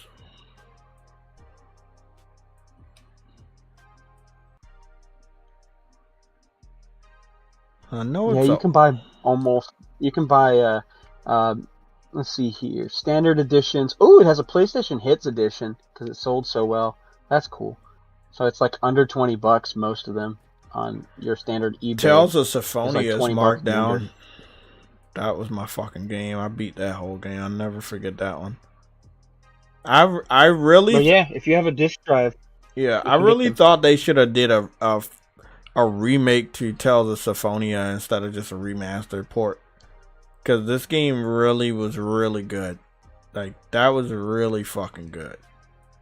They could have did way better, bro. They could have made the gameplay look similar to the illustrations of the anime. They just, I feel like it's a missed opportunity for Oh them. man, Europe got a bundle with Berseria, Zestiria, and Vesperia in a 3-game bundle on disc. How cool is that? That's cool. Wish we got that. Europe got that. 3 games in one bundle, Okay, one okay, disc cool. bundle. Well, I think I'm good for Look at today. Europe. I think I'm just gonna pick up Digimon. The second best selling Mega Man game was the Mega Man Legacy Collection 1, and then Mega Man 2 all the way back to the NES at 1.5 million too. What's the best selling game? 11, Mega Man. the newest one. Mega Man 11. It's the best-selling one, but they don't want to make any more. So Makes no sense. So is Whatever. it only 2 million or is it higher that? How many copies in total did it sell? 2 million. Well, as of December 31st, 2024, which is only 2 months ago. So So how many copies did the other Mega Man games sell? hundreds of thousands for most of them. What the fuck, really? Yeah, I back in the day, there like a million would've sales was expected, like there was only all- a handful of games, most gens that hit 1 million sales. This Yeah, one- the numbers I are like this one. inflated This back one looks then. cool. If you're thinking, Like the Final Fantasies until 7, I don't think any of them cleared 1 million. yeah, 7 was the first one to clear a very large number. I thought that Final Fantasy 6 cleared like maybe 2 million on the Super Nintendo, and that was it. But I guarantee 90% of those were in Japan too, because it was probably like Yes. 100,000 in North America. Yes, exactly. And most of it was Japan. But meanwhile, Final Fantasy 7 comes out of nowhere, and that game, in its tenure on PS1, I believe it sold like Like 8 its second million year units. either. It took a while in America to even gain ground. I think it sold like 8 million units though on PS1. But obviously, it's at 10 million now, but that's including the PC version and the PS4 re-release. So Yeah, it was deemed a failure in its first year though, because it was not selling well. It took a while for it to catch on, especially with the amount of money they sold on it or spent on it. oh, doesn't that sound familiar, right, Jay? What? Deemed Final Fantasy 7 first year deemed a failure in sales, but then caught on the second year and third year. Doesn't that sound like history repeating itself? For what? I'm lost. Will we talk about Days Gone? No, Final Fantasy 7. You just said that. Final Fantasy 7. No, I know, but what other game are you talking about? It sounds Rebirth. familiar. Oh, Think about it. History repeats itself. It did not meet expectations. Yeah. Their well, expectations to be are fair, way Square too fucking Enix has high. had their expectations met since Final Fantasy X 20 years ago, 25 That's years true. ago. So That's true. They're like, oh, it's not selling well. It's like, guys, this is literally what you guys said back on the PS1, clearly. It's like, and then the game becomes a freaking mega hit. And it's just like, even the Tomb Raiders that cleared like over 10 million in all of them except for Shadow, that those were under they're under their expectations. I'm like, what the fuck are you expecting? That's your second Yeah, best right? selling game ever. What the fuck do you mean? Ever? right? That's what we mean by investor expectations are out of Yeah. control. It's insane. Tomb Raider, or was it Rise of the Tomb Raider? Or one of them Yes. sold like 13 or 14 million. Second best single selling game they've ever had in their Was history. that The only one first that in had the trilogy? I think it was, because that was... it was either I- first or second. The third I one think it only was the did like first one. 7. Yeah, the first one sold the best, because the second one got gimped by Xbox, thanks. So you had to wait. Yeah, but they got 100 million upfront for that, which covered almost the whole game. So what are they complaining about? You still sold 10 million units on top of Yep, The that's shit true. was paid for. Like, what are you complaining about? What are we doing here? What game Yep, are you they're guys complaining. talking about? You know how the Rise of the Tomb Raider. Xbox had a year of exclusivity deal on that, and Phil Spencer even came out and said they gave him $100 million, which paid for all of 30 million of the development cost. Mm. And then they sold 10 million units. Didn't meet expectations. Like, Square's fuck, out of control for that shit. they're nuts. So you only made what, 500 million profit? That wasn't enough. Like, huh? Only 500 million profit. Yeah, that's God. Fucking stupid. You want to know why? They want every game to solve all their financial problems, and that's why. Yeah, they say, to cover all the losses. Yeah. Well, that ain't And it's not even the losses of that specific project; it's the losses of the other projects, and that's really what's wrong with Square Enix. Like, saying that Final Fantasy didn't sell good is stupid. It sold really well. All the remakes have sold very well, but also, you launching that game in that state. I'm sorry, it's the third all time. Final Fantasy 14 is number 1, Final Fantasy 7 is number 2 with all the re-releases, and Tomb Raider was number 3 at 14.5 million sales. Not enough. Not enough. Of course. And then Tomb Raider, The Rise of the Tomb Raider, the one they were bitching about. They got $100 million from Xbox to make it, still just sold just shy of 12 million. Fourth the best-selling game of all time. Not enough. Oh man. Well, how much are they expecting this shit to sell? I don't know. That's what they're fucking ridiculous, man. It's like it's already selling really good. Like I don't know what the problem is, Square. What's your issue?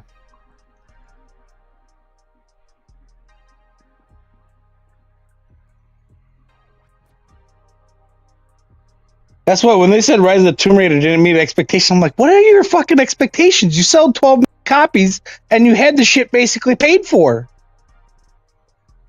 Yeah, Square Enix isn't It's the realistic same thing. with that. Rebirth and Remake. You want to know paid what? For by Sony. What are their thoughts? What are their thoughts on their PC ports of the Final Fantasy Rebirth that just came over there? Because they ain't selling shit. What are their thoughts on it? They must be very disappointed. PC buys very few types of games. It's I really know, gotta but be in their wheelhouse. they were bragging about the How well game the going sales were. over I'm there. like, what did they sell? Like 200K? Like, what the fuck are we talking That's about? what I'm saying. But They're 3 like, million we're gonna put not this enough. specs Like, on there, what? widescreen support. We're gonna have all of these features for the PC version, and you bring it over there, and you don't and then say the PC a damn version thing. a tenth. Like, Sells like a tenth of the PlayStation version, which is insane. On PC, the only thing that does good like gas games, simulators, and I'm gonna tell you why. They've like already Knight and Dragon shit. They already have That's about the character model for Tifa. Those perverted weirdos, that's all they fucking need. They don't need another character model for Tifa. They got the best character model. They're making modding the shit out of her, putting her in fucking different outfits and shit. Their fantasies are complete, man. So if Square Enix continue to put Final Fantasy games over there, they're not gonna sell. They got what they wanted out of that game. And I'm being real right now. They only cared about getting the character model for Tifa, so they could mod the shit out of her, and that's all they wanted. Okay, I got my fucking Digimon game. And Want to know what's funny? When I first popped on my TV and jumped on here, I booted up Gran Turismo and there was like a glitch or something, so half my screen looked like it was like broke or something. And then all of a sudden I was like, so that's why my family's not home. They're hiding. And I thought they broke my new TV, and then I went into a different game. I'm like, they're lucky. Oh, because they broke 3 of my TVs. Damn! Like, when they're younger. Wow. Yeah. I got a used TV that I used for 3 years up until last year because when they were little, they were just fucking, you know what I mean, whipping toys at each other and shit. Goodness. Now they're at the age where they're dead. You know what I mean? Almost a $2,000 TV. Your ass is mine. And the first one that they broke, I actually got replaced for free because I pulled a fast one, and then they broke that son of a bitch too. Goodness. I was so mad. They're lucky I didn't work nights, because if I would have been home, I would have lost it. I don't know how. At that point, you just get a man cave and be like, "You're not allowed in here." I do, but I don't know what happens when I'm at work. I work weekend nights before, and then now I still work nights. So what Personally, they I do would when just I'm put not locks home in is there. out of my control. Yeah, I would just put fucking locks on there if I were you. At that point, if they I keep can't lock breaking the things. downstairs. It's not possible. Oh, it's a situation like that.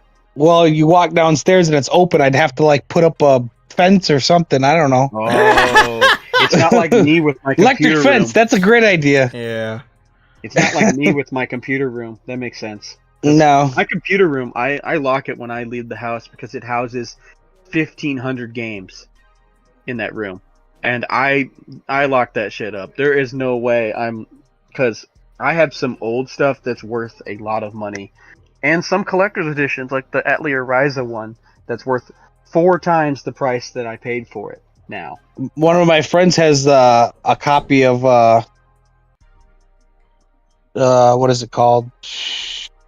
Sega Saturn. Panzer Dragoon Saga for Sega Saturn. Oh boy! I know bet what. that's I know what. expensive. Yeah, in great shape. They have one at a game shop I go to a lot, and it's 3,500. I can see that. That game is infamous. It goes anywhere from 2,500 to like 10 grand, depending on condition. Yeah. Yeah, mine is just Xenosaga Episode 3, which is like 300 something on PS2. Which I got. He in a won't. He bundle. won't sell it. I'm like, bro, you got patience than me. I'd be out. Fucking, I would have got rid of that a long time ago. Like, you gonna Dude, give me I three would've bands sold for that? Fuck. Dude, I would have sold that. 3 or 4 grand is a huge. Well, even 2.5 grand. He That's don't a even huge play it. That's change. the thing. He don't even how in his Saturn. Never. You know what I mean? Look, I had Persona 2 on PS1. I bought that for $40 before. I saw that it was $450 recently, a few months ago, and I was like, okay, I'm selling it. That's 10 times the amount I paid for it. I'm selling it. And I already got my fun out of it, and I was like, well, I believe you can actually buy Persona 2 on the Vita store for $6, so it doesn't even matter. They need to put it on modern platforms, but that's the newest rumor from for Atlas is that Persona 2 is going to get remade next. I hope so. That'd be nice. Okay, let me ask you a question. I didn't play the earlier Persona games, so like 1 and 2. Which one took place first, 2 or 1? Because if so, they here's the need problem to with that. reboot like The both of earlier them. ones. They're not in high school. They're in They're college. not in high school. Are they in college? No. Then why do they got school outfits? No, they're it's weird. Trust me, it's strange. Like there's a whole thing with each one of them. The first game is really light on the story. It's not that great. I wouldn't. It needs a remake. It really needs a freaking remake. Like, trust me, you need to remake that one. 2 is still very playable, but it needs to be brought up to a good quality standard. It really does. And they're in first person as well in the dungeons. Oh, that's pretty cool. I mean, back then that was like Yeah, how you that's Dungeon cool. Hunter for the PS1. For back then, it's cool. Yeah, Yeah, it's how you did it back then. that's But crazy. they're very different. Oh, okay. So Sony's marketing the Black Collection of all their systems. I think they're gonna switch it to Monster Hunter later this week. That'd be nice to see. Can I put it in the Seamus plug wall? You Oh say, boy. Say what? Cause I got a podcast on tonight. We're on every Sunday, so at night. You said you gonna put what on the plug wall? Can I do a shameless plug? You know what a shameless plug is? Oh, Yeah. Oh yeah. Sure. Nelson wants to Yeah, do because that. we're about to get the hell out of here in 5 minutes. Check out the State of Gaming podcast on Will777J. There it is. You broke Okay. up at the end, bro. Will777JP's page. It's State of Gaming podcast. We go on live p.m. Eastern every Sunday, 7 p.m. Central, and whatever that is for Pacific. 6, I think. I am about to go You don't need to. I'll order something. And then do my small best to get that timestamps. disk drive. Yeah, That way you're well, not limited. I know, right? You gotta get that because Tales of Berseria is only $20 or less on eBay. If you have the disk drive, it's just like, oh, there you go. You don't have to go fighting for it to be on sale again. Yeah, I think. I don't know where it's. I think it's 30. Is it 30? I'm not sure. I forgot what it was. Let me go check my wish list. I put Mega Man. I seen 11 that on down to there. like $7 on the digital sale. That's what I'm Yep. waiting for. I was I've waiting seen for that that one. Oh yeah, Tales of Berseria is $19. $19.99. But I know they can go lower. Okay. That's why I'm waiting It's the for it. same. Yeah, But it can go lower. Yeah, it can definitely go lower. Zestiria is $6 right now. Yeah, I know. That That's game what I'm is worth saying. only All the $6. other, That's what it'll go down to that probably one month too. That's on. I'm good. I'm good on waiting on that one. Let me see what else. I haven't looked at my bestsellers. Oh, I'm waiting for Persona 3 to be on sale. I am not buying that for $70. You're fucking out of your mind. You put that shit out on Game Pass for free. Fucking kick rocks. Let's see. I'm kind of like that too. If you put it on Game Pass, I'm not spending over like $25 for it. Definitely.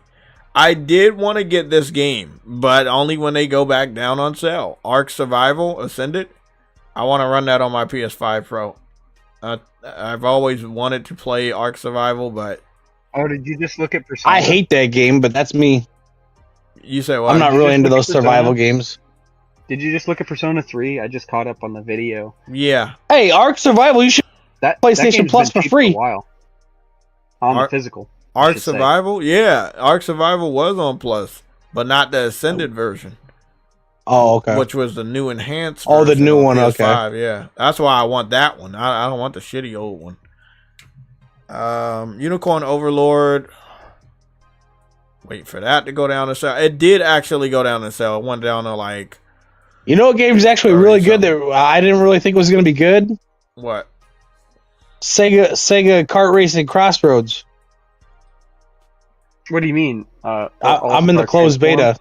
Oh, you're in the closed Oh. beta. Ooh, Oh, okay. that's cool. Let me see.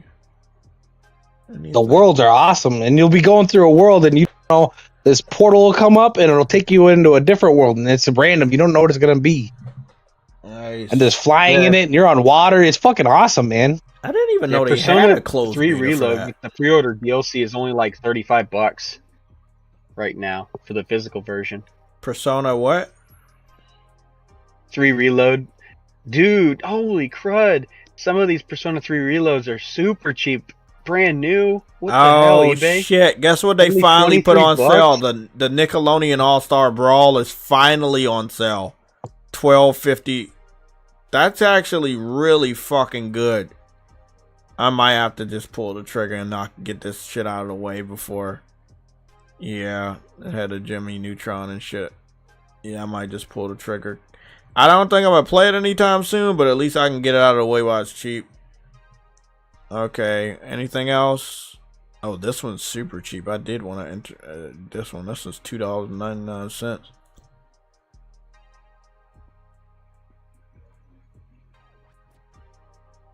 Yeah, that disc drive, bro.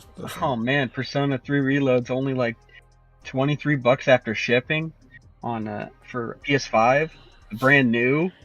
If it can get Fucking- down to the wow. 20s of anything, I'll pick it up. But $70 is way too much, man. Well, yeah, that's why I said the physical version is down that low. Yeah. Even after shipping, it's still $23. I bet it's cheaper at some GameStops and stuff. But again, that's the only thing about physical is you can get stuff like that where the PlayStation Store is still, for some reason, back up at full price. Yeah. It's just give and take, you know. Having both is good because I've gotten stuff for super cheap on the PlayStation Network as well. So Uh-oh. It works both Here's ways. another one of my games I put on on sale for a long time ago. This shit is finally on sale. This was $40. This is now it's $10. Now let me go see what's going on. This is a turn-based game I've been waiting for. But I don't know if it had English voice acting, and that's why I waited for a couple of these games. Because I never found out if they had English voice. Astria Ascending. Yeah, that's the one I was waiting for. That one. Oh, The Company, man. I'm waiting That for one's that fun. to go on sale, but I might just pull the trigger and pick that up for $20. Fuck it. I love the concept of The Company, man. I still just haven't picked it up yet. That shit looks so much fun to play. Okay, no, I'm good. No. What about this one? This is 150. Oh yeah, that's nice.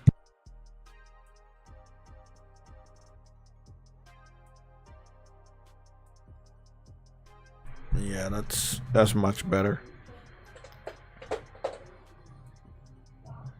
Okay, Jack and Daxter collection, $20. I think I'm pretty much done reviewing my wish list. Yeah, Astria Ascending's in English. It is? It's got No, English dub. English dub? Yeah, I was just looking up for. Yeah. Thanks. Let me just see how much of it though, because you know some of them have text for some of their cutscenes, but then they'll have English talking and stuff in certain scenes. Yeah, go know. check that out, man, and let me just get back to me on that one. We gotta get out of here. I've been saying we're gonna leave for the last hour. Oh, this one. I can take this off my list. I think this one where you just petting monsters. I thought you were gonna collect them, but you're not. Oh no. This isn't that game. This is a Metroidvania game. Okay. Okay, I think I remember this.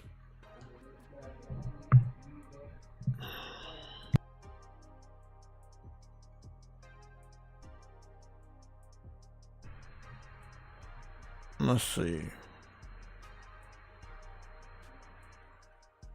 No, I'm good.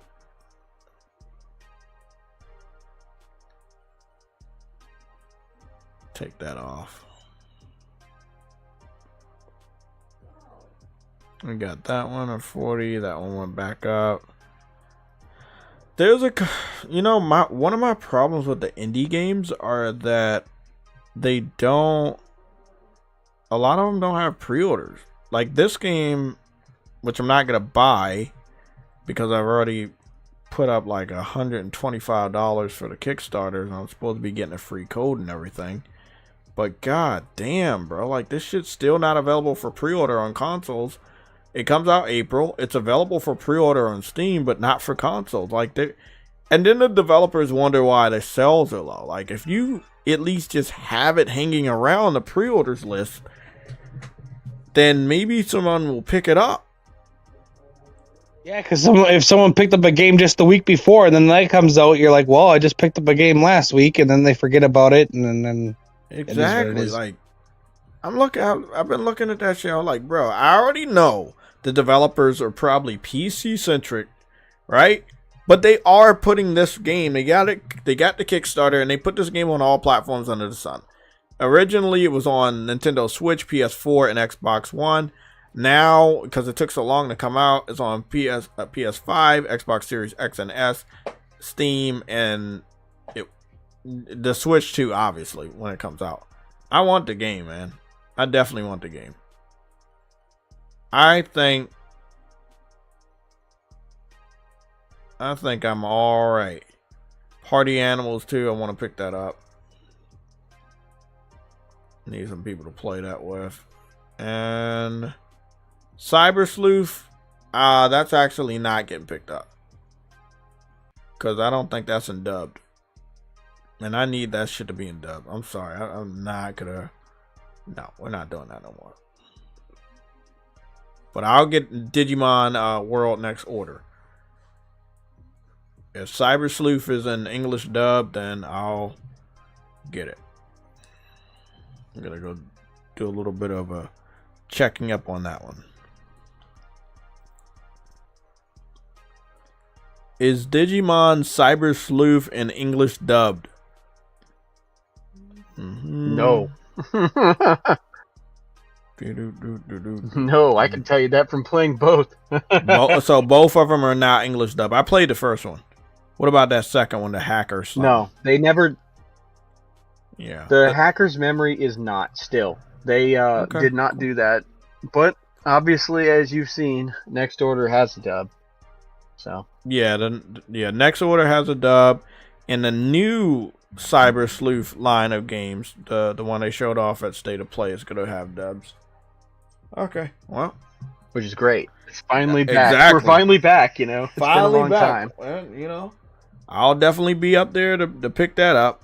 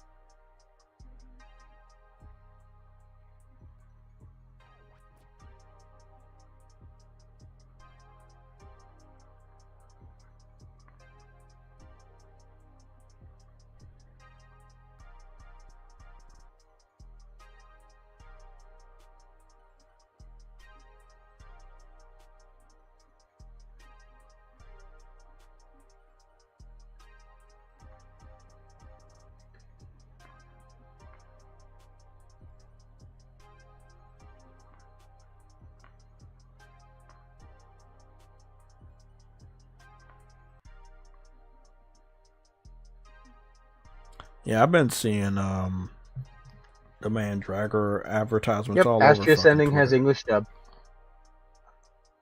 You say what? Yep. It has it. Astria Ascending does have English dub. Okay. Let me go pick that up real quick. And you can select Japanese if you want for people, which it's good to have both, you know? Okay, good. It's good to have both. Well, that's it. Two fucking games. When I get to them, I don't fucking know. I might play fucking Digimon tonight though. Just to go and get a Digimon and see if I can grind some levels. Oh shit. Wrong way. Thank you for that. That one was on my list for a while. Which one, Astria? Yeah, it was on my list for a while. It just never went on sale. I've never ever caught that it went on sale. Yeah, it's been on sale pretty commonly. I had a wish list on my Steam Deck, and it was on sale pretty frequently. Oh no! Oh fuck yeah! Yeah, I know. On Steam, it's always like frequently on there. It's fucking PSN is like waiting forever. Let's put it on here and just fucking let it. Oh my god! I knew it was another game. I knew it was another game. Where is it? The Astro fucking game. I just had it. I think I'm coming up on it again. No, am I not coming up on it again? You missed it? No, it's on here. I missed it? Yeah, it's on there. You missed it. Go back down, dude. Ah, I see it. Oh, it's in my cart. That's why I didn't see the price. Okay, I knew what game I was missing. That's not in my collection. The Legend of Heroes.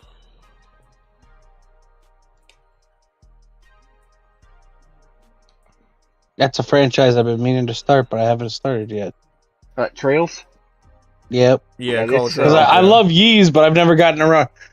Here's the problem. Never gotten around to Trails. Where to start is like a meme in the community for a reason. Yeah, I know. That's one of the biggest reasons I've been avoiding it, because I don't know where to. I'm just gonna start end. I'm gonna start Well, I've already started. Hold on. I went to backlogs. I'm supposed to go to JRPGs.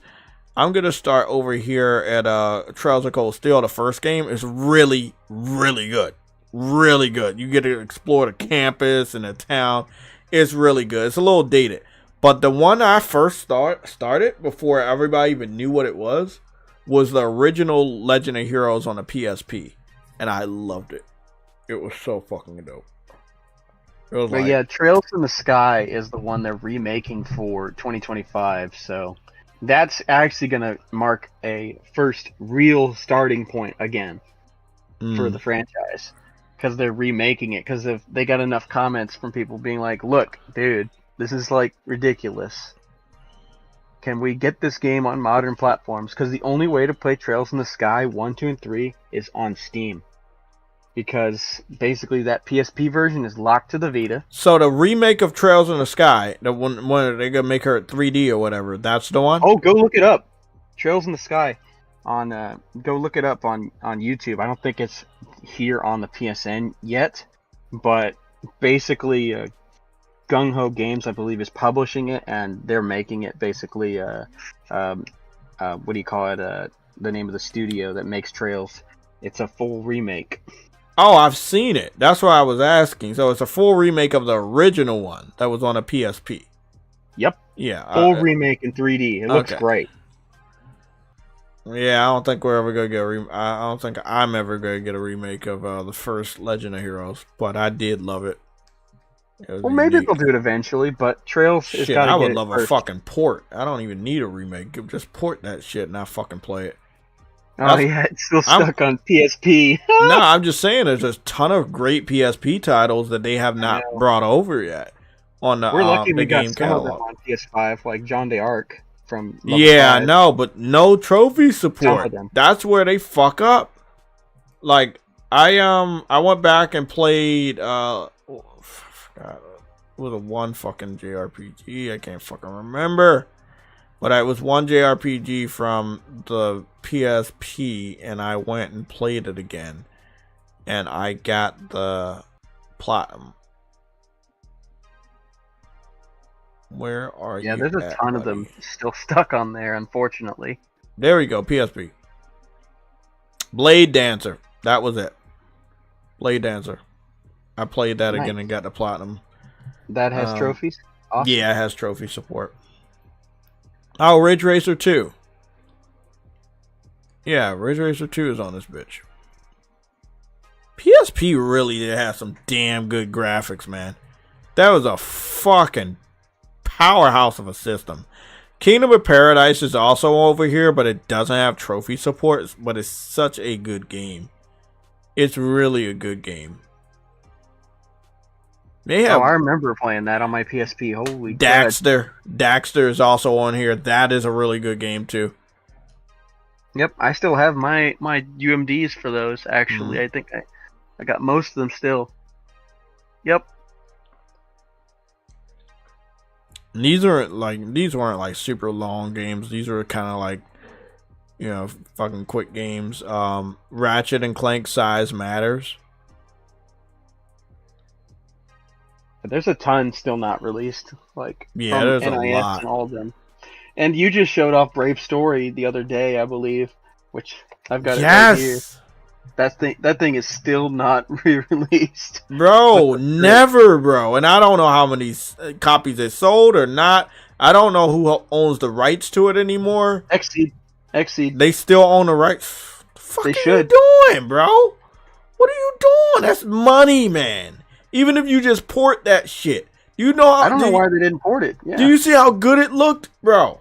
Come on, man. I know. I know. You don't really got to do shit with that, man. You don't have to just re-release that shit. Wow. Just miss opportunity after miss opportunity. It doesn't even get funnier than that. Okay, everybody. It is 6:45. I'm going to go watch some anime and do my timestamps. It's been real. We had a great stream. Thank you guys for all the support. If you have not hit the subscribe button, go on and hit that subscribe button and click the notification so you can be notified for future live streams. We got a new live stream coming up tomorrow after I get off of work.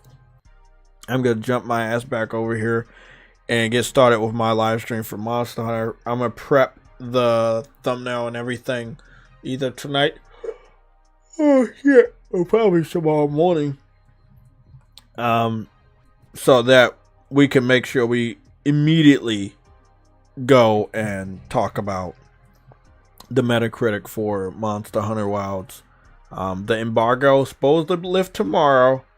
I'm gonna get a clarification on the exact time, and then I'm gonna kind of match up my live stream as close as possible to when that's gonna happen.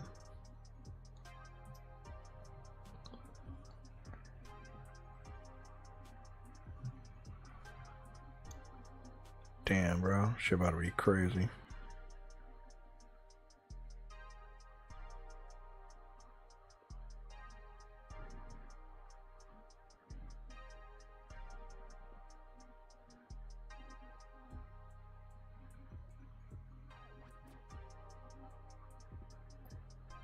Oh, the hunting horn. Yeah, that's not me.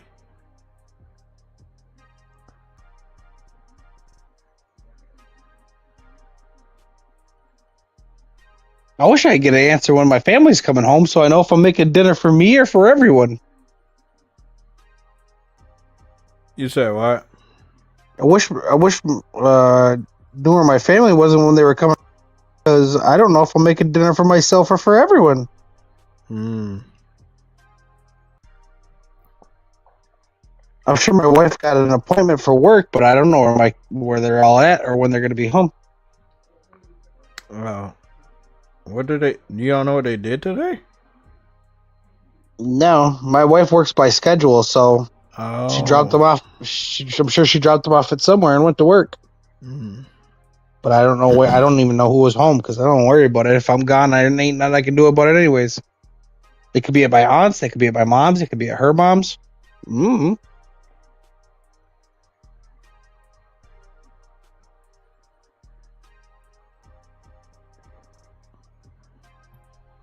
Well, I'm gonna order some food. Everybody have a good night. I'm out. It has been real. It's gonna be a busy fucking week for me, man. I got a 3-day work schedule. The first 2 days are gonna be early in the morning, normal schedule. The fucking Wednesday's gonna be a fucking headache because it's gonna be like fucking 3 p.m. to late at night.